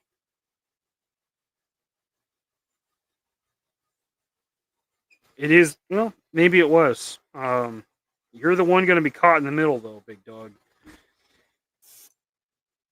And I can't afford you if LP's throwing down the big bucks. You know what I mean? So it was nice while we had it. But I understand you gotta go where the wind takes you. You gotta follow them ducats, I think the kids say.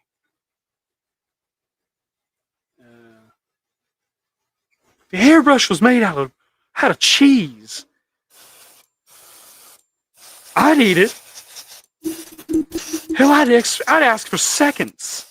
Chase it down with some fondue. This is also the part of the evening where my mind stops working a little bit, so my wittiness is at an all-time low. Wow, I like that. And just a repainted cover girl. Eh.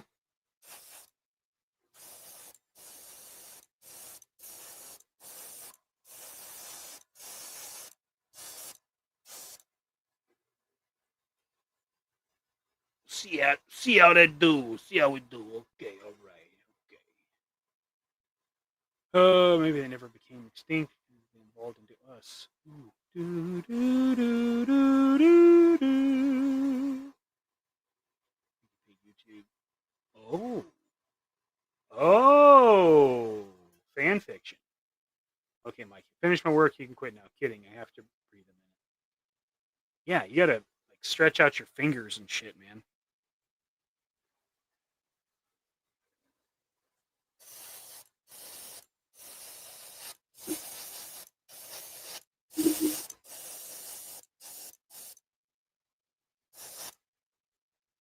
Look at those tits. Oh, shut down.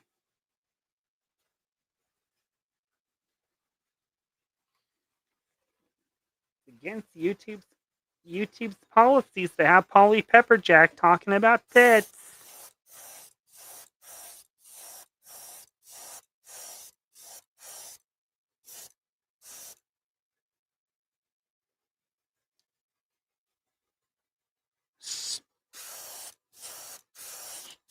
Humorous. And I was gonna say funny story, but it's really not. It's just a humorous anecdote.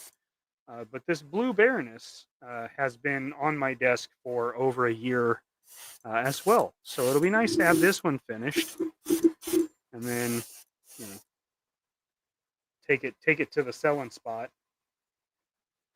and see if I can get a couple quid for you. Hey, what do you think you give me for this one? It's all right, isn't it?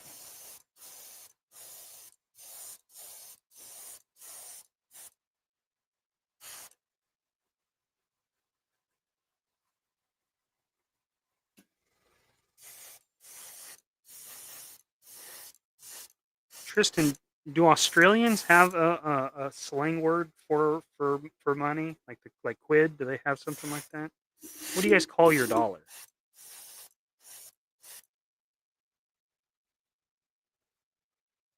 That way, the next time I make a moderately offensive Australian accent, I can use some lingo in there. Like I know Sheila, I know like the good on you thing, but I need some other stuff. I need to build this so I can maintain my impersonation superiority over my Thursday night co-host. Oh, speaking of co-host, Jerk, you've got tater tits on tomorrow night. I'm sorry, laser pants on tomorrow night, right? So we'll get to ask. I hope Larry Gaines asks some hard hitting questions about this dinosaur nudity.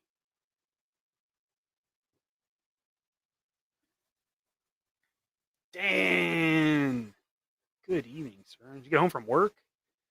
Out there doing the Lord's work.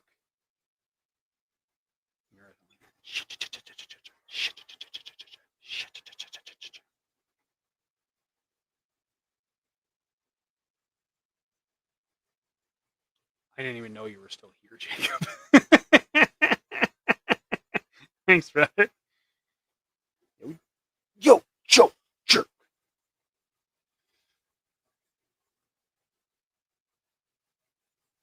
Well, maybe she's born with it. Maybe it's Maybelline.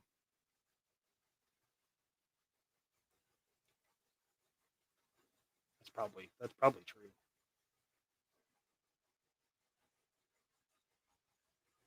Mm-hmm. Sleep is for the weak. You heard it here first. Two hey. Hey. It's a kajikete. Ooh, hello. See, I'm getting weird.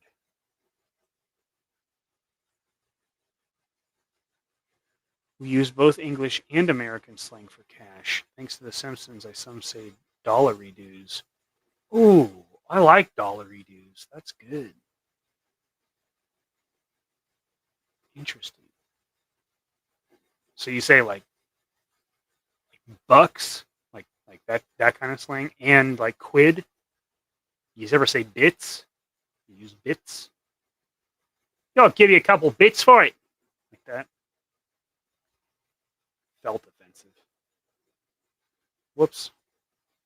They showed figure breast on stream. Yeah, and they were Zach's figure breasts. I'll do it again. I don't even. You can't stop me. Can't stop me now.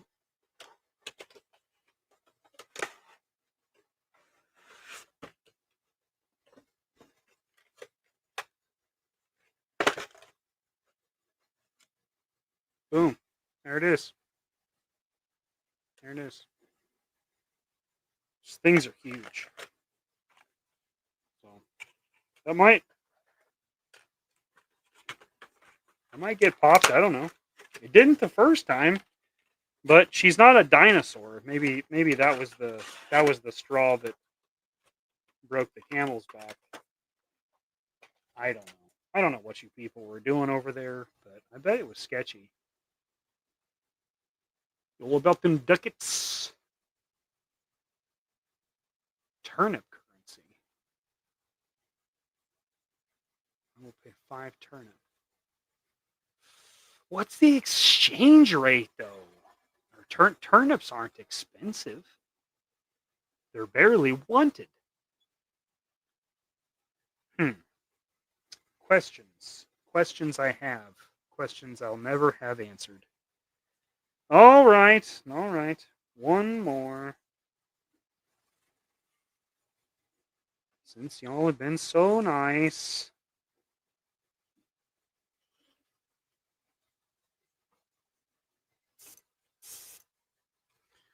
So like I said, this is the Riddick.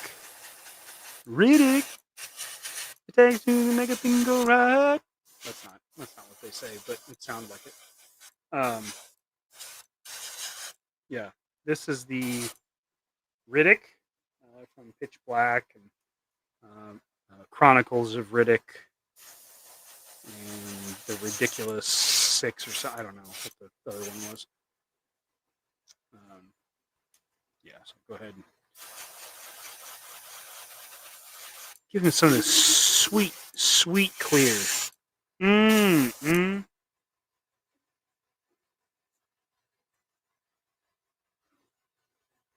Bottle caps, Fallout style. Oh, hell yeah. You know, I never played Fallout, but I was aware of it, and so I actually did start saving bottle caps. It was less for Fallout, and at the time I was really into mixing drinks, but not professionally. And so I decided I was going to make a bar top and like seal all the bottle caps to the bar top. And I was like, oh, that'd be cool. So I started saving bottle caps. And now I've got like 2 gallon bags of them. that I'll probably never do anything with.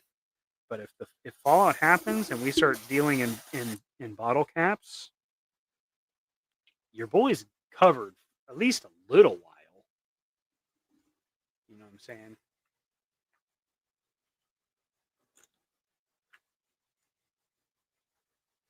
Tristan, you speak fluent Dreadnought, do you? What's all this thing?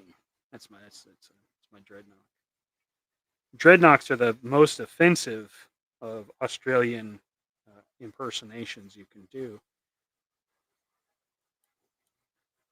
And it doesn't matter which Dreadnought you're doing. They're all bad.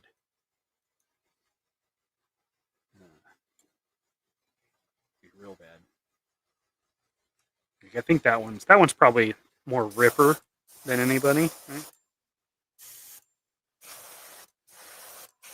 What's that, Dan? How come we ain't got no jelly donuts? You know what I mean?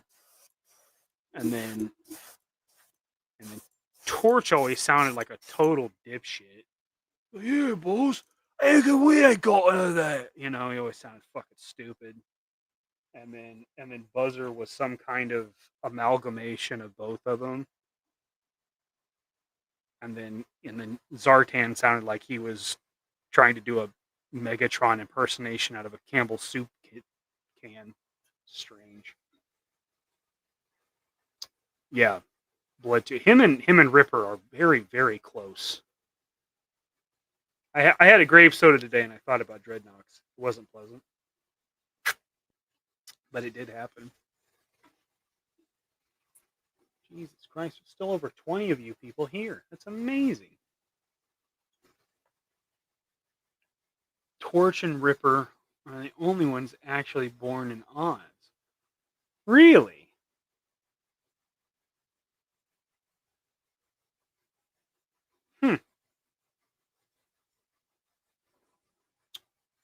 I'll be damned. I'll be damned. Okay. I think that's pretty good. Could probably seal these. I think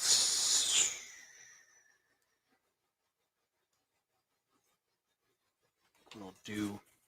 Let's see if I can glue these tanks together. And then the rest of the process will all be as they're assembled.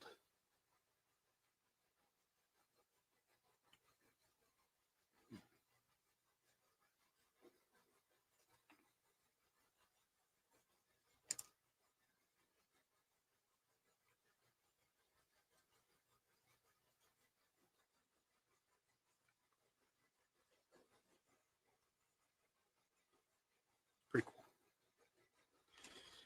So I'll go ahead and...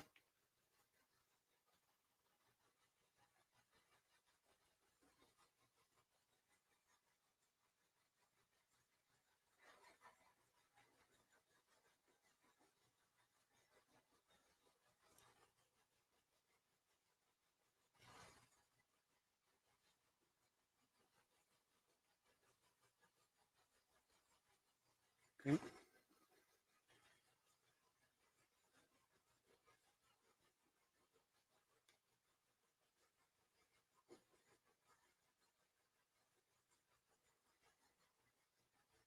All right. Good to go.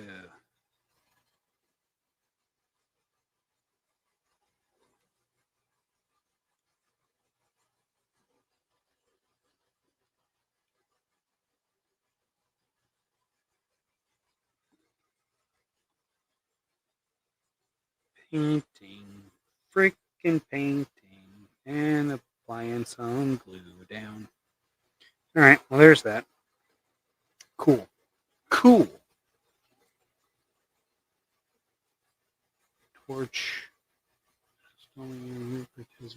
Buzzer moved from the UK. Interesting. Parts unknown. I'll be dipped. I didn't know that.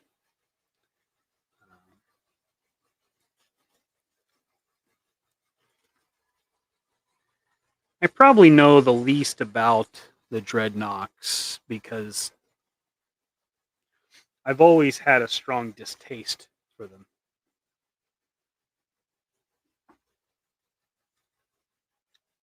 Probably had something to do with it.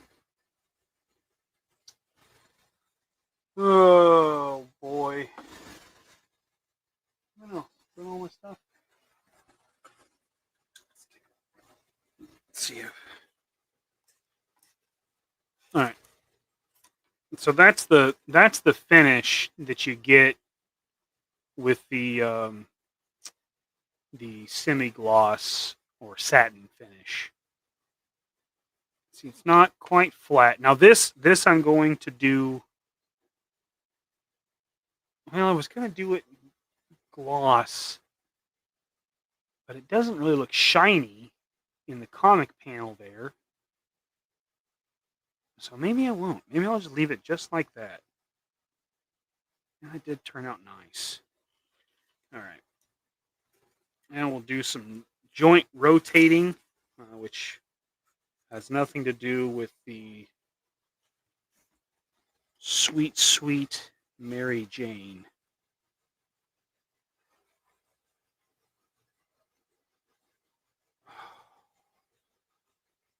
Okay.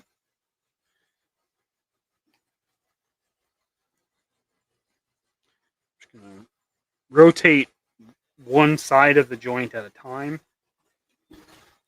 And I'm just going to hit that. And then I rotated the ankle as well. So we'll hit that. And that way we can really try to prevent moving too fast or misstepping.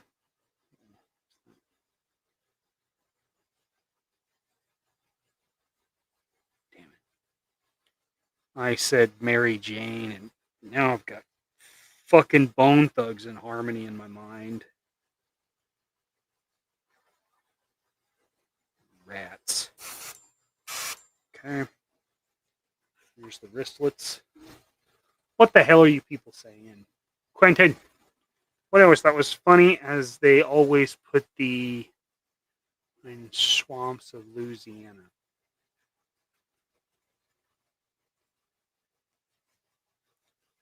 Yeah, that doesn't seem like Australians would be comfortable in the swamp, but I guess surrounded by creepy crawlies, it may be the place where they're most comfortable. I don't know. I don't know.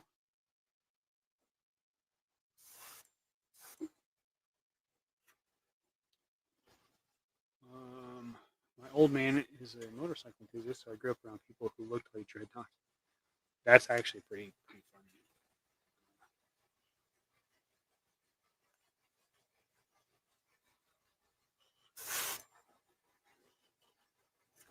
So they seemed like totally normal dudes. I mean, that seemed like you knew those guys. Obviously, without the, well, maybe I'm gonna say without the murder, but I don't know. I never know. I don't know these guys.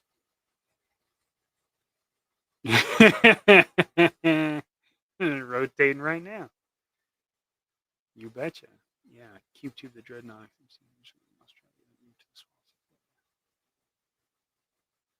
Interesting.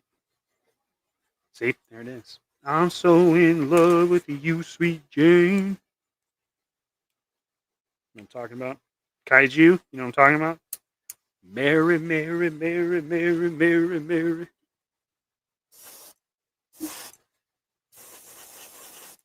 I don't know why that was always the song I liked from them. It probably has something to do with specific memories. I don't know. Who knows? That does make sense. It do make sense. My ninjas. Probably should not say that.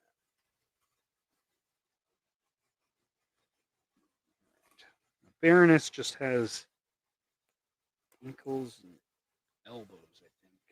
Where are her hands?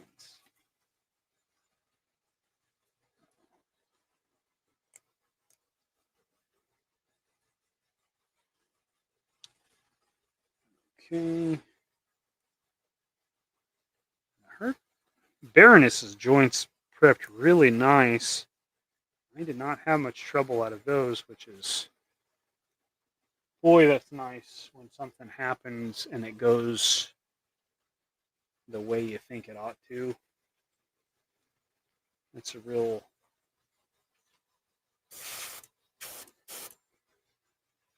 nice feeling.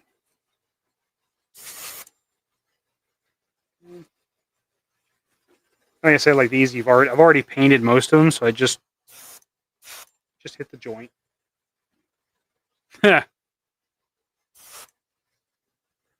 Which Kaiju is probably already doing.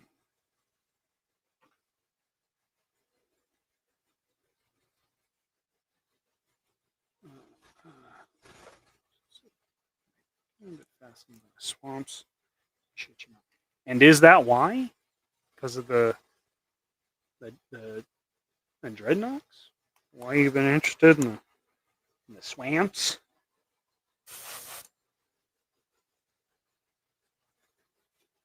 It's interesting. It's always interesting the why people do stuff. I think that's why I thought psychology was interesting, is because it was the explanation and the reasoning behind choices, and I find that very fascinating. Did I pursue it? Fuck no.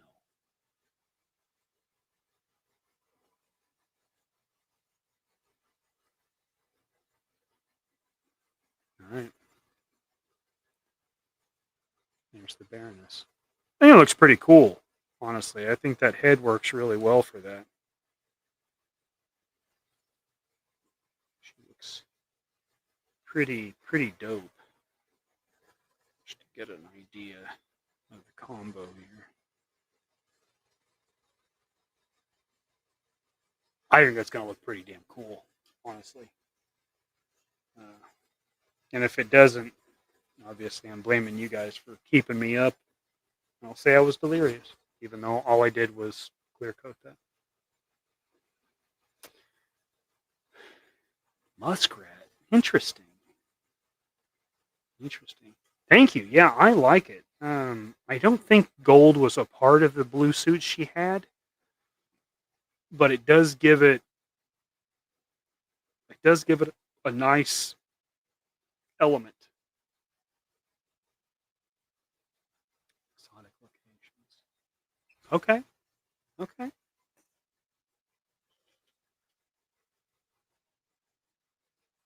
Careful with those exotic locations. That's how you come back with your mouth looking like you kissed a bass boat. For those of you that have been here for 4 hours, at least one. That joke made sense. The rest of you don't know what the fuck I'm talking about. Which, quite frankly, makes two of us.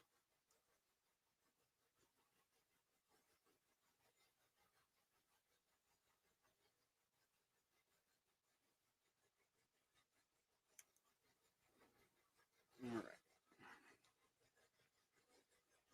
Now for the tank and the gun, the flamethrower, I definitely want gloss on those, so I'm not gonna do those in exotic women. Anything that is completely different to the norm. Okay, I get that. It's like a contrast. I get that. Living by one. Now in the desert, mosquitoes will cure you of swamp life. Look, I don't live in a swamp, but the idea of not having to deal with mosquitoes is it's nice. It's nice. The thing is I hate the heat. So it's like, granted, the Midwest, Missouri, we get heat, and we get very, very wet heat. People that live in swamps understand that, obviously. But we also get ridiculous cold and ice storms and just horse shit in general, or Tornado Alley. So it's like most of the worst things. They don't. Well, even in Missouri, we're not. We do have a fault line. We have do have the potential of earthquakes, but it's not a regular thing. So you don't have that. You don't have,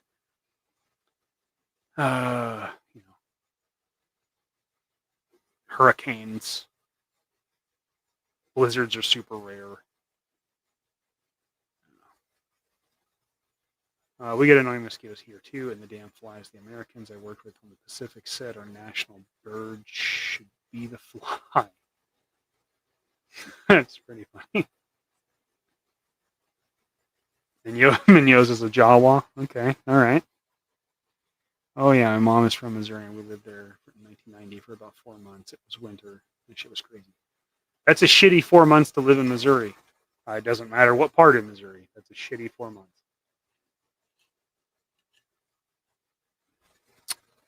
And now, you rarely get transitional seasons. It's just winter, and then there's like a couple days of spring-like weather, and then summertime. And then kind of sprinkle some here and there as you go.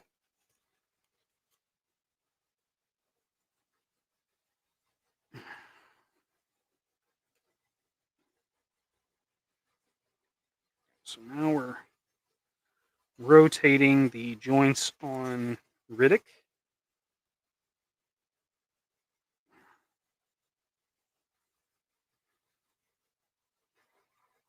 And we'll do these.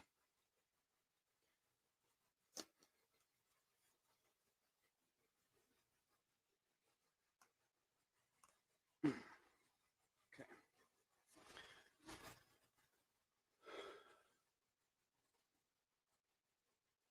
Green hills, low swamps to desert. I also went there for a weekend one summer when I was 8, and the heat was miserable. Misery is appropriately named. Yeah, it fucking sucks most of the time. Terrible. It's funny, we went to Fort Worth last year, and people were like talking about the Texas heat, and I'm like, honestly, like, yes, it's super hot, and I don't want to say it, but the humidity is not, it's not there. Like it's a relief. Like it's super hot, but Missouri has this thing with humidity, and people from the South get it, and coastal places get it. But like when you step outside and it's like the air has a weight to it, it like takes the breath out of you. Like it just, the hair is so heavy because it's moisture. Ugh, dude, sucks. And growing up, like summers, you're out of school, so summers when you do stuff, it's just like everything sucks to do. It sucks to do. Forgot what seasons are. Word. Wildfires here in the summer. Now to add on to the dry heat. Yeah, wildfires aren't really a thing. Fires that happen out here, somebody started it being stupid. Almost always.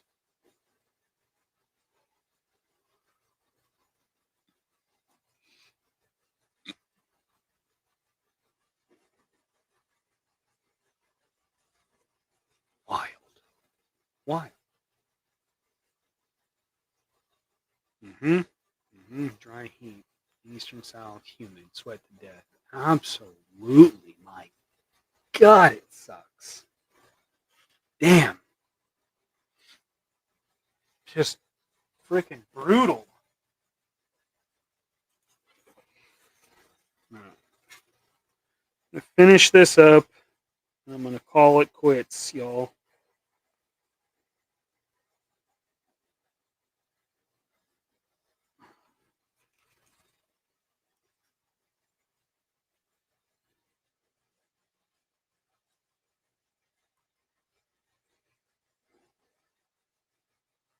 Tomorrow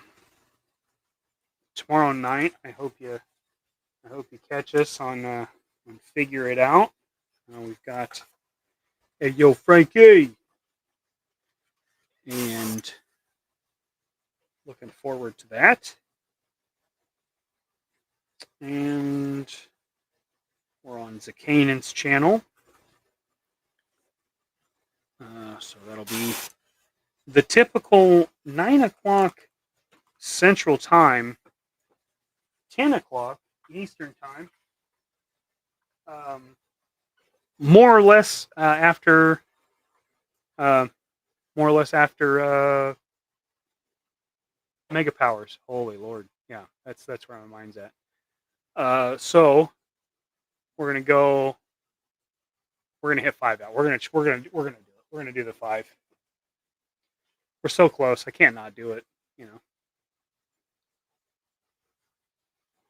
5 on my own is absolutely ridiculous. Truly, truly ridiculous. Trying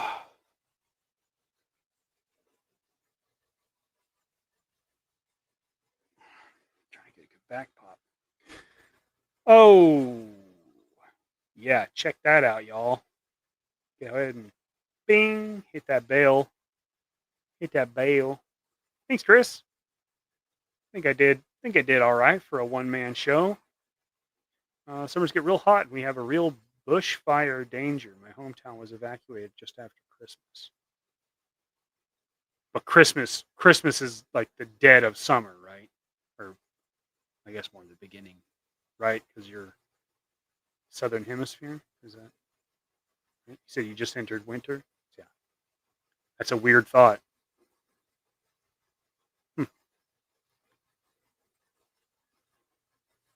Yeet. Really? Well, I'm not going to show it, obviously, but I'm going to go look at it.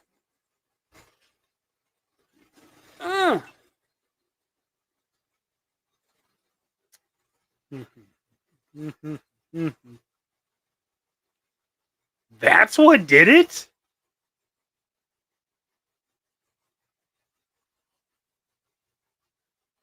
That's what did it.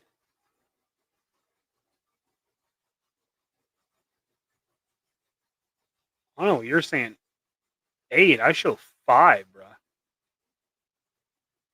Not even 5:15. Dude, that's what did it. A freaking T-Rex with Sydney Sweeney's clothed torso. Wow, that is wild. That's wild. Yeah, buddy. Truly, truly ridiculous. Is that from the Gem reboot? I don't know. I don't know what that is.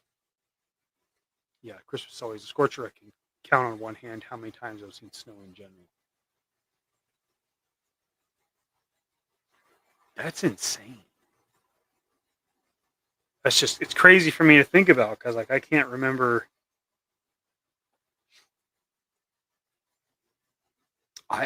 Snow's always been a part of life.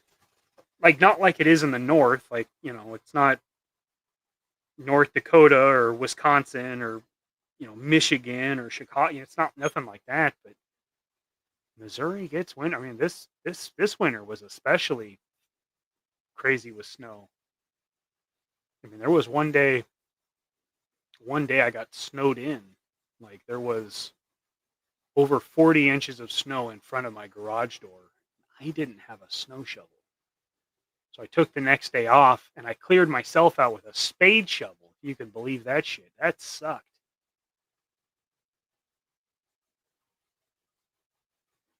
Crazy. You definitely didn't just do that with you. Of course not. And did you show LP the image I made for you? Did he like that?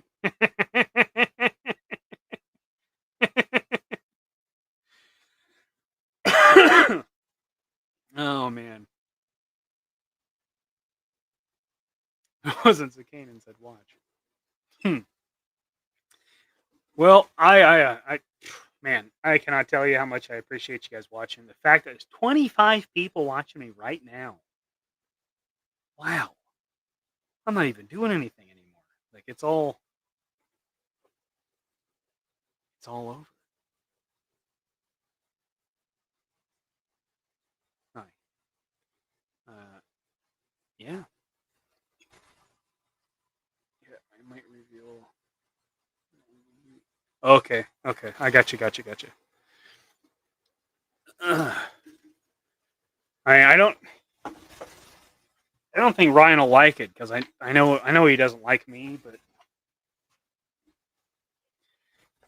that's a joke because of a conversation Zach and I. I don't think he has a problem with me. Maybe he does. If he does, he can't quit you. He can't quit you.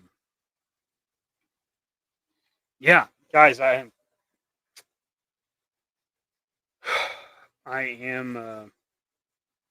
stoked you guys rode this out with me. This was fun. Didn't expect to do this. Wasn't part of my plan, but I had a good time. I got some stuff done. We got to BS.